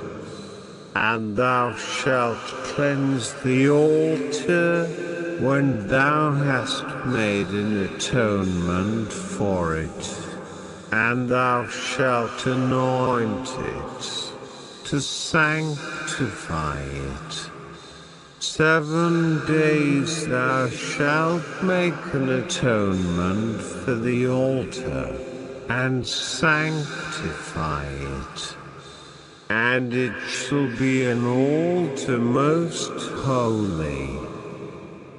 Whatsoever toucheth the altar shall be holy. The daily offerings.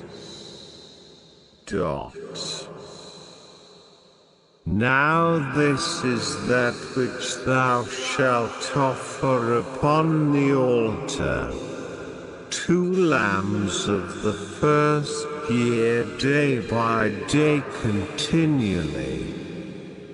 The 1 lamb thou shalt offer in the morning, and the other lamb thou shalt offer at even. And with the 1 lamb 1/10 deal of flour mingled with the 4th part of an hin of beaten oil, and the 4th part of an hin of wine for a drink offering.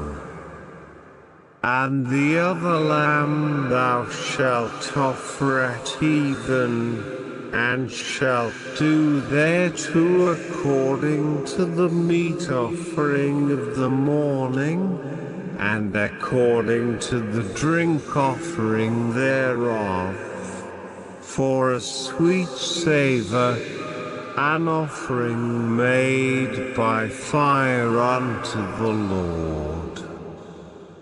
This shall be a continual burnt offering throughout your generations at the door of the tabernacle of the congregation before the Lord, where I will meet you to speak there unto thee. And there I will meet with the children of Israel, and the tabernacle shall be sanctified by my glory. And I will sanctify the tabernacle of the congregation, and the altar. I will sanctify also both Aaron and his sons, to minister to me in the priest's office. God will dwell among the people, and I will dwell among the children of Israel, and will be their God. And they shall know that I am the Lord their God, that brought them forth out of the land of Egypt, that I may dwell among them. I am the Lord their God. Exodus 30. The altar of incense. And thou shalt make an altar to burn incense upon. Of shittim wood shalt thou make it. A cubit shall be the length thereof, and a cubit the breadth thereof. foursquare shall it be, and 2 cubits shall be the height thereof. The horns thereof shall be of the same. And thou shalt overlay it with pure gold, the top thereof, and the sides thereof round about, and the horns thereof.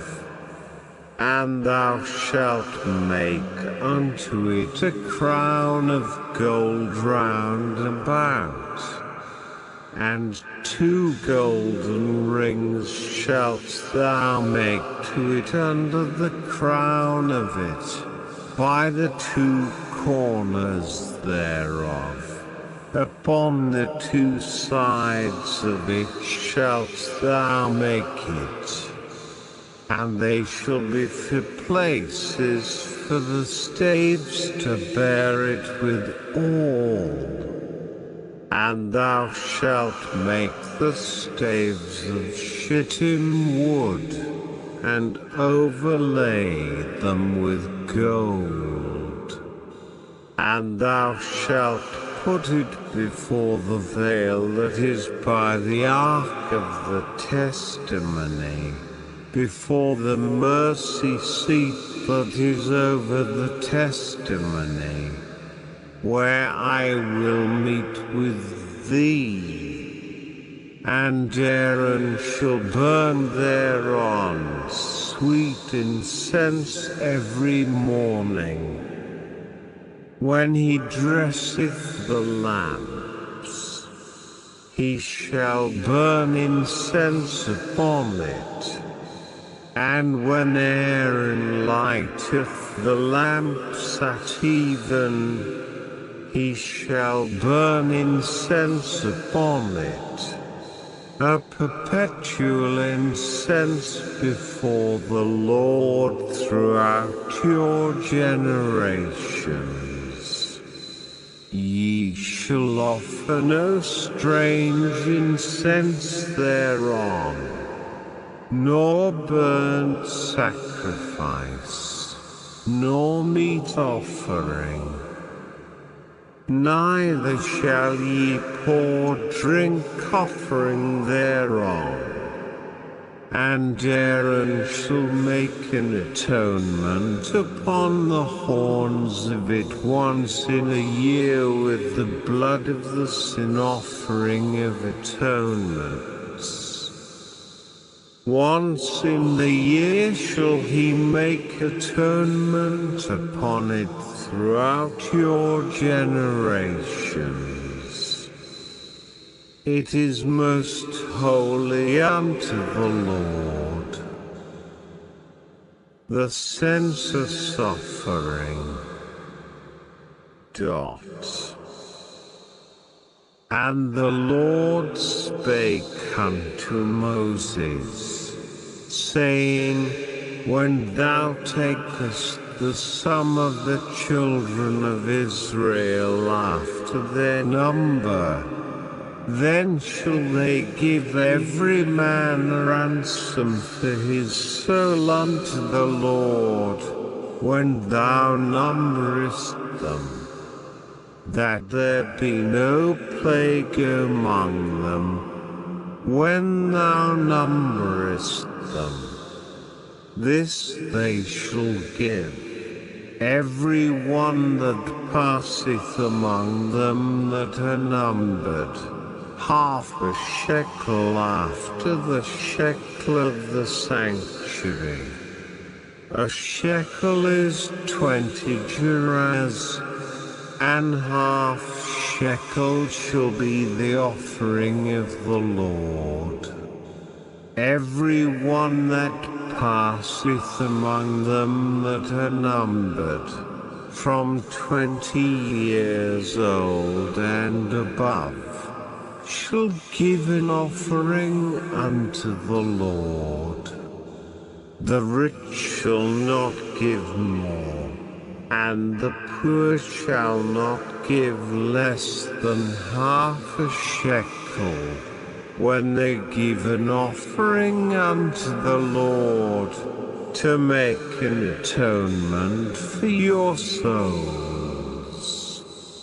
And thou shalt take the atonement money of the children of Israel, and shalt appoint it for the service of the tabernacle of the congregation, that it may be a memorial unto the children of Israel before the Lord, to make an atonement for your souls.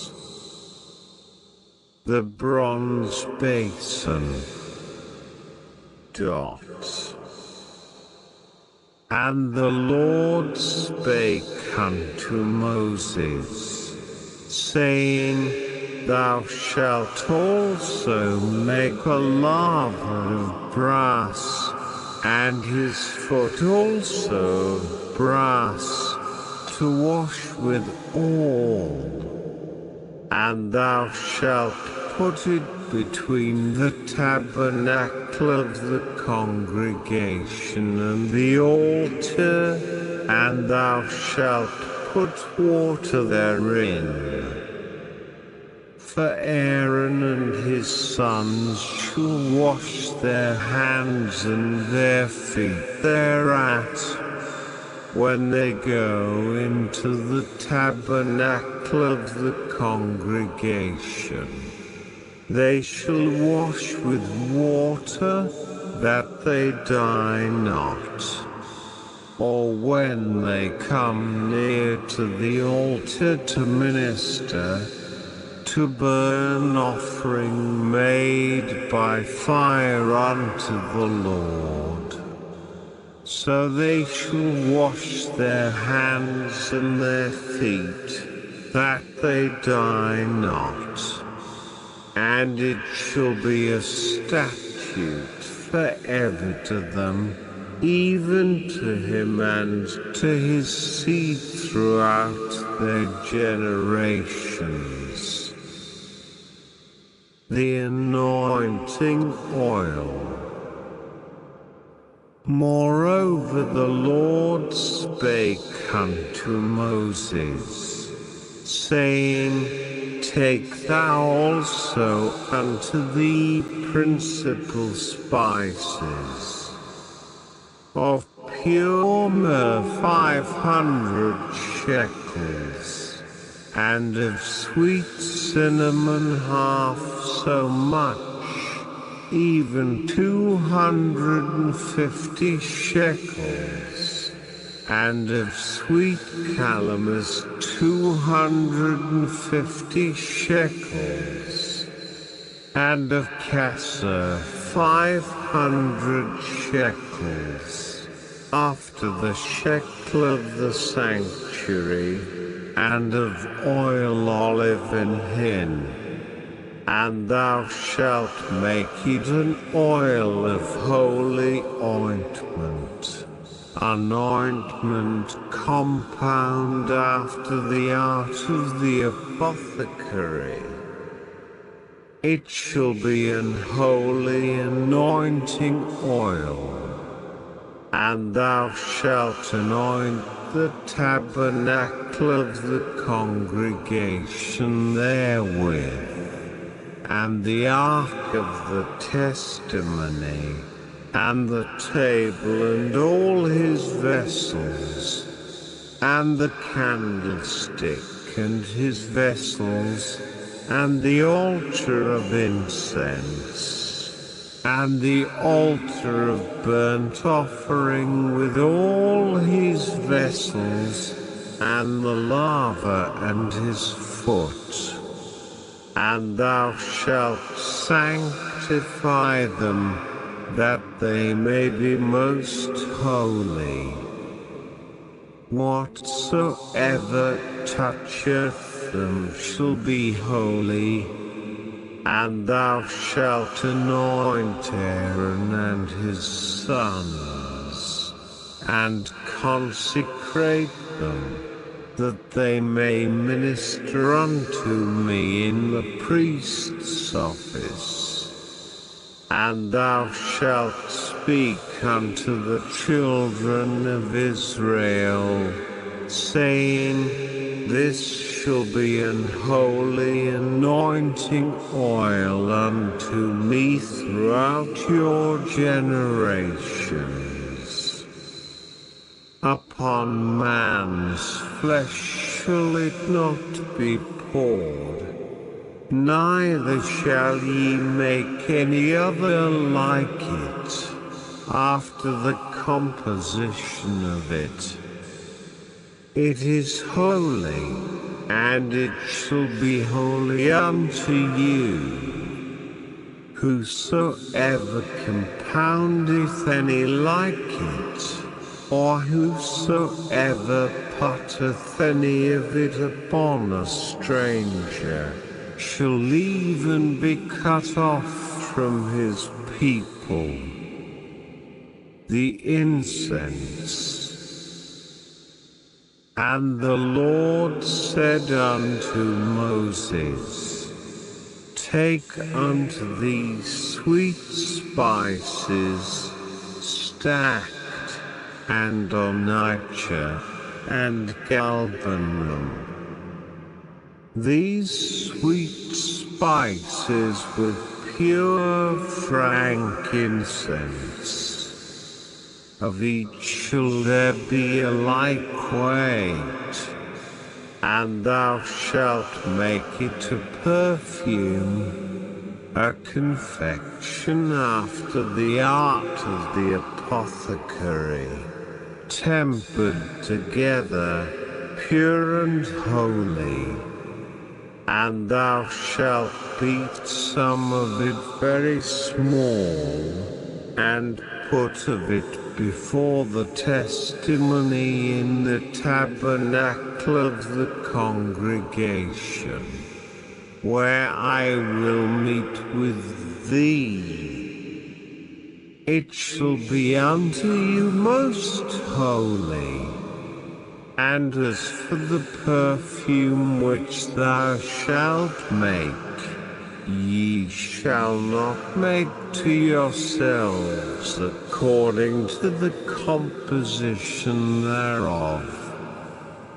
It shall be unto thee holy for the Lord. Whosoever shall make like unto that, to smell thereto, shall leave and be cut off from his people. Exodus 31. Bezalel and Oholiab. And the Lord spake unto Moses, saying, See, I have called by name Bezalel the son of Uri, the son of Hur, of the tribe of Judah, and I have filled him with the Spirit of God, in wisdom, and in understanding, and in knowledge, and in all manner of workmanship, to devise cunning works, to work in gold, and in silver, and in brass, and in cutting of stones, to set them, and in carving of timber, to work in all manner of workmanship. And I, behold, I have given with him Oholiab, the son of Ahisamach, of the tribe of Dan. And in the hearts of all that are wise-hearted I have put wisdom, that they may make all that I have commanded thee. The tabernacle of the congregation, and the ark of the testimony, and the mercy seat that is thereupon, and all the furniture of the tabernacle, and the table and his furniture, and the pure candlestick with all his furniture, and the altar of incense, and the altar of burnt offering with all his furniture, and the laver and his foot, and the cloths of service, and the holy garments for Aaron the priest, and the garments of his sons, to minister in the priest's office, and the anointing oil, and sweet incense for the holy place. According to all that I have commanded thee shall they do. The sign of the Sabbath. And the Lord spake unto Moses, saying, Speak thou also unto the children of Israel, saying, Verily my Sabbaths ye shall keep. For it is a sign between me and you throughout your generations, that ye may know that I am the Lord that doth sanctify you. Ye shall keep the Sabbath therefore, for it is holy unto you. Every one that defileth it shall surely be put to death. For whosoever doeth any work therein, that soul shall be cut off from among his people. 6 days may work be done, but in the 7th is the Sabbath of rest, holy to the Lord. Whosoever doeth any work in the Sabbath day, he shall surely be put to death. Wherefore the children of Israel shall keep the Sabbath, to observe the Sabbath throughout their generations, for a perpetual covenant.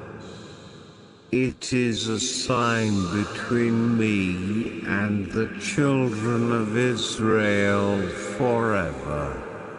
For in 6 days the Lord made heaven and earth, and on the 7th day he rested, and was refreshed. Moses receives the tablets. And he gave unto Moses, when he had made an end of communing with him upon Mount Sinai, 2 tables of testimony, tables of stone, written with the finger of God. Exodus 32, the golden calf. And when the people saw that Moses delayed to come down out of the mount, the people gathered themselves together unto Aaron, and said unto him, Up, make us gods, which shall go before us. For as for this Moses, the man that brought us up out of the land of Egypt, we wot not what is become of him. And Aaron said unto them, Break off the golden earrings, which are in the ears of your wives, of your sons, and of your daughters, and bring them unto me. And all the people brake off the golden earrings which were in their ears, and brought them unto Aaron, and he received them at their hand, and fashioned it with a graving tool, after he had made it a molten calf. And they said, These be thy gods, O Israel, which brought thee up out of the land of Egypt. And when Aaron saw it, he built an altar before it, and Aaron made proclamation, and said, Tomorrow is a feast to the Lord. And they rose up early on the morrow, and offered burnt offerings, and brought peace offerings. And the people sat down to eat and to drink, and rose up to play. And the Lord said unto Moses, Go, get thee down, for thy people, which thou broughtest out of the land of Egypt, have corrupted themselves. They have turned aside quickly out of the way which I commanded them.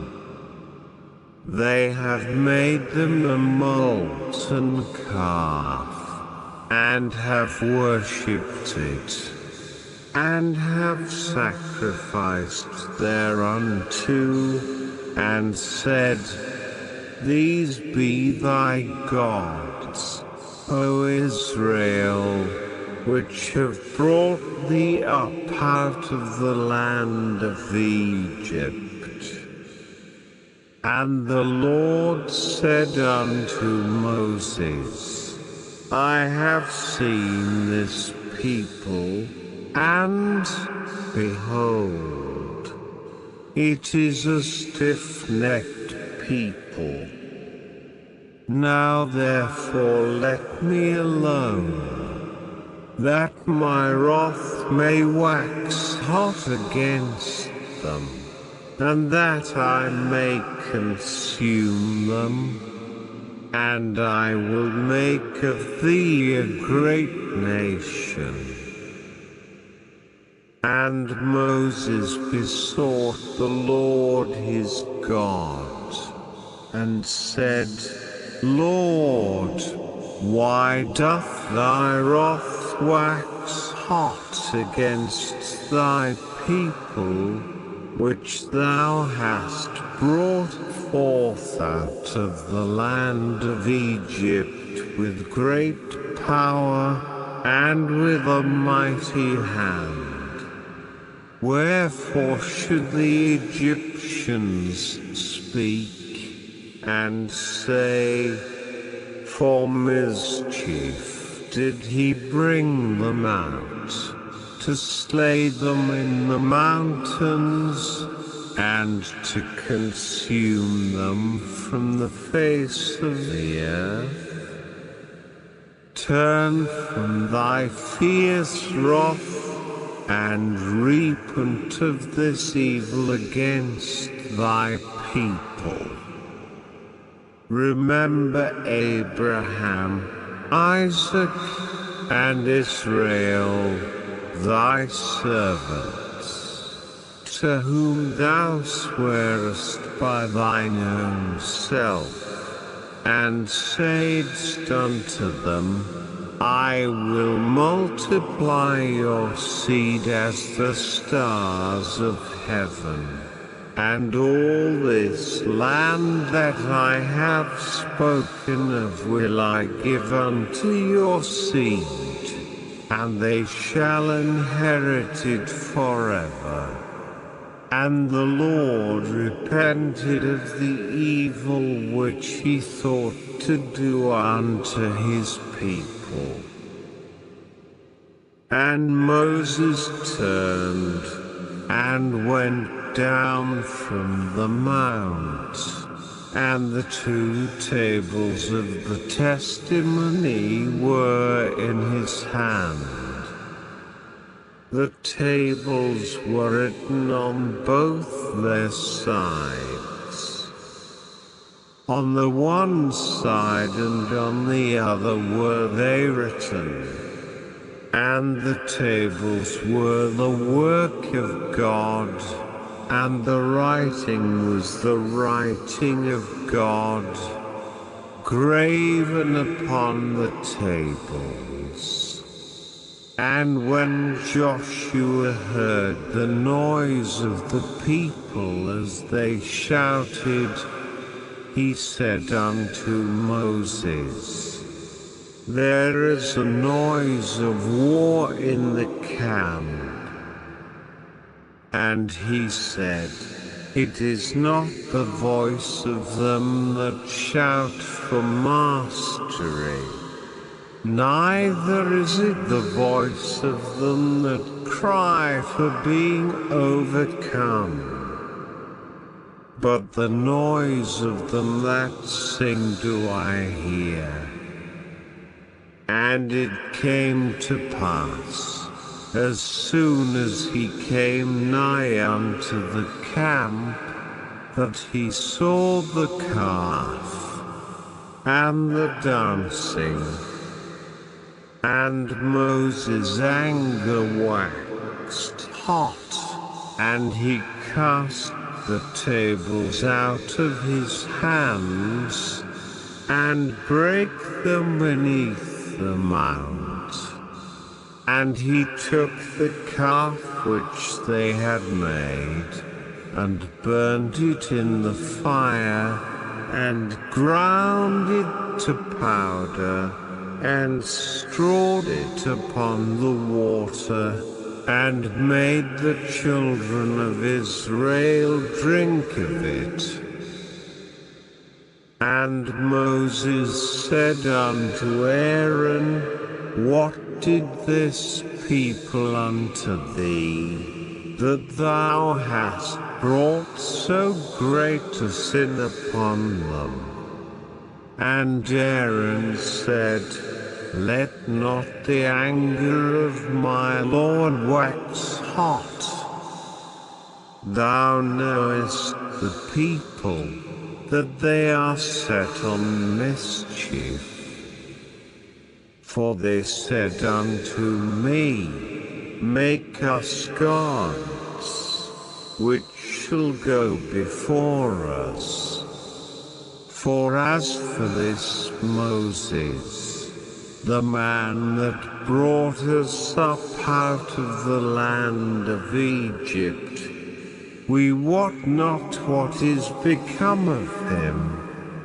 And I said unto them, Whosoever hath any gold, let them break it off. So they gave it me. Then I cast it into the fire, and there came out this calf. And when Moses saw that the people were naked, for Aaron had made them naked unto their shame among their enemies, then Moses stood in the gate of the camp, and said, Who is on the Lord's side? Let him come unto me. And all the sons of Levi gathered themselves together unto him. And he said unto them, Thus saith the Lord God of Israel, put every man his sword by his side, and go in and out from gate to gate throughout the camp, and slay every man his brother, and every man his companion, and every man his neighbor. And the children of Levi did according to the word of Moses. And there fell of the people that day about 3,000 men. For Moses had said, "Consecrate yourselves today to the Lord, even every man upon his son, and upon his brother, that he may bestow upon you a blessing this day." And it came to pass on the morrow, that Moses said unto the people, "Ye have sinned a great sin. And now I will go up unto the Lord. Peradventure I shall make an atonement for your sin." And Moses returned unto the Lord, and said, "Oh, this people have sinned a great sin, and have made them gods of gold. Yet now, if thou wilt forgive their sin, and if not, blot me, I pray thee, out of thy book which thou hast written." And the Lord said unto Moses, "Whosoever hath sinned against me, him will I blot out of my book. Therefore now go, lead the people unto the place of which I have spoken unto thee. Behold, mine angel shall go before thee. Nevertheless in the day when I visit, I will visit their sin upon them." And the Lord plagued the people, because they made a calf, which Aaron made. Exodus 33. The command to leave Sinai. And the Lord said unto Moses, "Depart, and go up hence, thou and the people which thou hast brought up out of the land of Egypt, unto the land which I swear unto Abraham, to Isaac, and to Jacob, saying, Unto thy seed will I give it, and I will send an angel before thee, and I will drive out the Canaanite, the Amorite, and the Hittite, and the Perizzite, the Hivite, and the Jebusite, unto a land flowing with milk and honey. For I will not go up in the midst of thee, for thou art a stiff-necked people, lest I consume thee in the way. And when the people heard these evil tidings, they mourned, and no man did put on him his ornaments. For the Lord had said unto Moses, Say unto the children of Israel, Ye are a stiff-necked people. I will come up into the midst of thee in a moment, and consume thee. Therefore now put off thy ornaments from thee, that I may know what to do unto thee.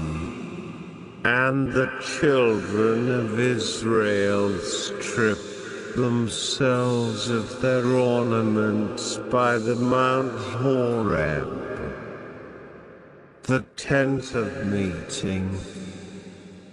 And Moses took the tabernacle and pitched it without the camp, afar off from the camp, and called it the tabernacle of the congregation. And it came to pass that every one which sought the Lord went out unto the tabernacle of the congregation, which was without the camp. And it came to pass, when Moses went out unto the tabernacle, that all the people rose up, and stood every man at his tent door, and looked after Moses, until he was gone into the tabernacle. And it came to pass, as Moses entered into the tabernacle, the cloudy pillar descended, and stood at the door of the tabernacle, and the Lord talked with Moses. And all the people saw the cloudy pillar stand at the tabernacle door. And all the people rose up and worshipped, every man in his tent door. And the Lord spake unto Moses face to face, as a man speaketh unto his friend, and again into the camp. But his servant Joshua, the son of Nun, a young man, departed not out of the tabernacle. The promise of God's presence. And Moses said unto the Lord, See, thou sayest unto me, Bring up this people, and thou hast not let me know whom thou wilt send with me. Yet thou hast said, I know thee by name, and thou hast also found grace in my sight. Now therefore, I pray thee, if I have found grace in thy sight, show me now thy way, that I may know thee, that I may find grace in thy sight. And consider that this nation is thy people. And he said, My presence shall go with thee, and I will give thee rest. And he said unto him, If thy presence go not with me, carry us not up hence. For wherein shall it be known here that I and thy people have found grace in thy sight? Is it not in that thou goest with us? So shall we be separated, I and thy people, from all the people that are upon the face of the earth. And the Lord said unto Moses, I will do this thing also that thou hast spoken. For thou hast found grace in my sight, and I know thee by name. And he said, I beseech thee, show me thy glory.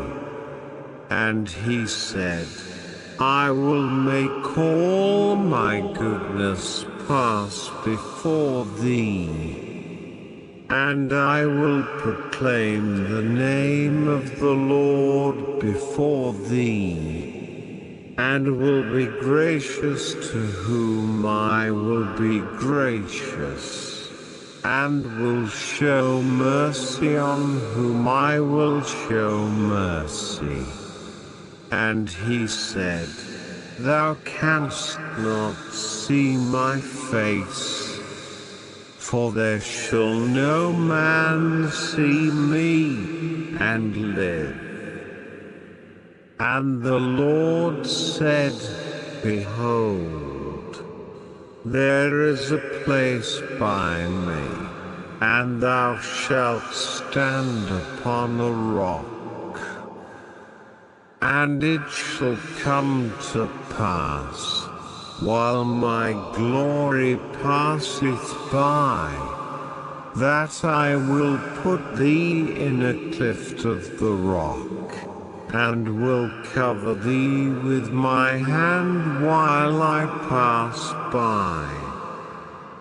And I will take away mine hand, and thou shalt see my back parts. But my face shall not be seen. Exodus 34, New Stone Tablets. And the Lord said unto Moses, Hew thee 2 tables of stone like unto the first, and I will write upon these tables the words that were in the first tables, which thou breakest, and be ready in the morning, and come up in the morning unto Mount Sinai, and present thyself there to me in the top of the mount. And no man shall come up with thee, neither let any man be seen throughout all the mount. Neither let the flocks nor herds feed before that mount. And he hewed 2 tables of stone like unto the first. And Moses rose up early in the morning, and went up unto Mount Sinai, as the Lord had commanded him, and took in his hand the 2 tables of stone. And the Lord descended in the cloud, and stood with him there, and proclaimed the name of the Lord. And the Lord passed by before him, and proclaimed, the Lord God, merciful and gracious, long-suffering, and abundant in goodness and truth, keeping mercy for thousands, forgiving iniquity and transgression and sin, and that will by no means clear the guilty, visiting the iniquity of the fathers upon the children, and upon the children's children, unto the third and to the fourth generation. And Moses made haste, and bowed his head toward the earth, and worshipped, and he said, if now I have found grace in thy sight, O Lord, let my Lord, I pray thee, go among us. For it is a stiff-necked people, and pardon our iniquity and our sin, and take us for thine inheritance. The Lord renews the covenant. And he said, behold, I make a covenant. Before all thy people I will do marvels, such as have not been done in all the earth, nor in any nation. And all the people among which thou art shall see the work of the Lord. For it is a terrible thing that I will do with thee. Observe thou that which I command thee this day. Behold, I drive out before thee the Amorite, and the Canaanite, and the Hittite, and the Perizzite, and the Hivite, and the Jebusite. Take heed to thyself, lest thou make a covenant with the inhabitants of the land whither thou goest, lest it be for a snare in the midst of thee. But ye shall destroy their altars, break their images, and cut down their groves. For thou shalt worship no other God, for the Lord, whose name is jealous, is a jealous God. Lest thou make a covenant with the inhabitants of the land, and they go a-whoring after their gods, and do sacrifice unto their gods, and one call thee, and thou eat of his sacrifice. And thou take of their daughters unto thy sons, and their daughters go a-whoring after their gods, and make thy sons go a-whoring after their gods. Thou shalt make thee no molten gods. The feast of unleavened bread shalt thou keep. 7 days thou shalt eat unleavened bread, as I commanded thee, in the time of the month Abib. For in the month Abib thou camest out from Egypt. All that openeth the matrix is mine, and every firstling among thy cattle, whether ox or sheep, that is male. But the firstling of an ass thou shalt redeem with a lamb. And if thou redeem him not, then shalt thou break his neck. All the firstborn of thy sons thou shalt redeem, and none shall appear before me empty. 6 days thou shalt work, but on the 7th day thou shalt rest. In earing time and in harvest thou shalt rest, and thou shalt observe the feast of weeks, of the first fruits of wheat harvest, and the feast of ingathering at the year's end. Thrice in the year shall all your men children appear before the Lord God, the God of Israel. For I will cast out the nations before thee, and enlarge thy borders.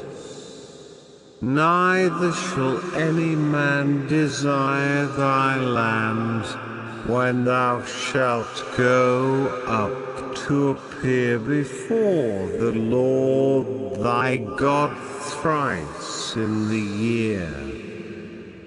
Thou shalt not offer the blood of my sacrifice with leaven, neither shall the sacrifice of the feast of the Passover be left until the morning. The first of the first fruits of thy land thou shalt bring unto the house of the Lord thy God. Thou shalt not see the kid in his mother's milk. And the Lord said unto Moses, Write thou these words, for after the tenor of these words I have made a covenant with thee and with Israel. And he was there with the Lord 40 days and 40 nights. He did neither eat bread, nor drink water, and he wrote upon the tables the words of the covenant, the 10 commandments. And it came to pass, when Moses came down from Mount Sinai with the 2 tables of testimony in Moses' hand, when he came down from the mount, that Moses wist not that the skin of his face shone while he talked with him. And when Aaron and all the children of Israel saw Moses, behold, the skin of his face shone, and they were afraid to come nigh him. And Moses called unto them, and Aaron and all the rulers of the congregation returned unto him. And Moses talked with them. And afterward all the children of Israel came nigh, and he gave them in commandment all that the Lord had spoken with him in Mount Sinai. And till Moses had done speaking with them, he put a veil on his face. But when Moses went in before the Lord to speak with him, he took the veil off until he came out. And he came out and spake unto the children of Israel that which he was commanded. And the children of Israel saw the face of Moses, that the skin of Moses' face shone. And Moses put the veil upon his face again, until he went in to speak with him. Exodus 35. The Sabbath. And Moses gathered all the congregation of the children of Israel together, and said unto them, These are the words which the Lord hath commanded, that ye should do them. 6 days shall work be done, but on the 7th day there shall be to you an holy day, a Sabbath of rest to the Lord. Whosoever doeth work therein shall be put to death. Ye shall kindle no fire throughout your habitations upon the Sabbath day. Offerings for the tabernacle. And Moses spake unto all the congregation of the children of Israel, saying, This is the thing which the Lord commanded, saying, Take ye from among you an offering unto the Lord. Whosoever is of a willing heart, let him bring it, an offering of the Lord. Gold, and silver, and brass, and blue, and purple, and scarlet, and fine linen, and goat's hair, and rams' skins dyed red, and badgers' skins, and shittim wood, and oil for the light, and spices for anointing oil, and for the sweet incense, and onyx stones, and stones to be set for the ephod, and for the breastplate. The skilled craftsman And every wise-hearted among you shall come, and make all that the Lord hath commanded. The tabernacle, his tent, and his covering, his taches, and his boards, his bars, his pillars, and his sockets, the ark, and the staves thereof, with the mercy seat, and the veil of the covering, the table, and his staves, and all his vessels, and the shewbread, the candlestick also for the light, and his furniture, and his lamps, with the oil for the light, and the incense altar,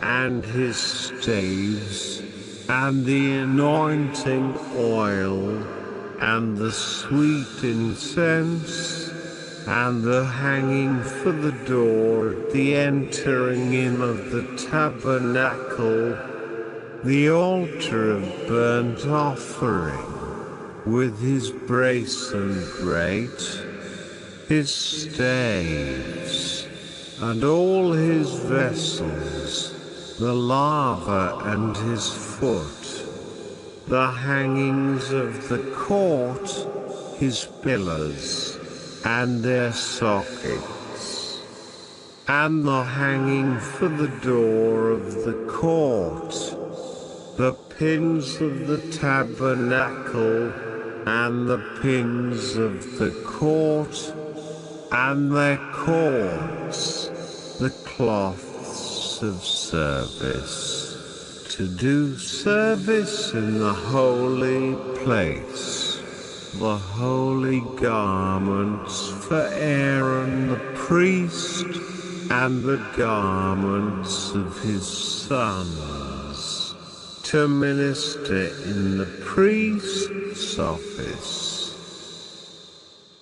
The people offer gifts, and all the congregation of the children of Israel departed from the presence of Moses. And they came, every one whose heart stirred him up, and every one whom his spirit made willing.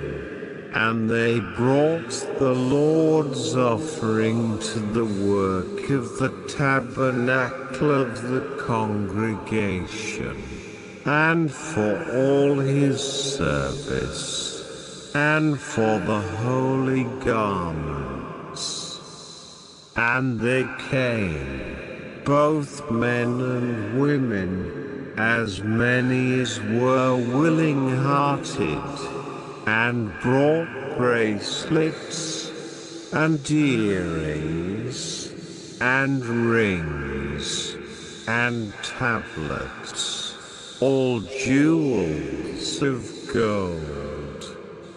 And every man that offered an offering of gold unto the Lord.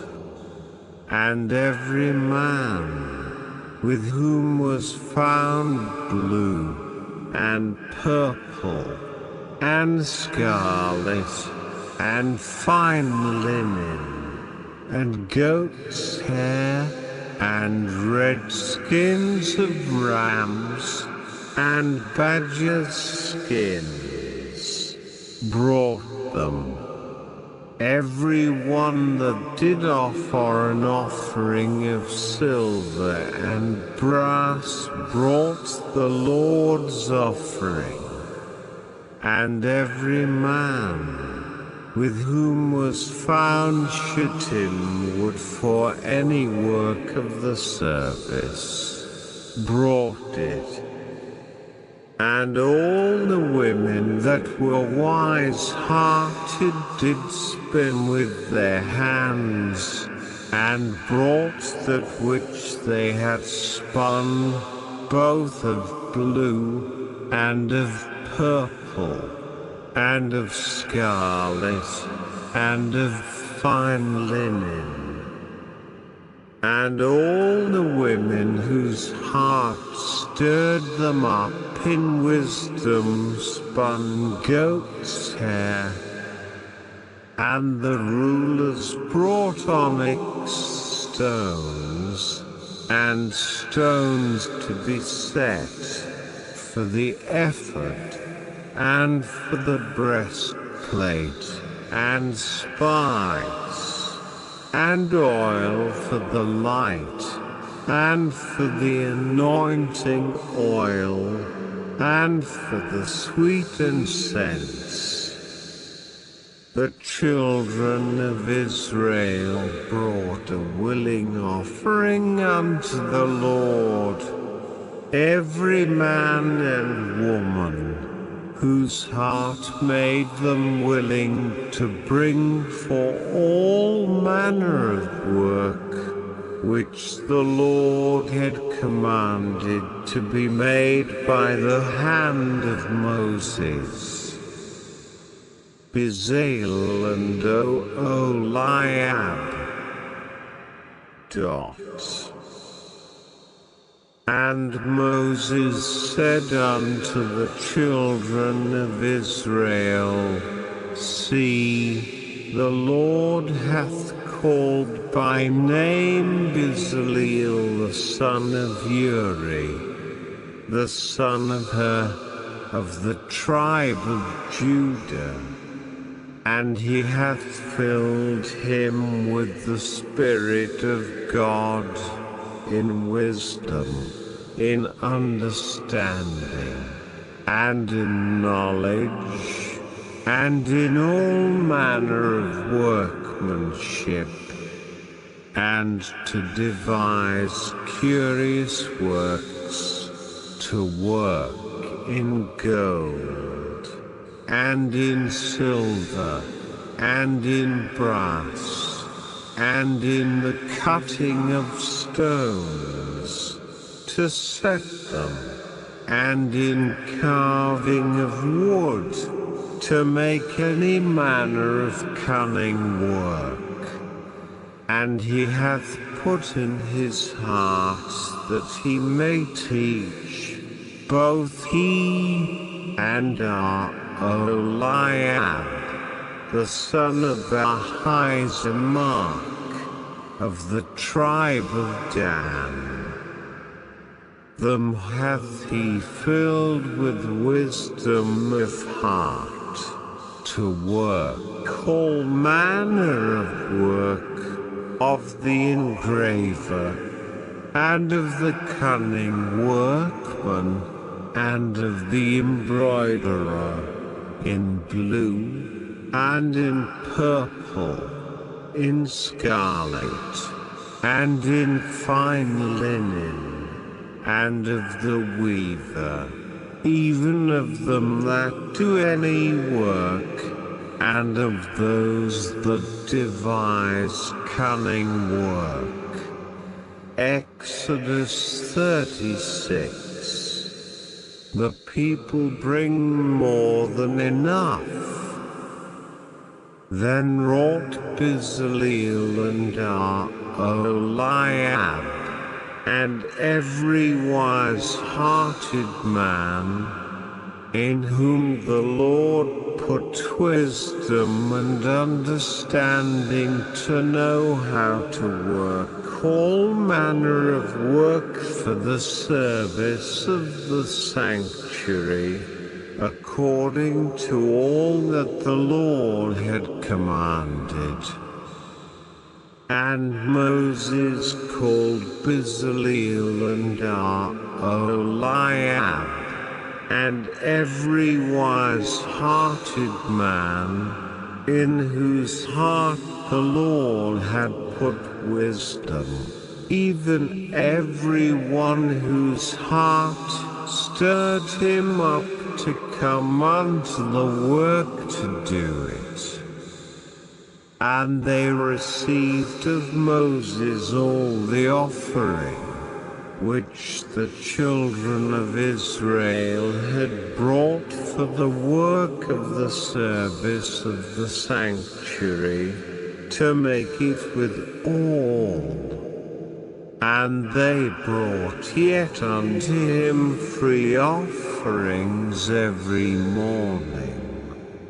And all the wise men that wrought all the work of the sanctuary came every man from his work which they made. And they spake unto Moses, saying, The people bring much more than enough for the service of the work which the Lord commanded to make. And Moses gave commandment, and they caused it to be proclaimed throughout the camp, saying, Let neither man nor woman make any more work for the offering of the sanctuary. So the people were restrained from bringing, for the stuff they had was sufficient for all the work to make it, and too much. The 10 curtains for the tabernacle. And every wise-hearted man among them that wrought the work of the tabernacle made 10 curtains of fine twined linen, and blue, and purple, and scarlet, with cherubims of cunning work made he them.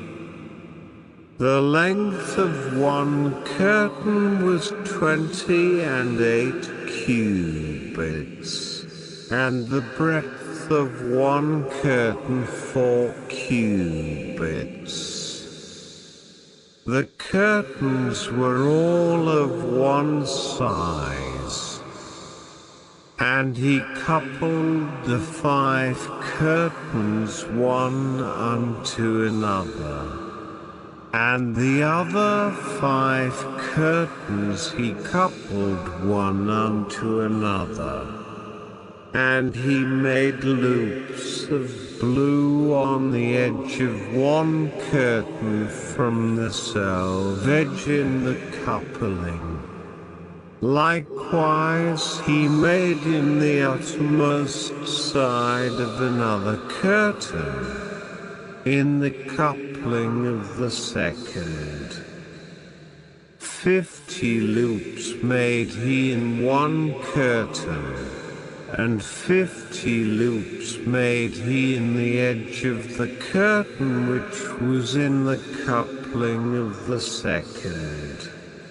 The loops held one curtain to another, and he made 50 taches of gold, and coupled the curtains one unto another with the taches. So it became one tabernacle. The 11 curtains of goat hair. And he made curtains of goat's hair for the tent over the tabernacle. 11 curtains he made them. The length of one curtain was 30 cubits, and 4 cubits was the breadth of one curtain.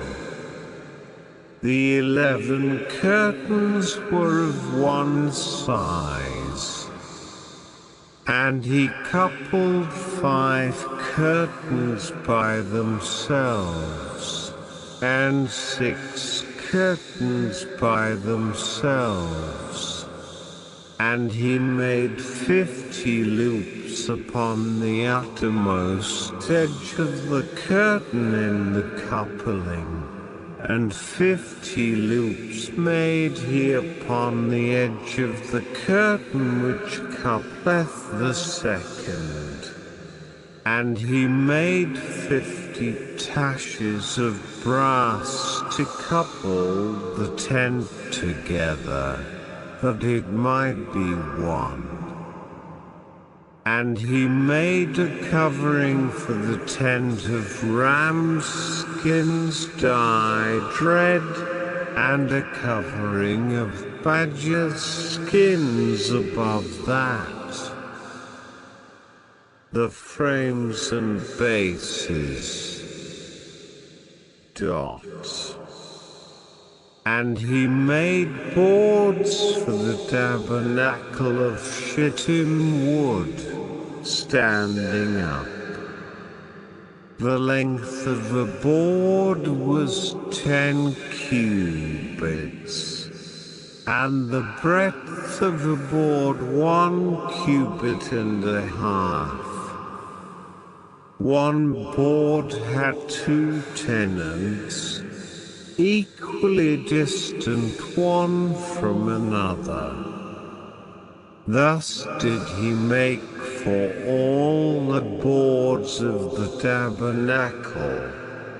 And he made boards for the tabernacle, 20 boards for the south side southward, and 40 sockets of silver he made under the 20 boards. 2 sockets under one board for his 2 tenons, and 2 sockets under another board for his 2 tenons. And for the other side of the tabernacle, which is toward the north corner, he made 20 boards, and their 40 sockets of silver. 2 sockets under one board, and 2 sockets under another board. And for the sides of the tabernacle westward he made 6 boards. And 2 boards made he for the corners of the tabernacle in the 2 sides.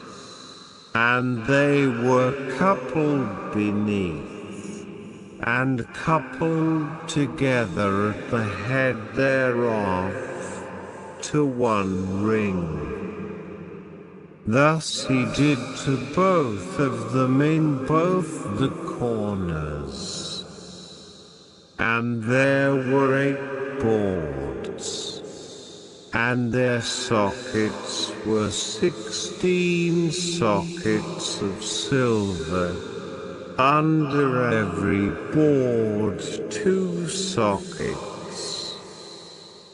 And he made bars of shittim wood, 5 for the boards of the one side of the tabernacle, and 5 bars for the boards of the other side of the tabernacle, and 5 bars for the boards of the tabernacle for the sides westward. And he made the middle bar to shoot through the boards from the one end to the other.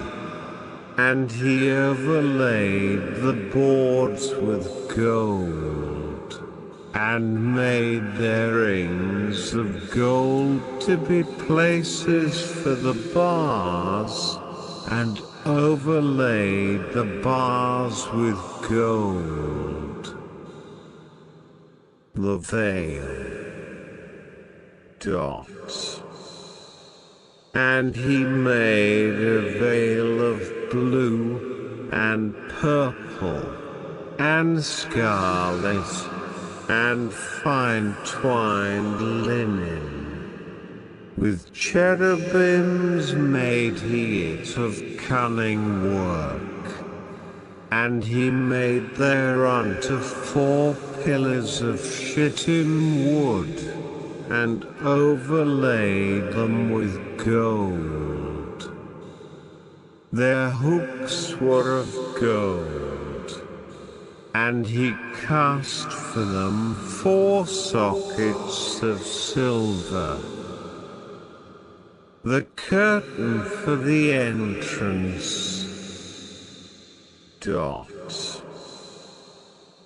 And he made an hanging for the tabernacle door of blue and purple and scarlet and fine twined linen of needlework, and the 5 pillars of it with their hooks. And he overlaid their chapiters and their fillets with gold.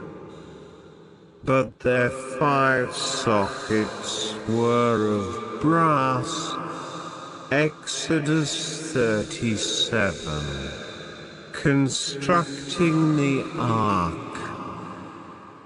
Dots. And Bezaleel made the ark of shittim wood. 2 cubits and a half was the length of it, and 1 cubit and a half the breadth of it, and 1 cubit and a half the height of it. And he overlaid it with pure gold within and without, and made a crown of gold to it round about. And he cast for it 4 rings of gold, to be set by the 4 corners of it, even 2 rings upon the one side of it, and 2 rings upon the other side of it. And he made staves of shittim wood, and overlaid them with gold. And he put the staves into the rings by the sides of the ark, to bear the ark, the mercy seat. Dots. And he made the mercy seat of pure gold. 2 cubits and a half was the length thereof, and 1 cubit and a half the breadth thereof. And he made 2 cherubims of gold, beaten out of 1 piece made he them, on the 2 ends of the mercy seat, 1 cherub on the end on this side, and another cherub on the other end on that side. Out of the mercy seat made he the cherubims on the 2 ends thereof. And the cherubims spread out their wings on high, and covered with their wings over the mercy seat, with their faces one to another. Even to the mercy seatward were the faces of the cherubims. The table of showbread. Dots. And he made the table of shittim wood. 2 cubits was the length thereof, and a cubit the breadth thereof, and a cubit and a half the height thereof. And he overlaid it with pure gold, and made thereunto a crown of gold round about. Also he made thereunto a border of an handbreadth round about, and made a crown of gold for the border thereof round about. And he cast for it 4 rings of gold, and put the rings upon the 4 corners that were in the 4 feet thereof. Over against the border were the rings, the places for the staves to bear the table. And he made the staves of shittim wood, and overlaid them with gold, to bear the table. And he made the vessels which were upon the table, his dishes, and his spoons, and his bowls, and his covers to cover withal, of pure gold. The lampstand. And he made the candlestick of pure gold. Of beaten work made he the candlestick, his shaft, and his branch, his bowls, his knops, and his flowers were of the same. And 6 branches going out of the sides thereof. 3 branches of the candlestick out of the one side thereof, and 3 branches of the candlestick out of the other side thereof. 3 bowls made after the fashion of almonds in one branch, a knop and a flower, and 3 bowls made like almonds in another branch, a knop and a flower. So throughout the 6 branches going out of the candlestick.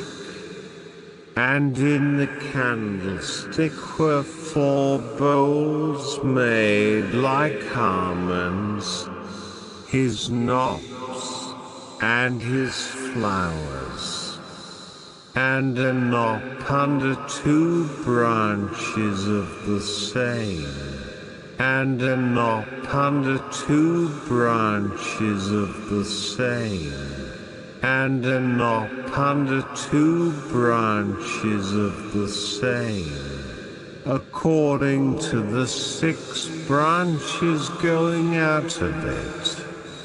Their knops and their branches were of the same. All of it was one beaten work of pure gold. And he made his 7 lamps, and his snuffers, and his snuff dishes, of pure gold. Of a talent of pure gold made he it, and all the vessels thereof. The altar of incense. And he made the incense altar of shittim wood.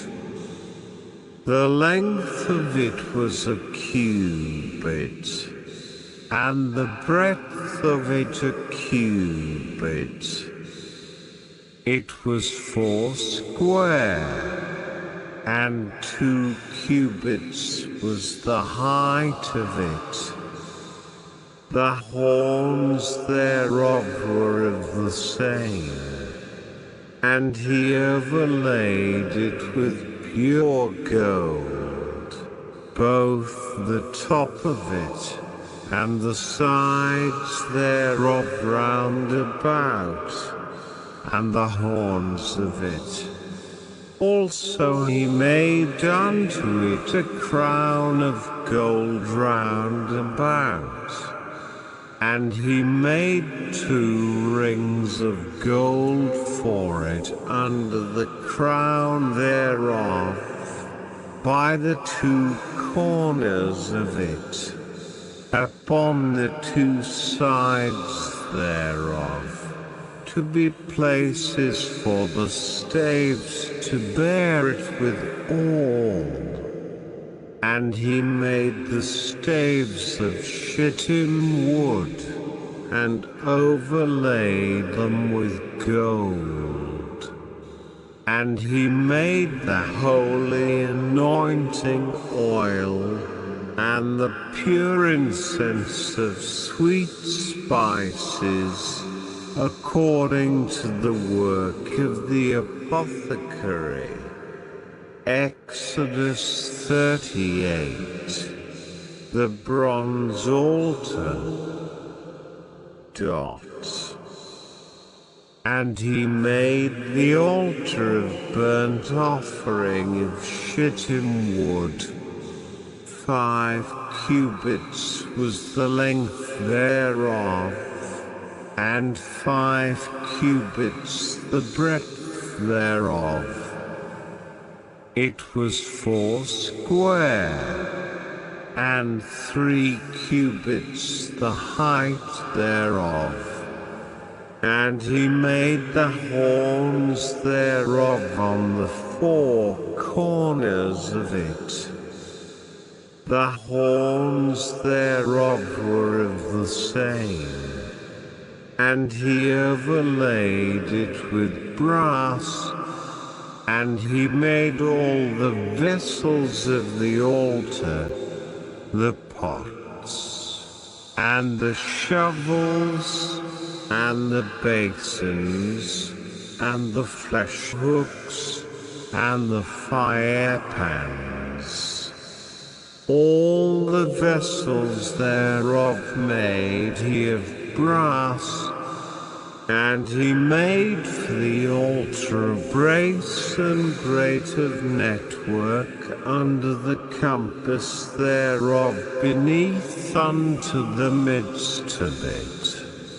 And he cast 4 rings for the 4 ends of the grate of brass, to be places for the staves. And he made the staves of shittim wood, and overlaid them with brass. And he put the staves into the rings on the sides of the altar, to bear it withal. He made the altar hollow with boards. The bronze basin. And he made the lava of brass, and the foot of it of brass, of the looking glasses of the women assembling, which assembled at the door of the tabernacle of the congregation. The courtyard. And he made the court on the south side south southward. The hangings of the court were of fine twined linen, 100 cubits. Their pillars were 20, and their brace and sockets 20. The hooks of the pillars and their fillets were of silver. And for the north side the hangings were 100 cubits. Their pillars were 20, and their sockets of brass 20. The hooks of the pillars and their fillets of silver. And for the west side were hangings of 50 cubits. Their pillars 10, and their sockets 10. The hooks of the pillars and their fillets of silver. And for the east side eastward 50 cubits. The hangings of the one side of the gate were 15 cubits.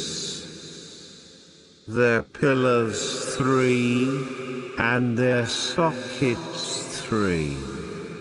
And for the other side of the court gate, on this hand and that hand, were hangings of 15 cubits. Their pillars 3, and their sockets 3.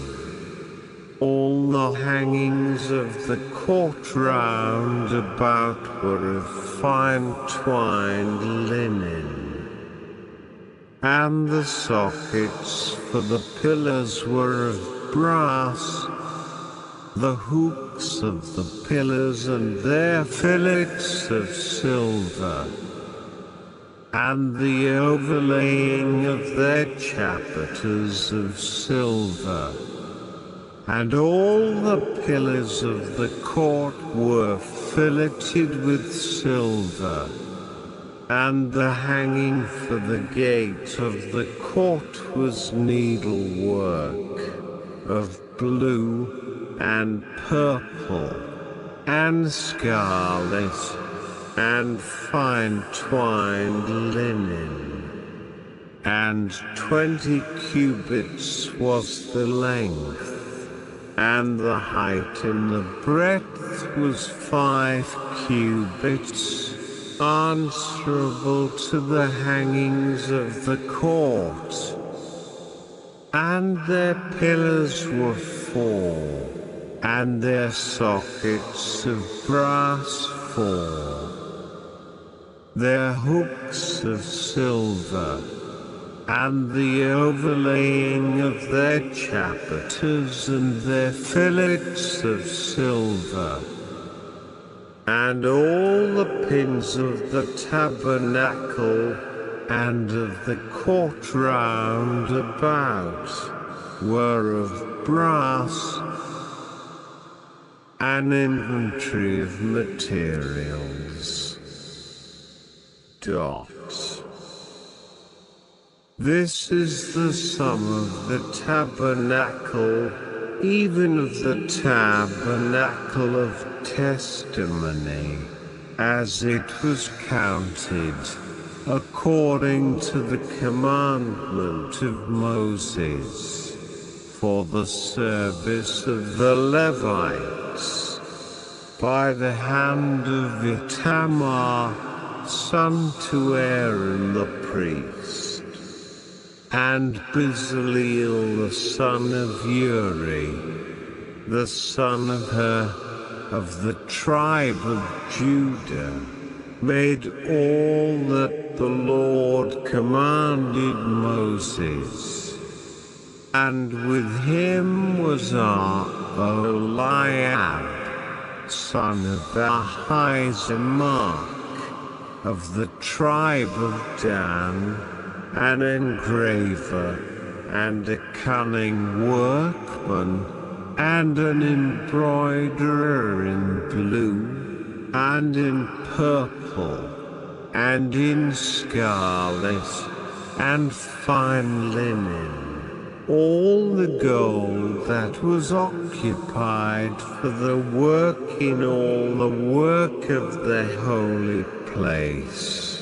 Even the gold of the offering was 29 talents, and 730 shekels, after the shekel of the sanctuary.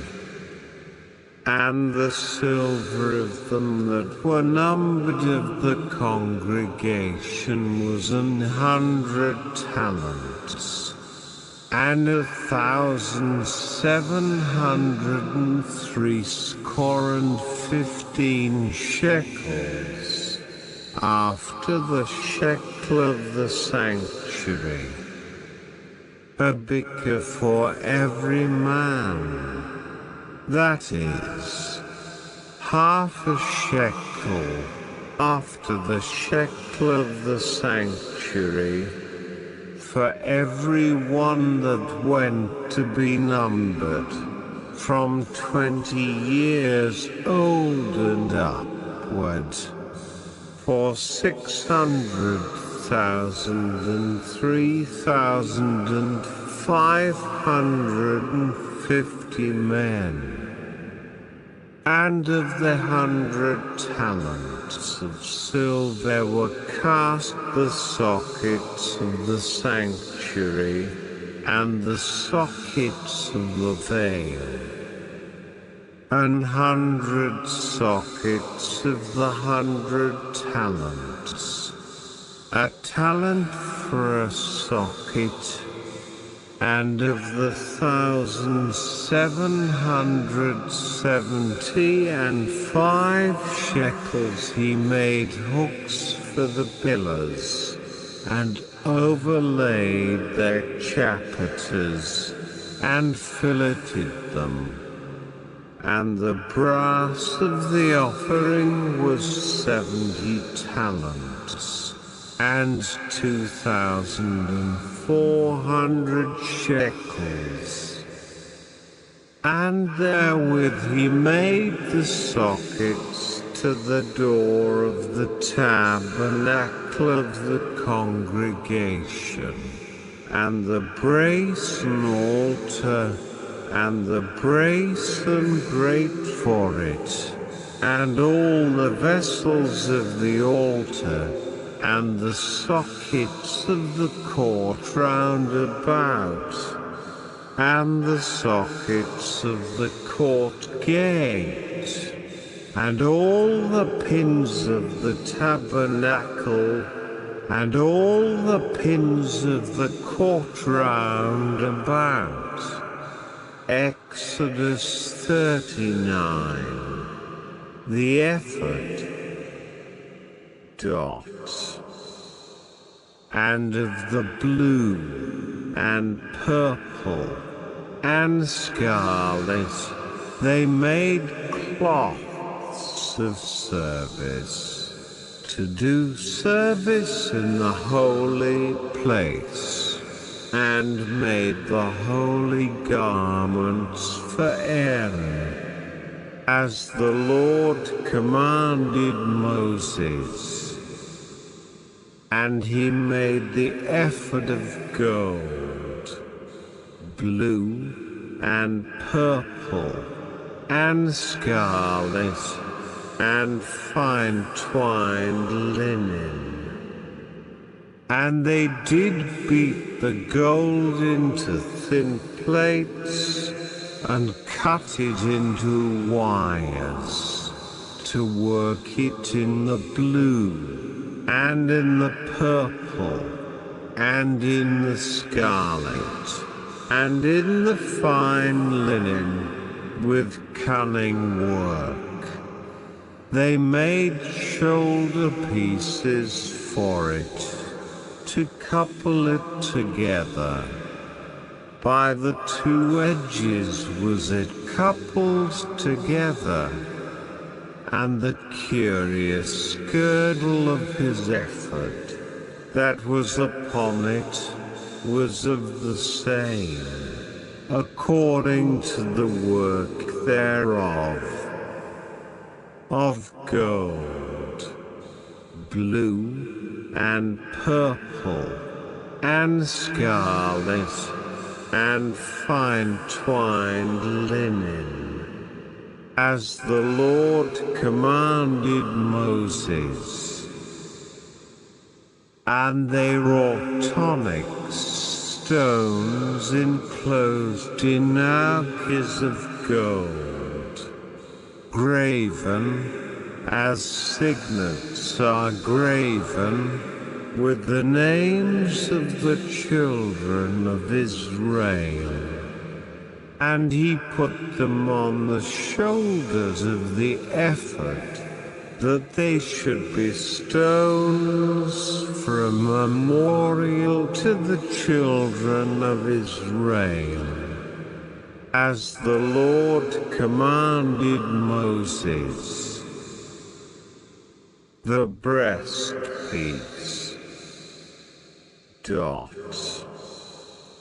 And he made the breastplate of cunning work, like the work of the ephod, of gold, blue, and purple, and scarlet, and fine twined linen. It was 4 square. They made the breastplate double. A span was the length thereof, and a span the breadth thereof, being doubled. And they set in it 4 rows of stones. The first row was a sardius, a topaz, and a carbuncle. This was the first row. And the second row, an emerald, a sapphire, and a diamond. And the third row, a ligure, an agate, and an amethyst. And the fourth row, a beryl, an onyx, and a jasper. They were enclosed in arches of gold in their enclosings, and the stones were according to the names of the children of Israel, 12, according to their names, like the engravings of a signet, every one with his name, according to the 12 tribes.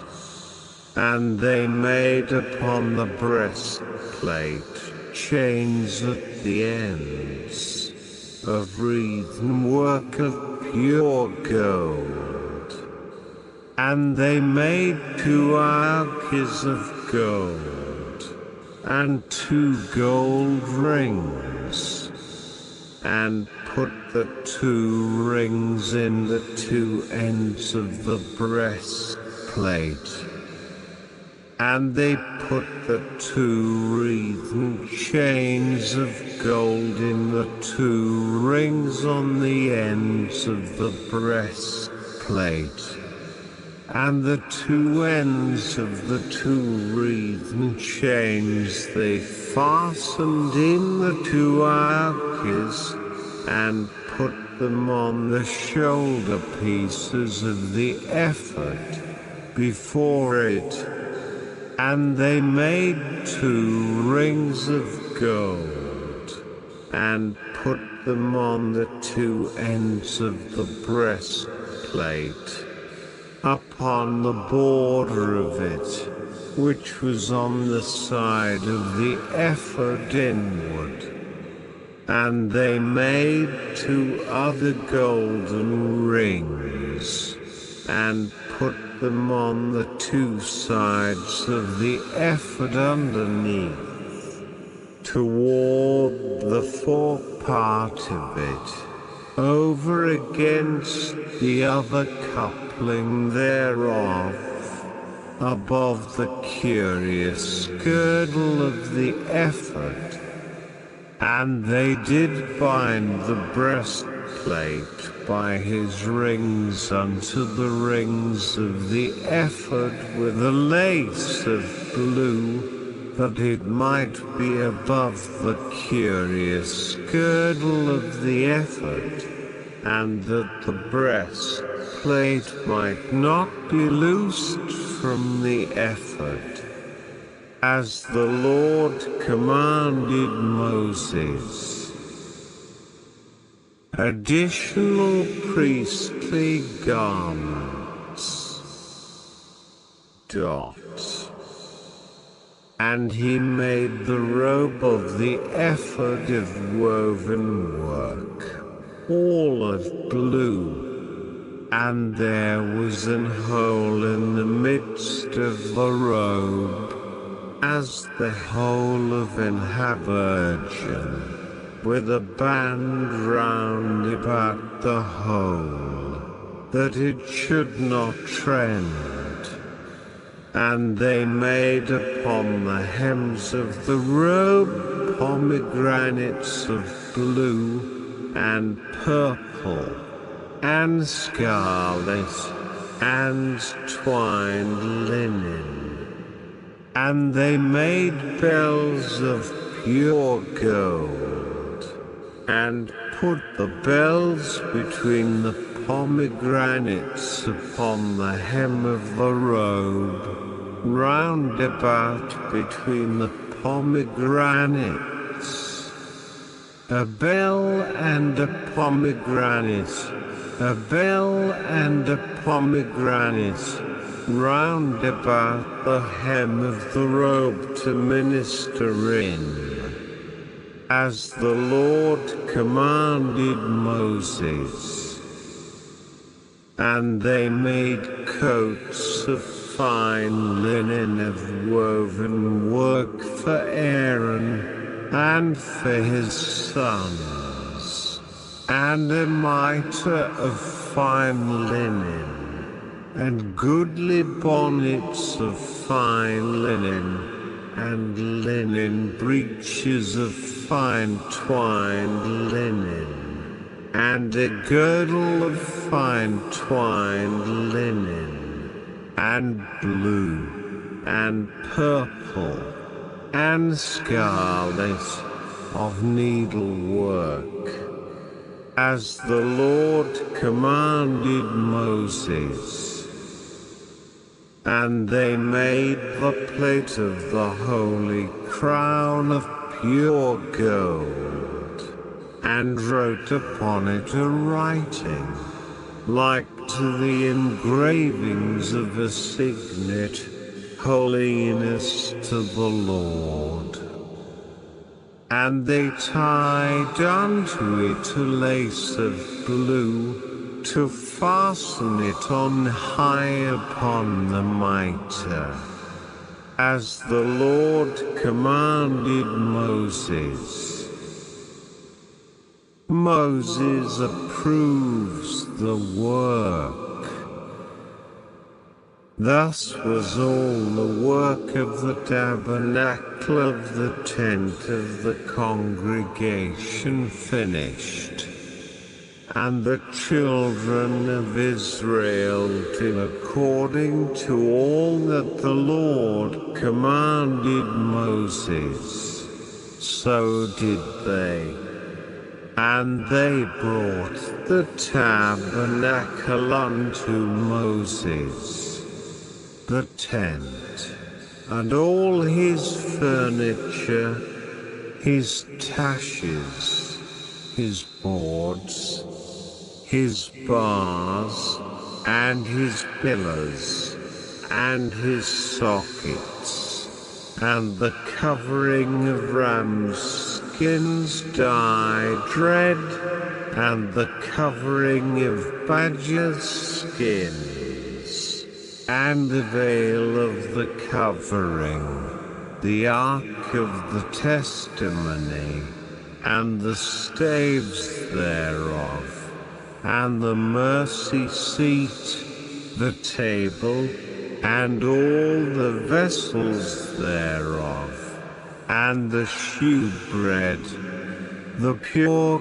candlestick, with the lamps thereof, even with the lamps to be set in order, and all the vessels thereof, and the oil for light, and the golden altar, and the anointing oil, and the sweet incense, and the hanging for the tabernacle door, the brazen altar, and his grate of brass, his staves, and all his vessels, the laver and his foot, the hangings of the court, his pillars, and his sockets, and the hanging for the court gate, his cords, and his pins, and all the vessels of the service of the tabernacle, for the tent of the congregation, the cloths of service to do service in the holy place, and the holy garments for Aaron the priest, and his sons' garments, to minister in the priest's office, according to all that the Lord commanded Moses. So the children of Israel made all the work. And Moses did look upon all the work, and, behold, they had done it as the Lord had commanded. Even so had they done it. And Moses blessed them. Exodus 40, setting up the tabernacle. And the Lord spake unto Moses, saying, On the first day of the first month shalt thou set up the tabernacle of the tent of the congregation, and thou shalt put therein the ark of the testimony, and cover the ark with the veil. And thou shalt bring in the table, and set in order the things that are to be set in order upon it. And thou shalt bring in the candlestick, and light the lamps thereof. And thou shalt set the altar of gold for the incense before the ark of the testimony, and put the hanging of the door to the tabernacle. And thou shalt set the altar of the burnt offering before the door of the tabernacle of the tent of the congregation. And thou shalt set the laver between the tent of the congregation and the altar, and shalt put water therein. And thou shalt set up the court round about, and hang up the hanging at the court gate.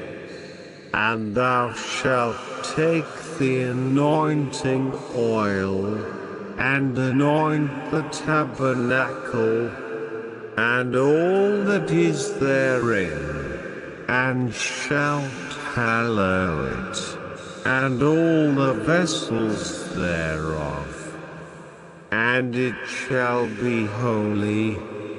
And thou shalt anoint the altar of the burnt offering, and all his vessels, and sanctify the altar. And it shall be an altar most holy. And thou shalt anoint the laver and his foot, and sanctify it. And thou shalt bring Aaron and his sons unto the door of the tabernacle of the congregation, and wash them with water. And thou shalt put upon Aaron the holy garments, and anoint him, and sanctify him, that he may minister unto me in the priest's office. And thou shalt bring his sons, and clothe them with coats, and thou shalt anoint them, as thou didst anoint their father, that they may minister unto me in the priest's office. For their anointing shall surely be an everlasting priesthood throughout their generations. Thus did Moses, according to all that the Lord commanded him, so did he. And it came to pass in the first month in the second year, on the first day of the month, that the tabernacle was reared up. And Moses reared up the tabernacle, and fastened his sockets, and set up the boards thereof, and put in the bars thereof, and reared up his pillars. And he spread abroad the tent over the tabernacle, and put the covering of the tent above upon it, as the Lord commanded Moses. And he took and put the testimony into the ark, and set the staves on the ark, and put the mercy seat above upon the ark. And he brought the ark into the tabernacle, and set up the veil of the covering, and covered the ark of the testimony, as the Lord commanded Moses. And he put the table in the tent of the congregation, upon the side of the tabernacle northward, without the veil. And he set the bread in order upon it before the Lord, as the Lord had commanded Moses. And he put the candlestick in the tent of the congregation, over against the table, on the side of the tabernacle southward.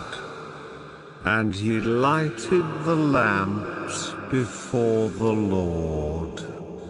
as the Lord commanded Moses.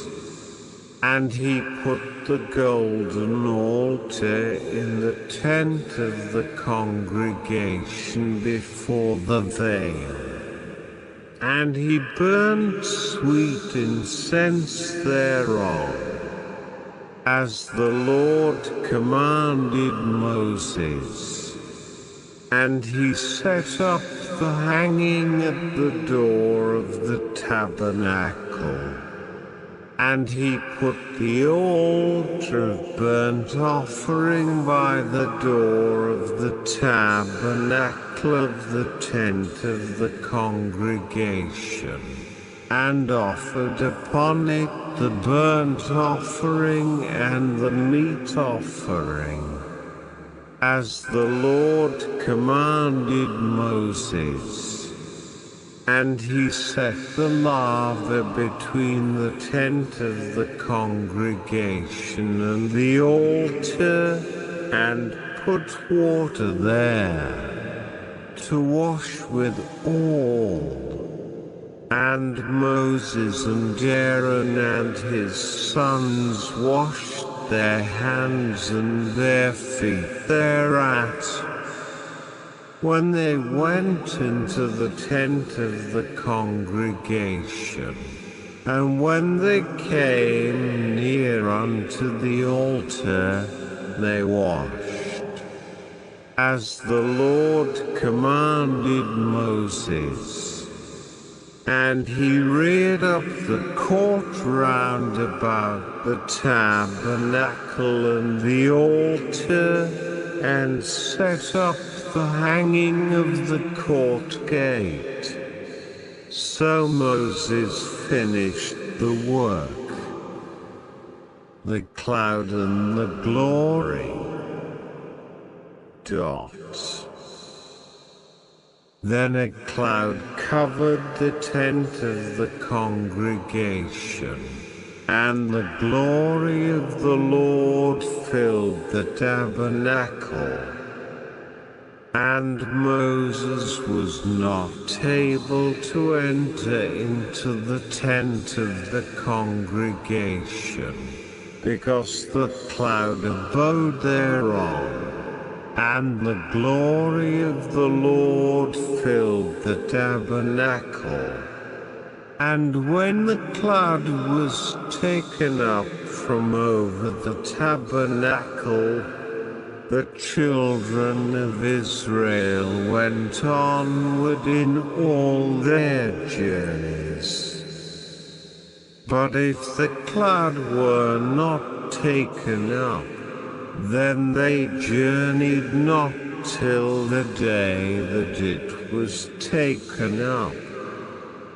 For the cloud of the Lord was upon the tabernacle by day, and fire was on it by night, in the sight of all the house of Israel, throughout all their journey.